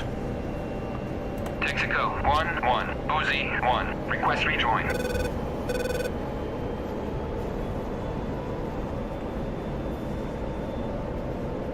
Yeah, he's not talking.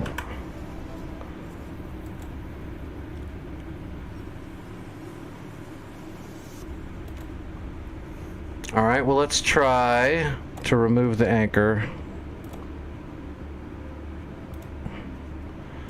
And let's just give him the,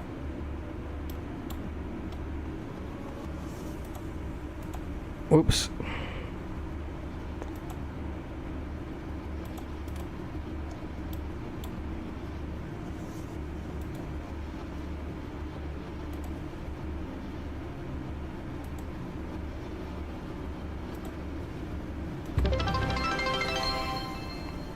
Alright, and let's...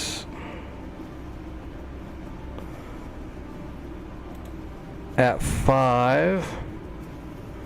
Hey, Veronica, thanks for the follow. Thanks for the goal, everybody. That's very cool. Thank you. Alright, let's see if we can have him,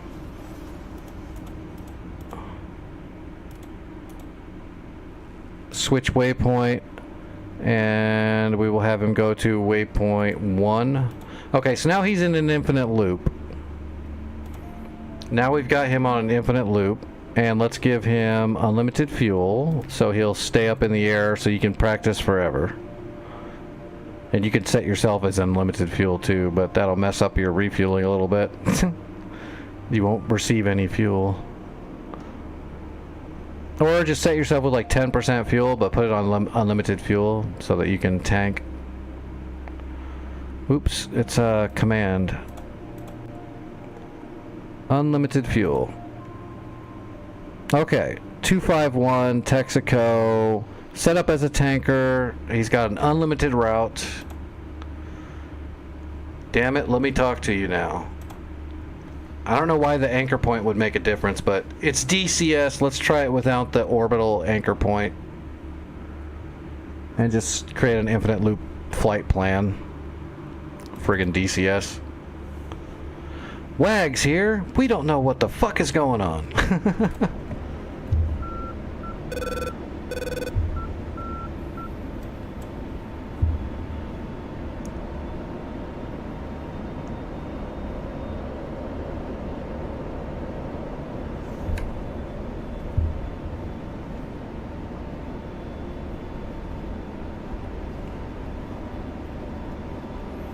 Alright, we've got him marked. Let's go slot in behind him and then we'll contact him. The Tacan is working. At least the Tacan's been working. That's always good. You gotta take your little victories when it comes to DCS. You know, this is one of the reasons why I stopped programming mission maps and stuff for DCS, is because the editing tools are so janky. I had to take a break from doing that because I used to spend, I don't know, I spent 120 hours on some of my maps building them, for then some patch to just break everything, and I was like, yeah, I'm done for now. till they fix the editor and give us better tools. Mainly it's because I didn't want to use third-party scripting anymore because that screws everything up all the time, because DCS doesn't like that third-party scripting. It causes bugs and corruptions. So until they implement CTLD and Zone Commander and those kind of third-party scripts into the back end to where we could just use them in editing tools and they're supported properly, I'm kind of done building huge maps. Okay, it's in the menu. Texaco 1-1. Uzi 1. Request rejoin. Oh, come on, talk to me, dude. Everything is set up.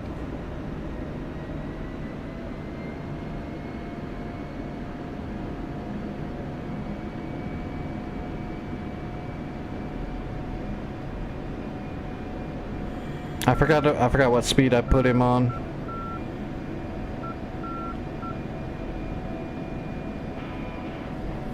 This makes no friggin' sense.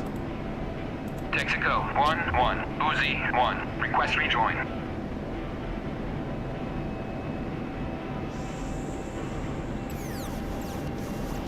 No, it should default on. I don't think there's a way to manually or into the editor to tell him to turn his radio off.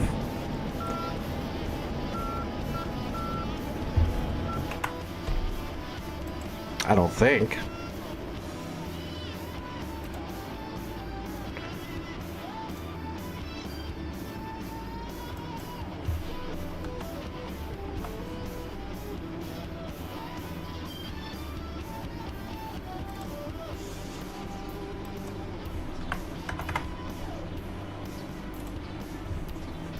Let's get this part worked out really quick.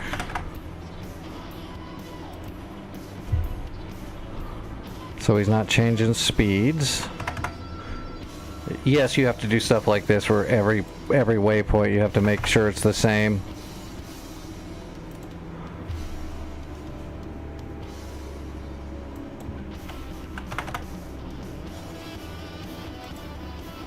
Okay, that's good. I mean, he's got his radio is turned on right here. And his frequency is 251. So he's set. He's activated. He starts right when the map starts.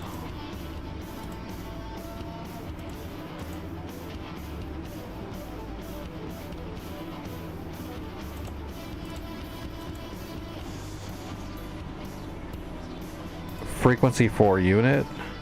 No. You don't have to manually set that stuff.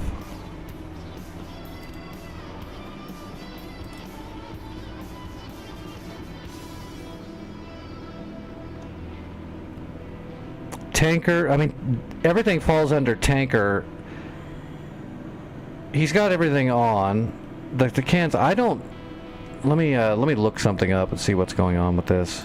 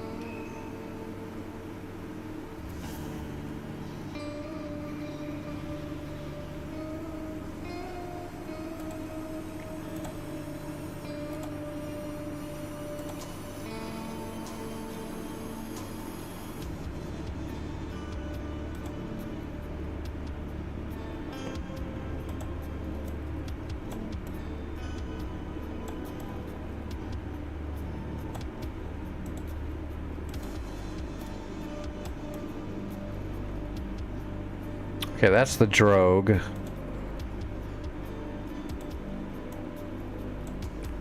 Yeah, that's the drogue.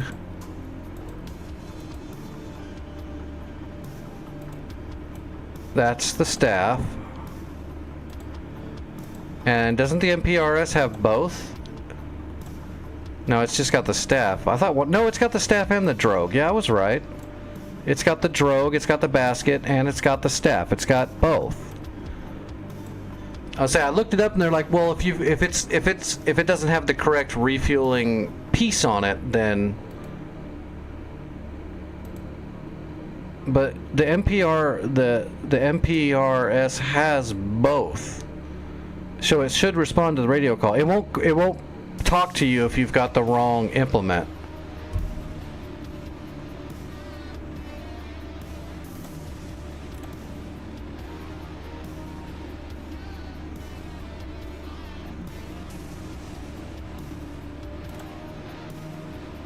No, we can do that. Under the blanket command of tanker, it should do all of that.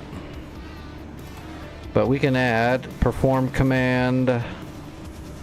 No, that's not it. Perform task, refueling.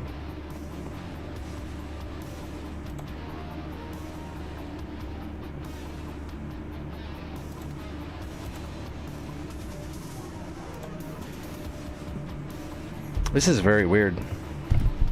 I remember just throwing the tanker in there, setting up as tanker and giving it a big long route and then just flying around it and practicing.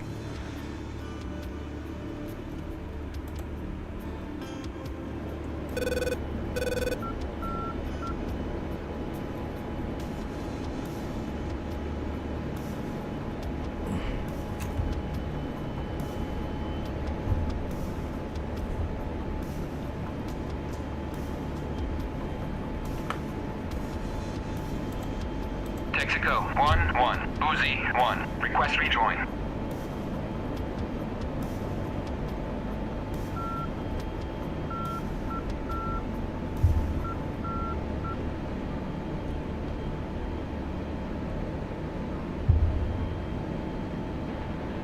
Still not talking.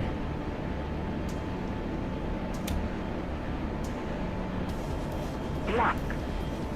You gonna talk now? Texaco 1-1, Uzi 1, request rejoin. You should talk.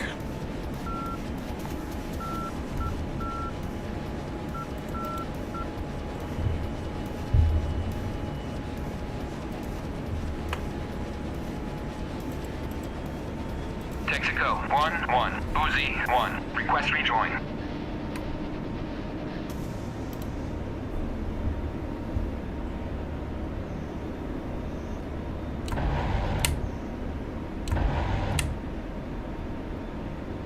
You want to talk now?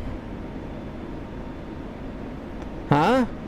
No? You're good? No, alright. Alright, what is going on with this? Let's try it with a regular... This is so confusing. It should just work. I've done this before and it worked. What did they change that makes it not work right now?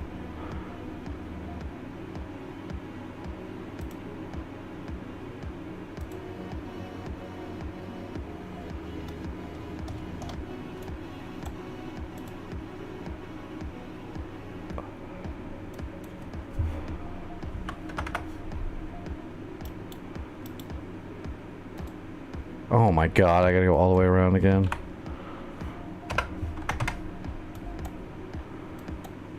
Alright, let's copy that.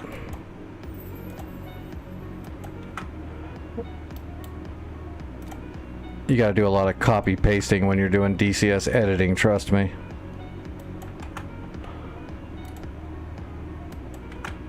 Alright, let's just leave it on tanker. Refueling, tanker, blah blah blah. Okay. Maybe it's just the MPRS that's messed up. I don't know. Please talk to me. If not, we're gonna go to a normal J and try the drogue.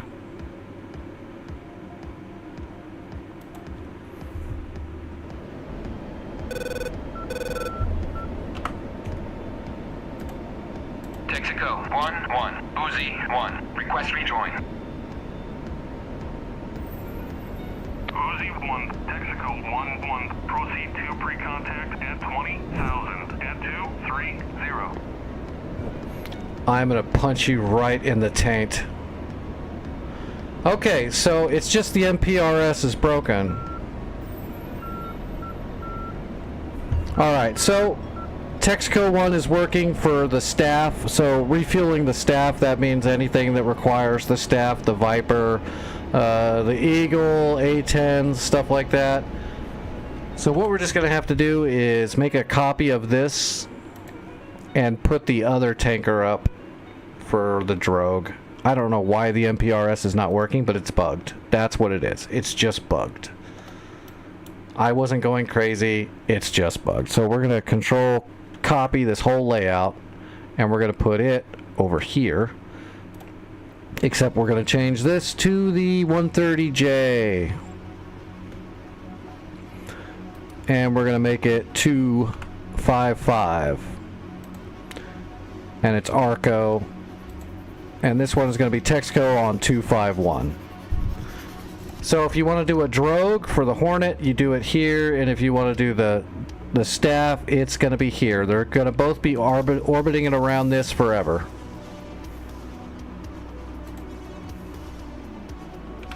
Let's delete this thing and let's throw a Hornet in here just to check and make sure the drogue is going to show up on 255.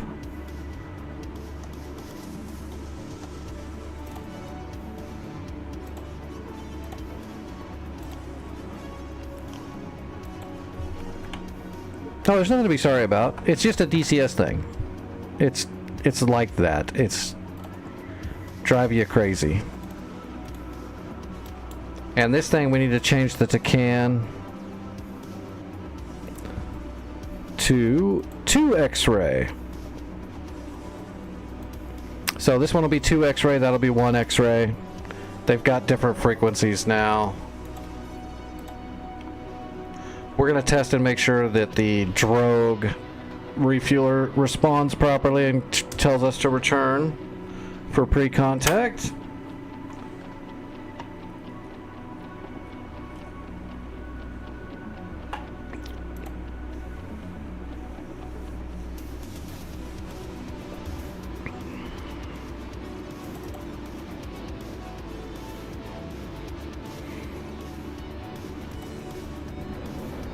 I bet you if I look it up, it'll be like, oh, the MPRS in editor's broken.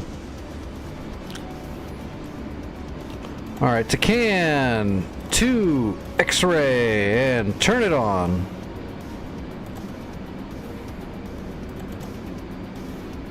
And Tacan on.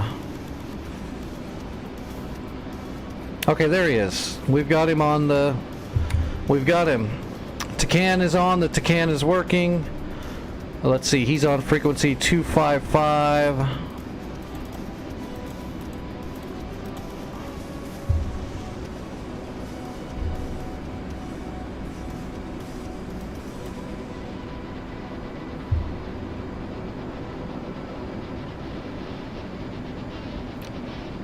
So let's get lined up with the Tacan.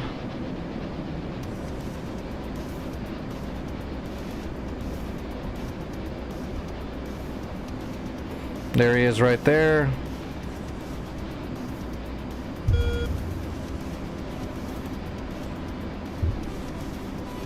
Okay, there is Arco. He's going 300 knots, so you know that 300 knots is what his cruise is going to be. That should help you. Okay, tanker. Arco. Intent. Arco 1-1. Uzi 1. Request rejoin. Uzi 1, Arco 1-1. Proceed to pre-contact at 20. There you go. Now you've got all the tankers to practice on for whatever the hell you want. Everything's working. Tacan works. You can see right here. Everything works.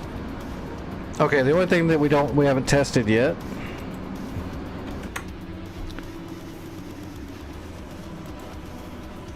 one more thing to test, and then this map will be set up. I'm going to leave this inside the Discord, everybody, by the way, so if you want a map just to practice takeoffs and landings on a carrier and refueling, that's what this map is. Everyone can download it off my Discord. Everyone's also welcome in the Discord. There's no fees, or there's not a money thing. It's just there for everybody to use. It's also the way to get a hold of me if you need to get a hold of me. So everybody's welcome in the Discord. This was all set up right. 71 X-ray, 127 by 5 AM. Link 4 ICLS is on. I don't have the automatic carrier landing turned on, but you don't want that. Learn how to fly first. Learn how to do it correctly first before you use the automatic carrier landing system. Alright, 71 X-ray and 127.5. Where's my Hornet? Let's put our Hornet down here. And let's drop him down to 6,500 feet. I don't like using the automatic system for anything. In fact, I don't use it. If you're in case 3, that's why you use your instruments and you have the ICLS of the carrier either way. Just get your course needles set up properly and all that stuff.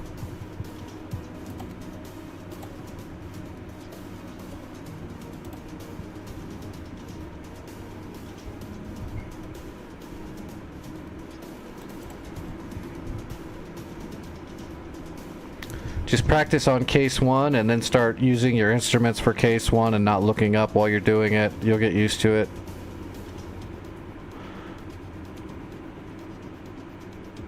Just do a case 1 from a straight out, you know. And use your instruments. Whether you can see the carrier or not until you get close doesn't matter either way. Alright, what was the Tacan? It was 71 X-ray.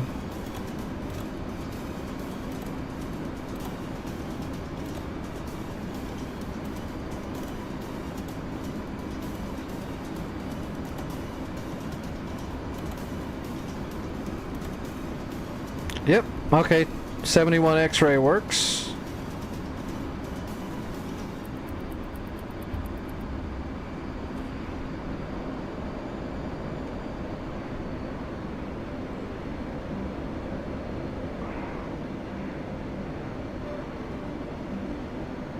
Altitude. Altitude.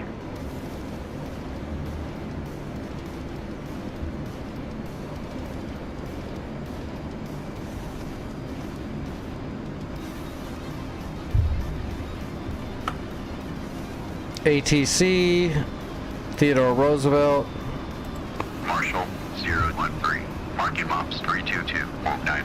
Angels 2.5. State 10.8. 013. Mother's weather is visibility 10 plus mile. Scattered clouds at 8,000. Altimeter is 290.903. Case 1 recovery expected BRC 114. Report see me at 10. 114. 013.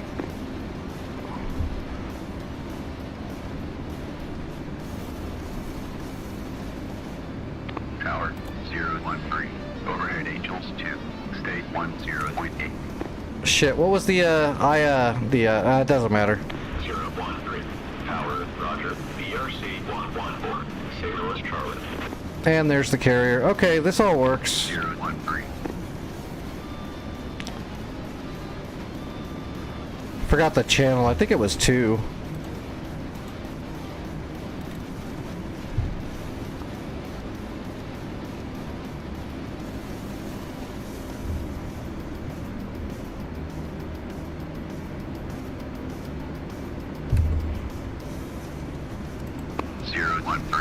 See you at 10. 013. Update state, switch town. 013. State 10.8.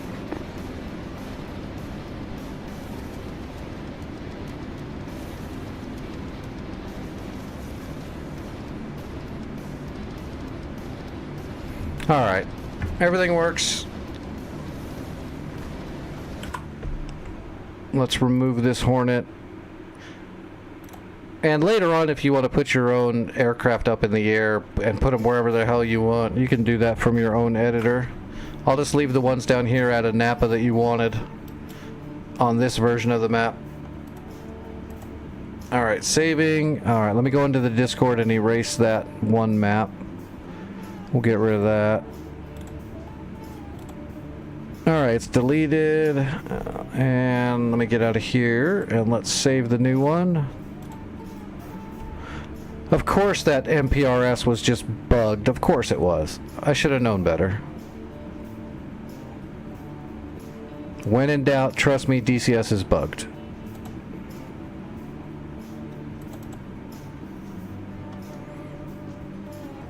Alright. Let me get to my save games, DCS folder, missions, practices, and we're looking for Bull Carrier. There it is, got it. Okay, the new map is posted in the Discord. Grab it. It's all yours. Everybody else, it's also in there if you need it. Grab it. There's also a bunch of maps in there, including old maps that I built a long time ago. They're all in there. And other stuff.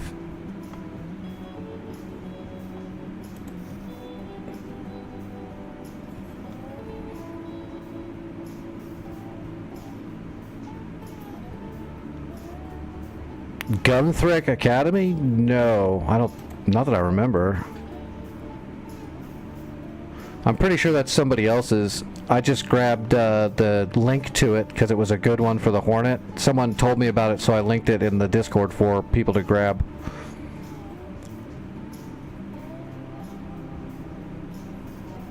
My World War II mission is in there. Some of my footholds. I used to make different renditions of footholds. All the Through the Inferno stuff, including the original vanilla ones, before all the extra three-party scripting is in there on the Discord, and there's some other stuff.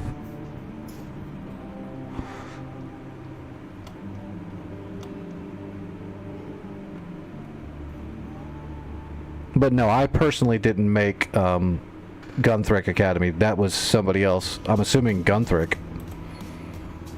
I think it just links to the user files, right? Yeah. Yeah, by Gunthrick. That's his.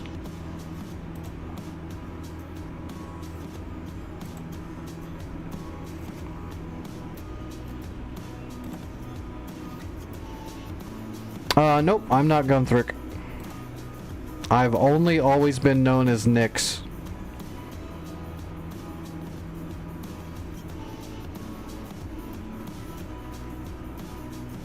I even had my flight stuff says Nyx right on it.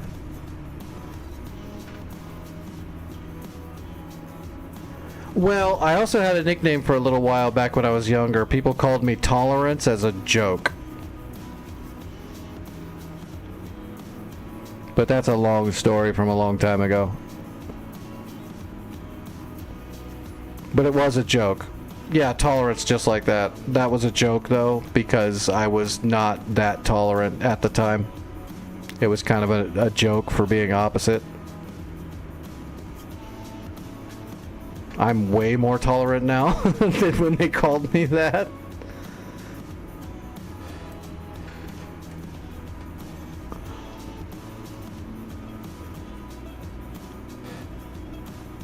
Alright everybody, I think I'm going to call it a night. I got to eat some food and draw some more blood and all that stupid stuff. I will be in the Discord for a few more hours like normal. I'm going to be chilling. I don't know exactly what I'm doing.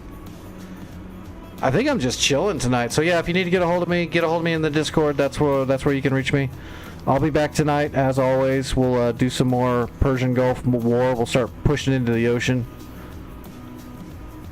People on YouTube, thanks for hanging out. I'm sorry the resolution sucks over there, but as soon as I can start making a little bit of money, enough to pay the monthly fee for my software, I'll start streaming over to YouTube with full screen, just like Twitch. That'd be nice. I still can't believe they charged me for that. You'd think they'd want me to stream to both places, you know, correctly. That's just weird. But everybody's got to try to make a buck. I'm just the wrong guy to try to get a buck out of.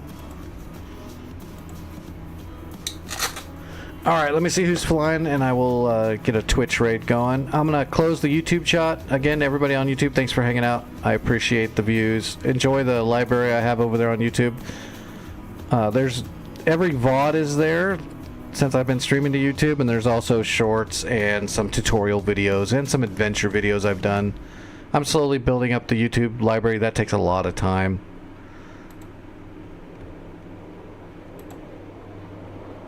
This is a one disabled guy operation.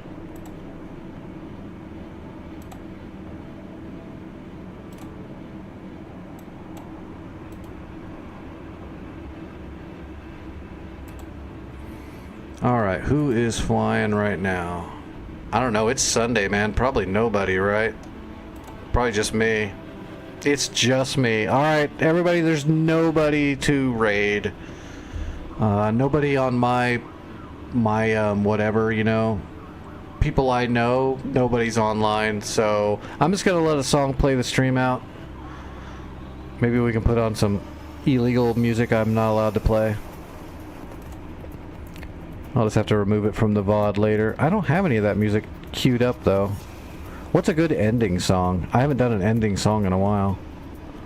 All I have that's not, like, my DCS stuff is, like, my Japanese music and stuff like that.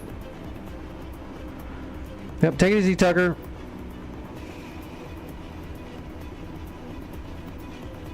Oh, here we go. We'll put on some helicopter jam. Well, so here's the problem with saying anime music. I like Japanese culture and I like Japanese music. I do love Japan. I don't live there, unfortunately, anymore. But I've been to Japan. I do love Japanese music. I don't know which songs are anime. I know some songs are definitely used in anime, but the problem is 95% of all Japanese music that's good has been put into an anime at one time or another. So I couldn't tell you which songs I have, except for a couple that are definitely been used in anime. I just assume all Japanese music that I like is probably been into an anime. So if you ask me which anime it's from, I probably don't know. But there is no anime music. It's all just Japanese music that they put into anime, like the chickens before the egg.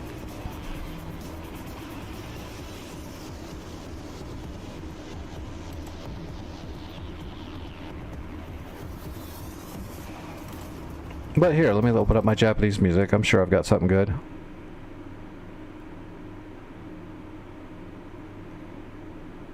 Oh, didn't I play something at the start of the stream? Oh, I've got a... Okay, I see, like, some of these I know are from anime, like Akibashi, Wind. I know Wind was in one of the shonen animes, but it's just a good song. I got some Wirtz. I know some of well, actually, I'm not sure if Wirtz stuff was in an anime or not. I think it is.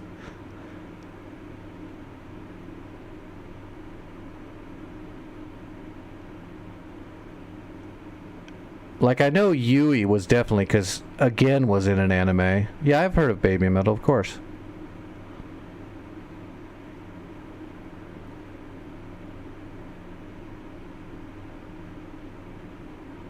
I know the seatbelt stuff was in anime because that was made for anime.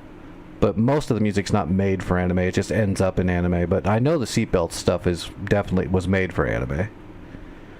But that's good music. Like a band like Flow. Flow makes all kinds of good music. Some of it has been put into anime, but as far as I know, none of it was written for anime, I don't think. Kohana Lamb, she's really good. Yui is good. Uo is good. Kanabun.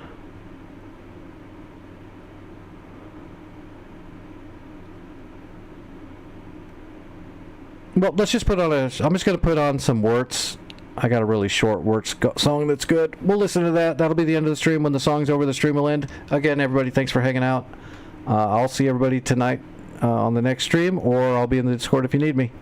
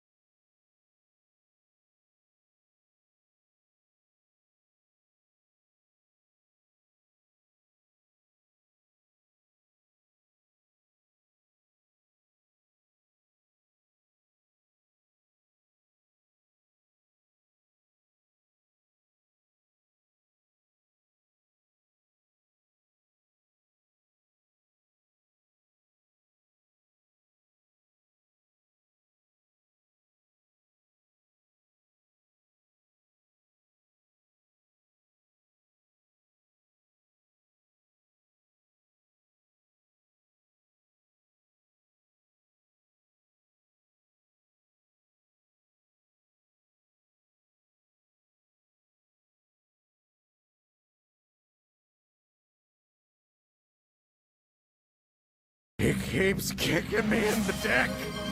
Why? Why does he keep kicking me in the dick?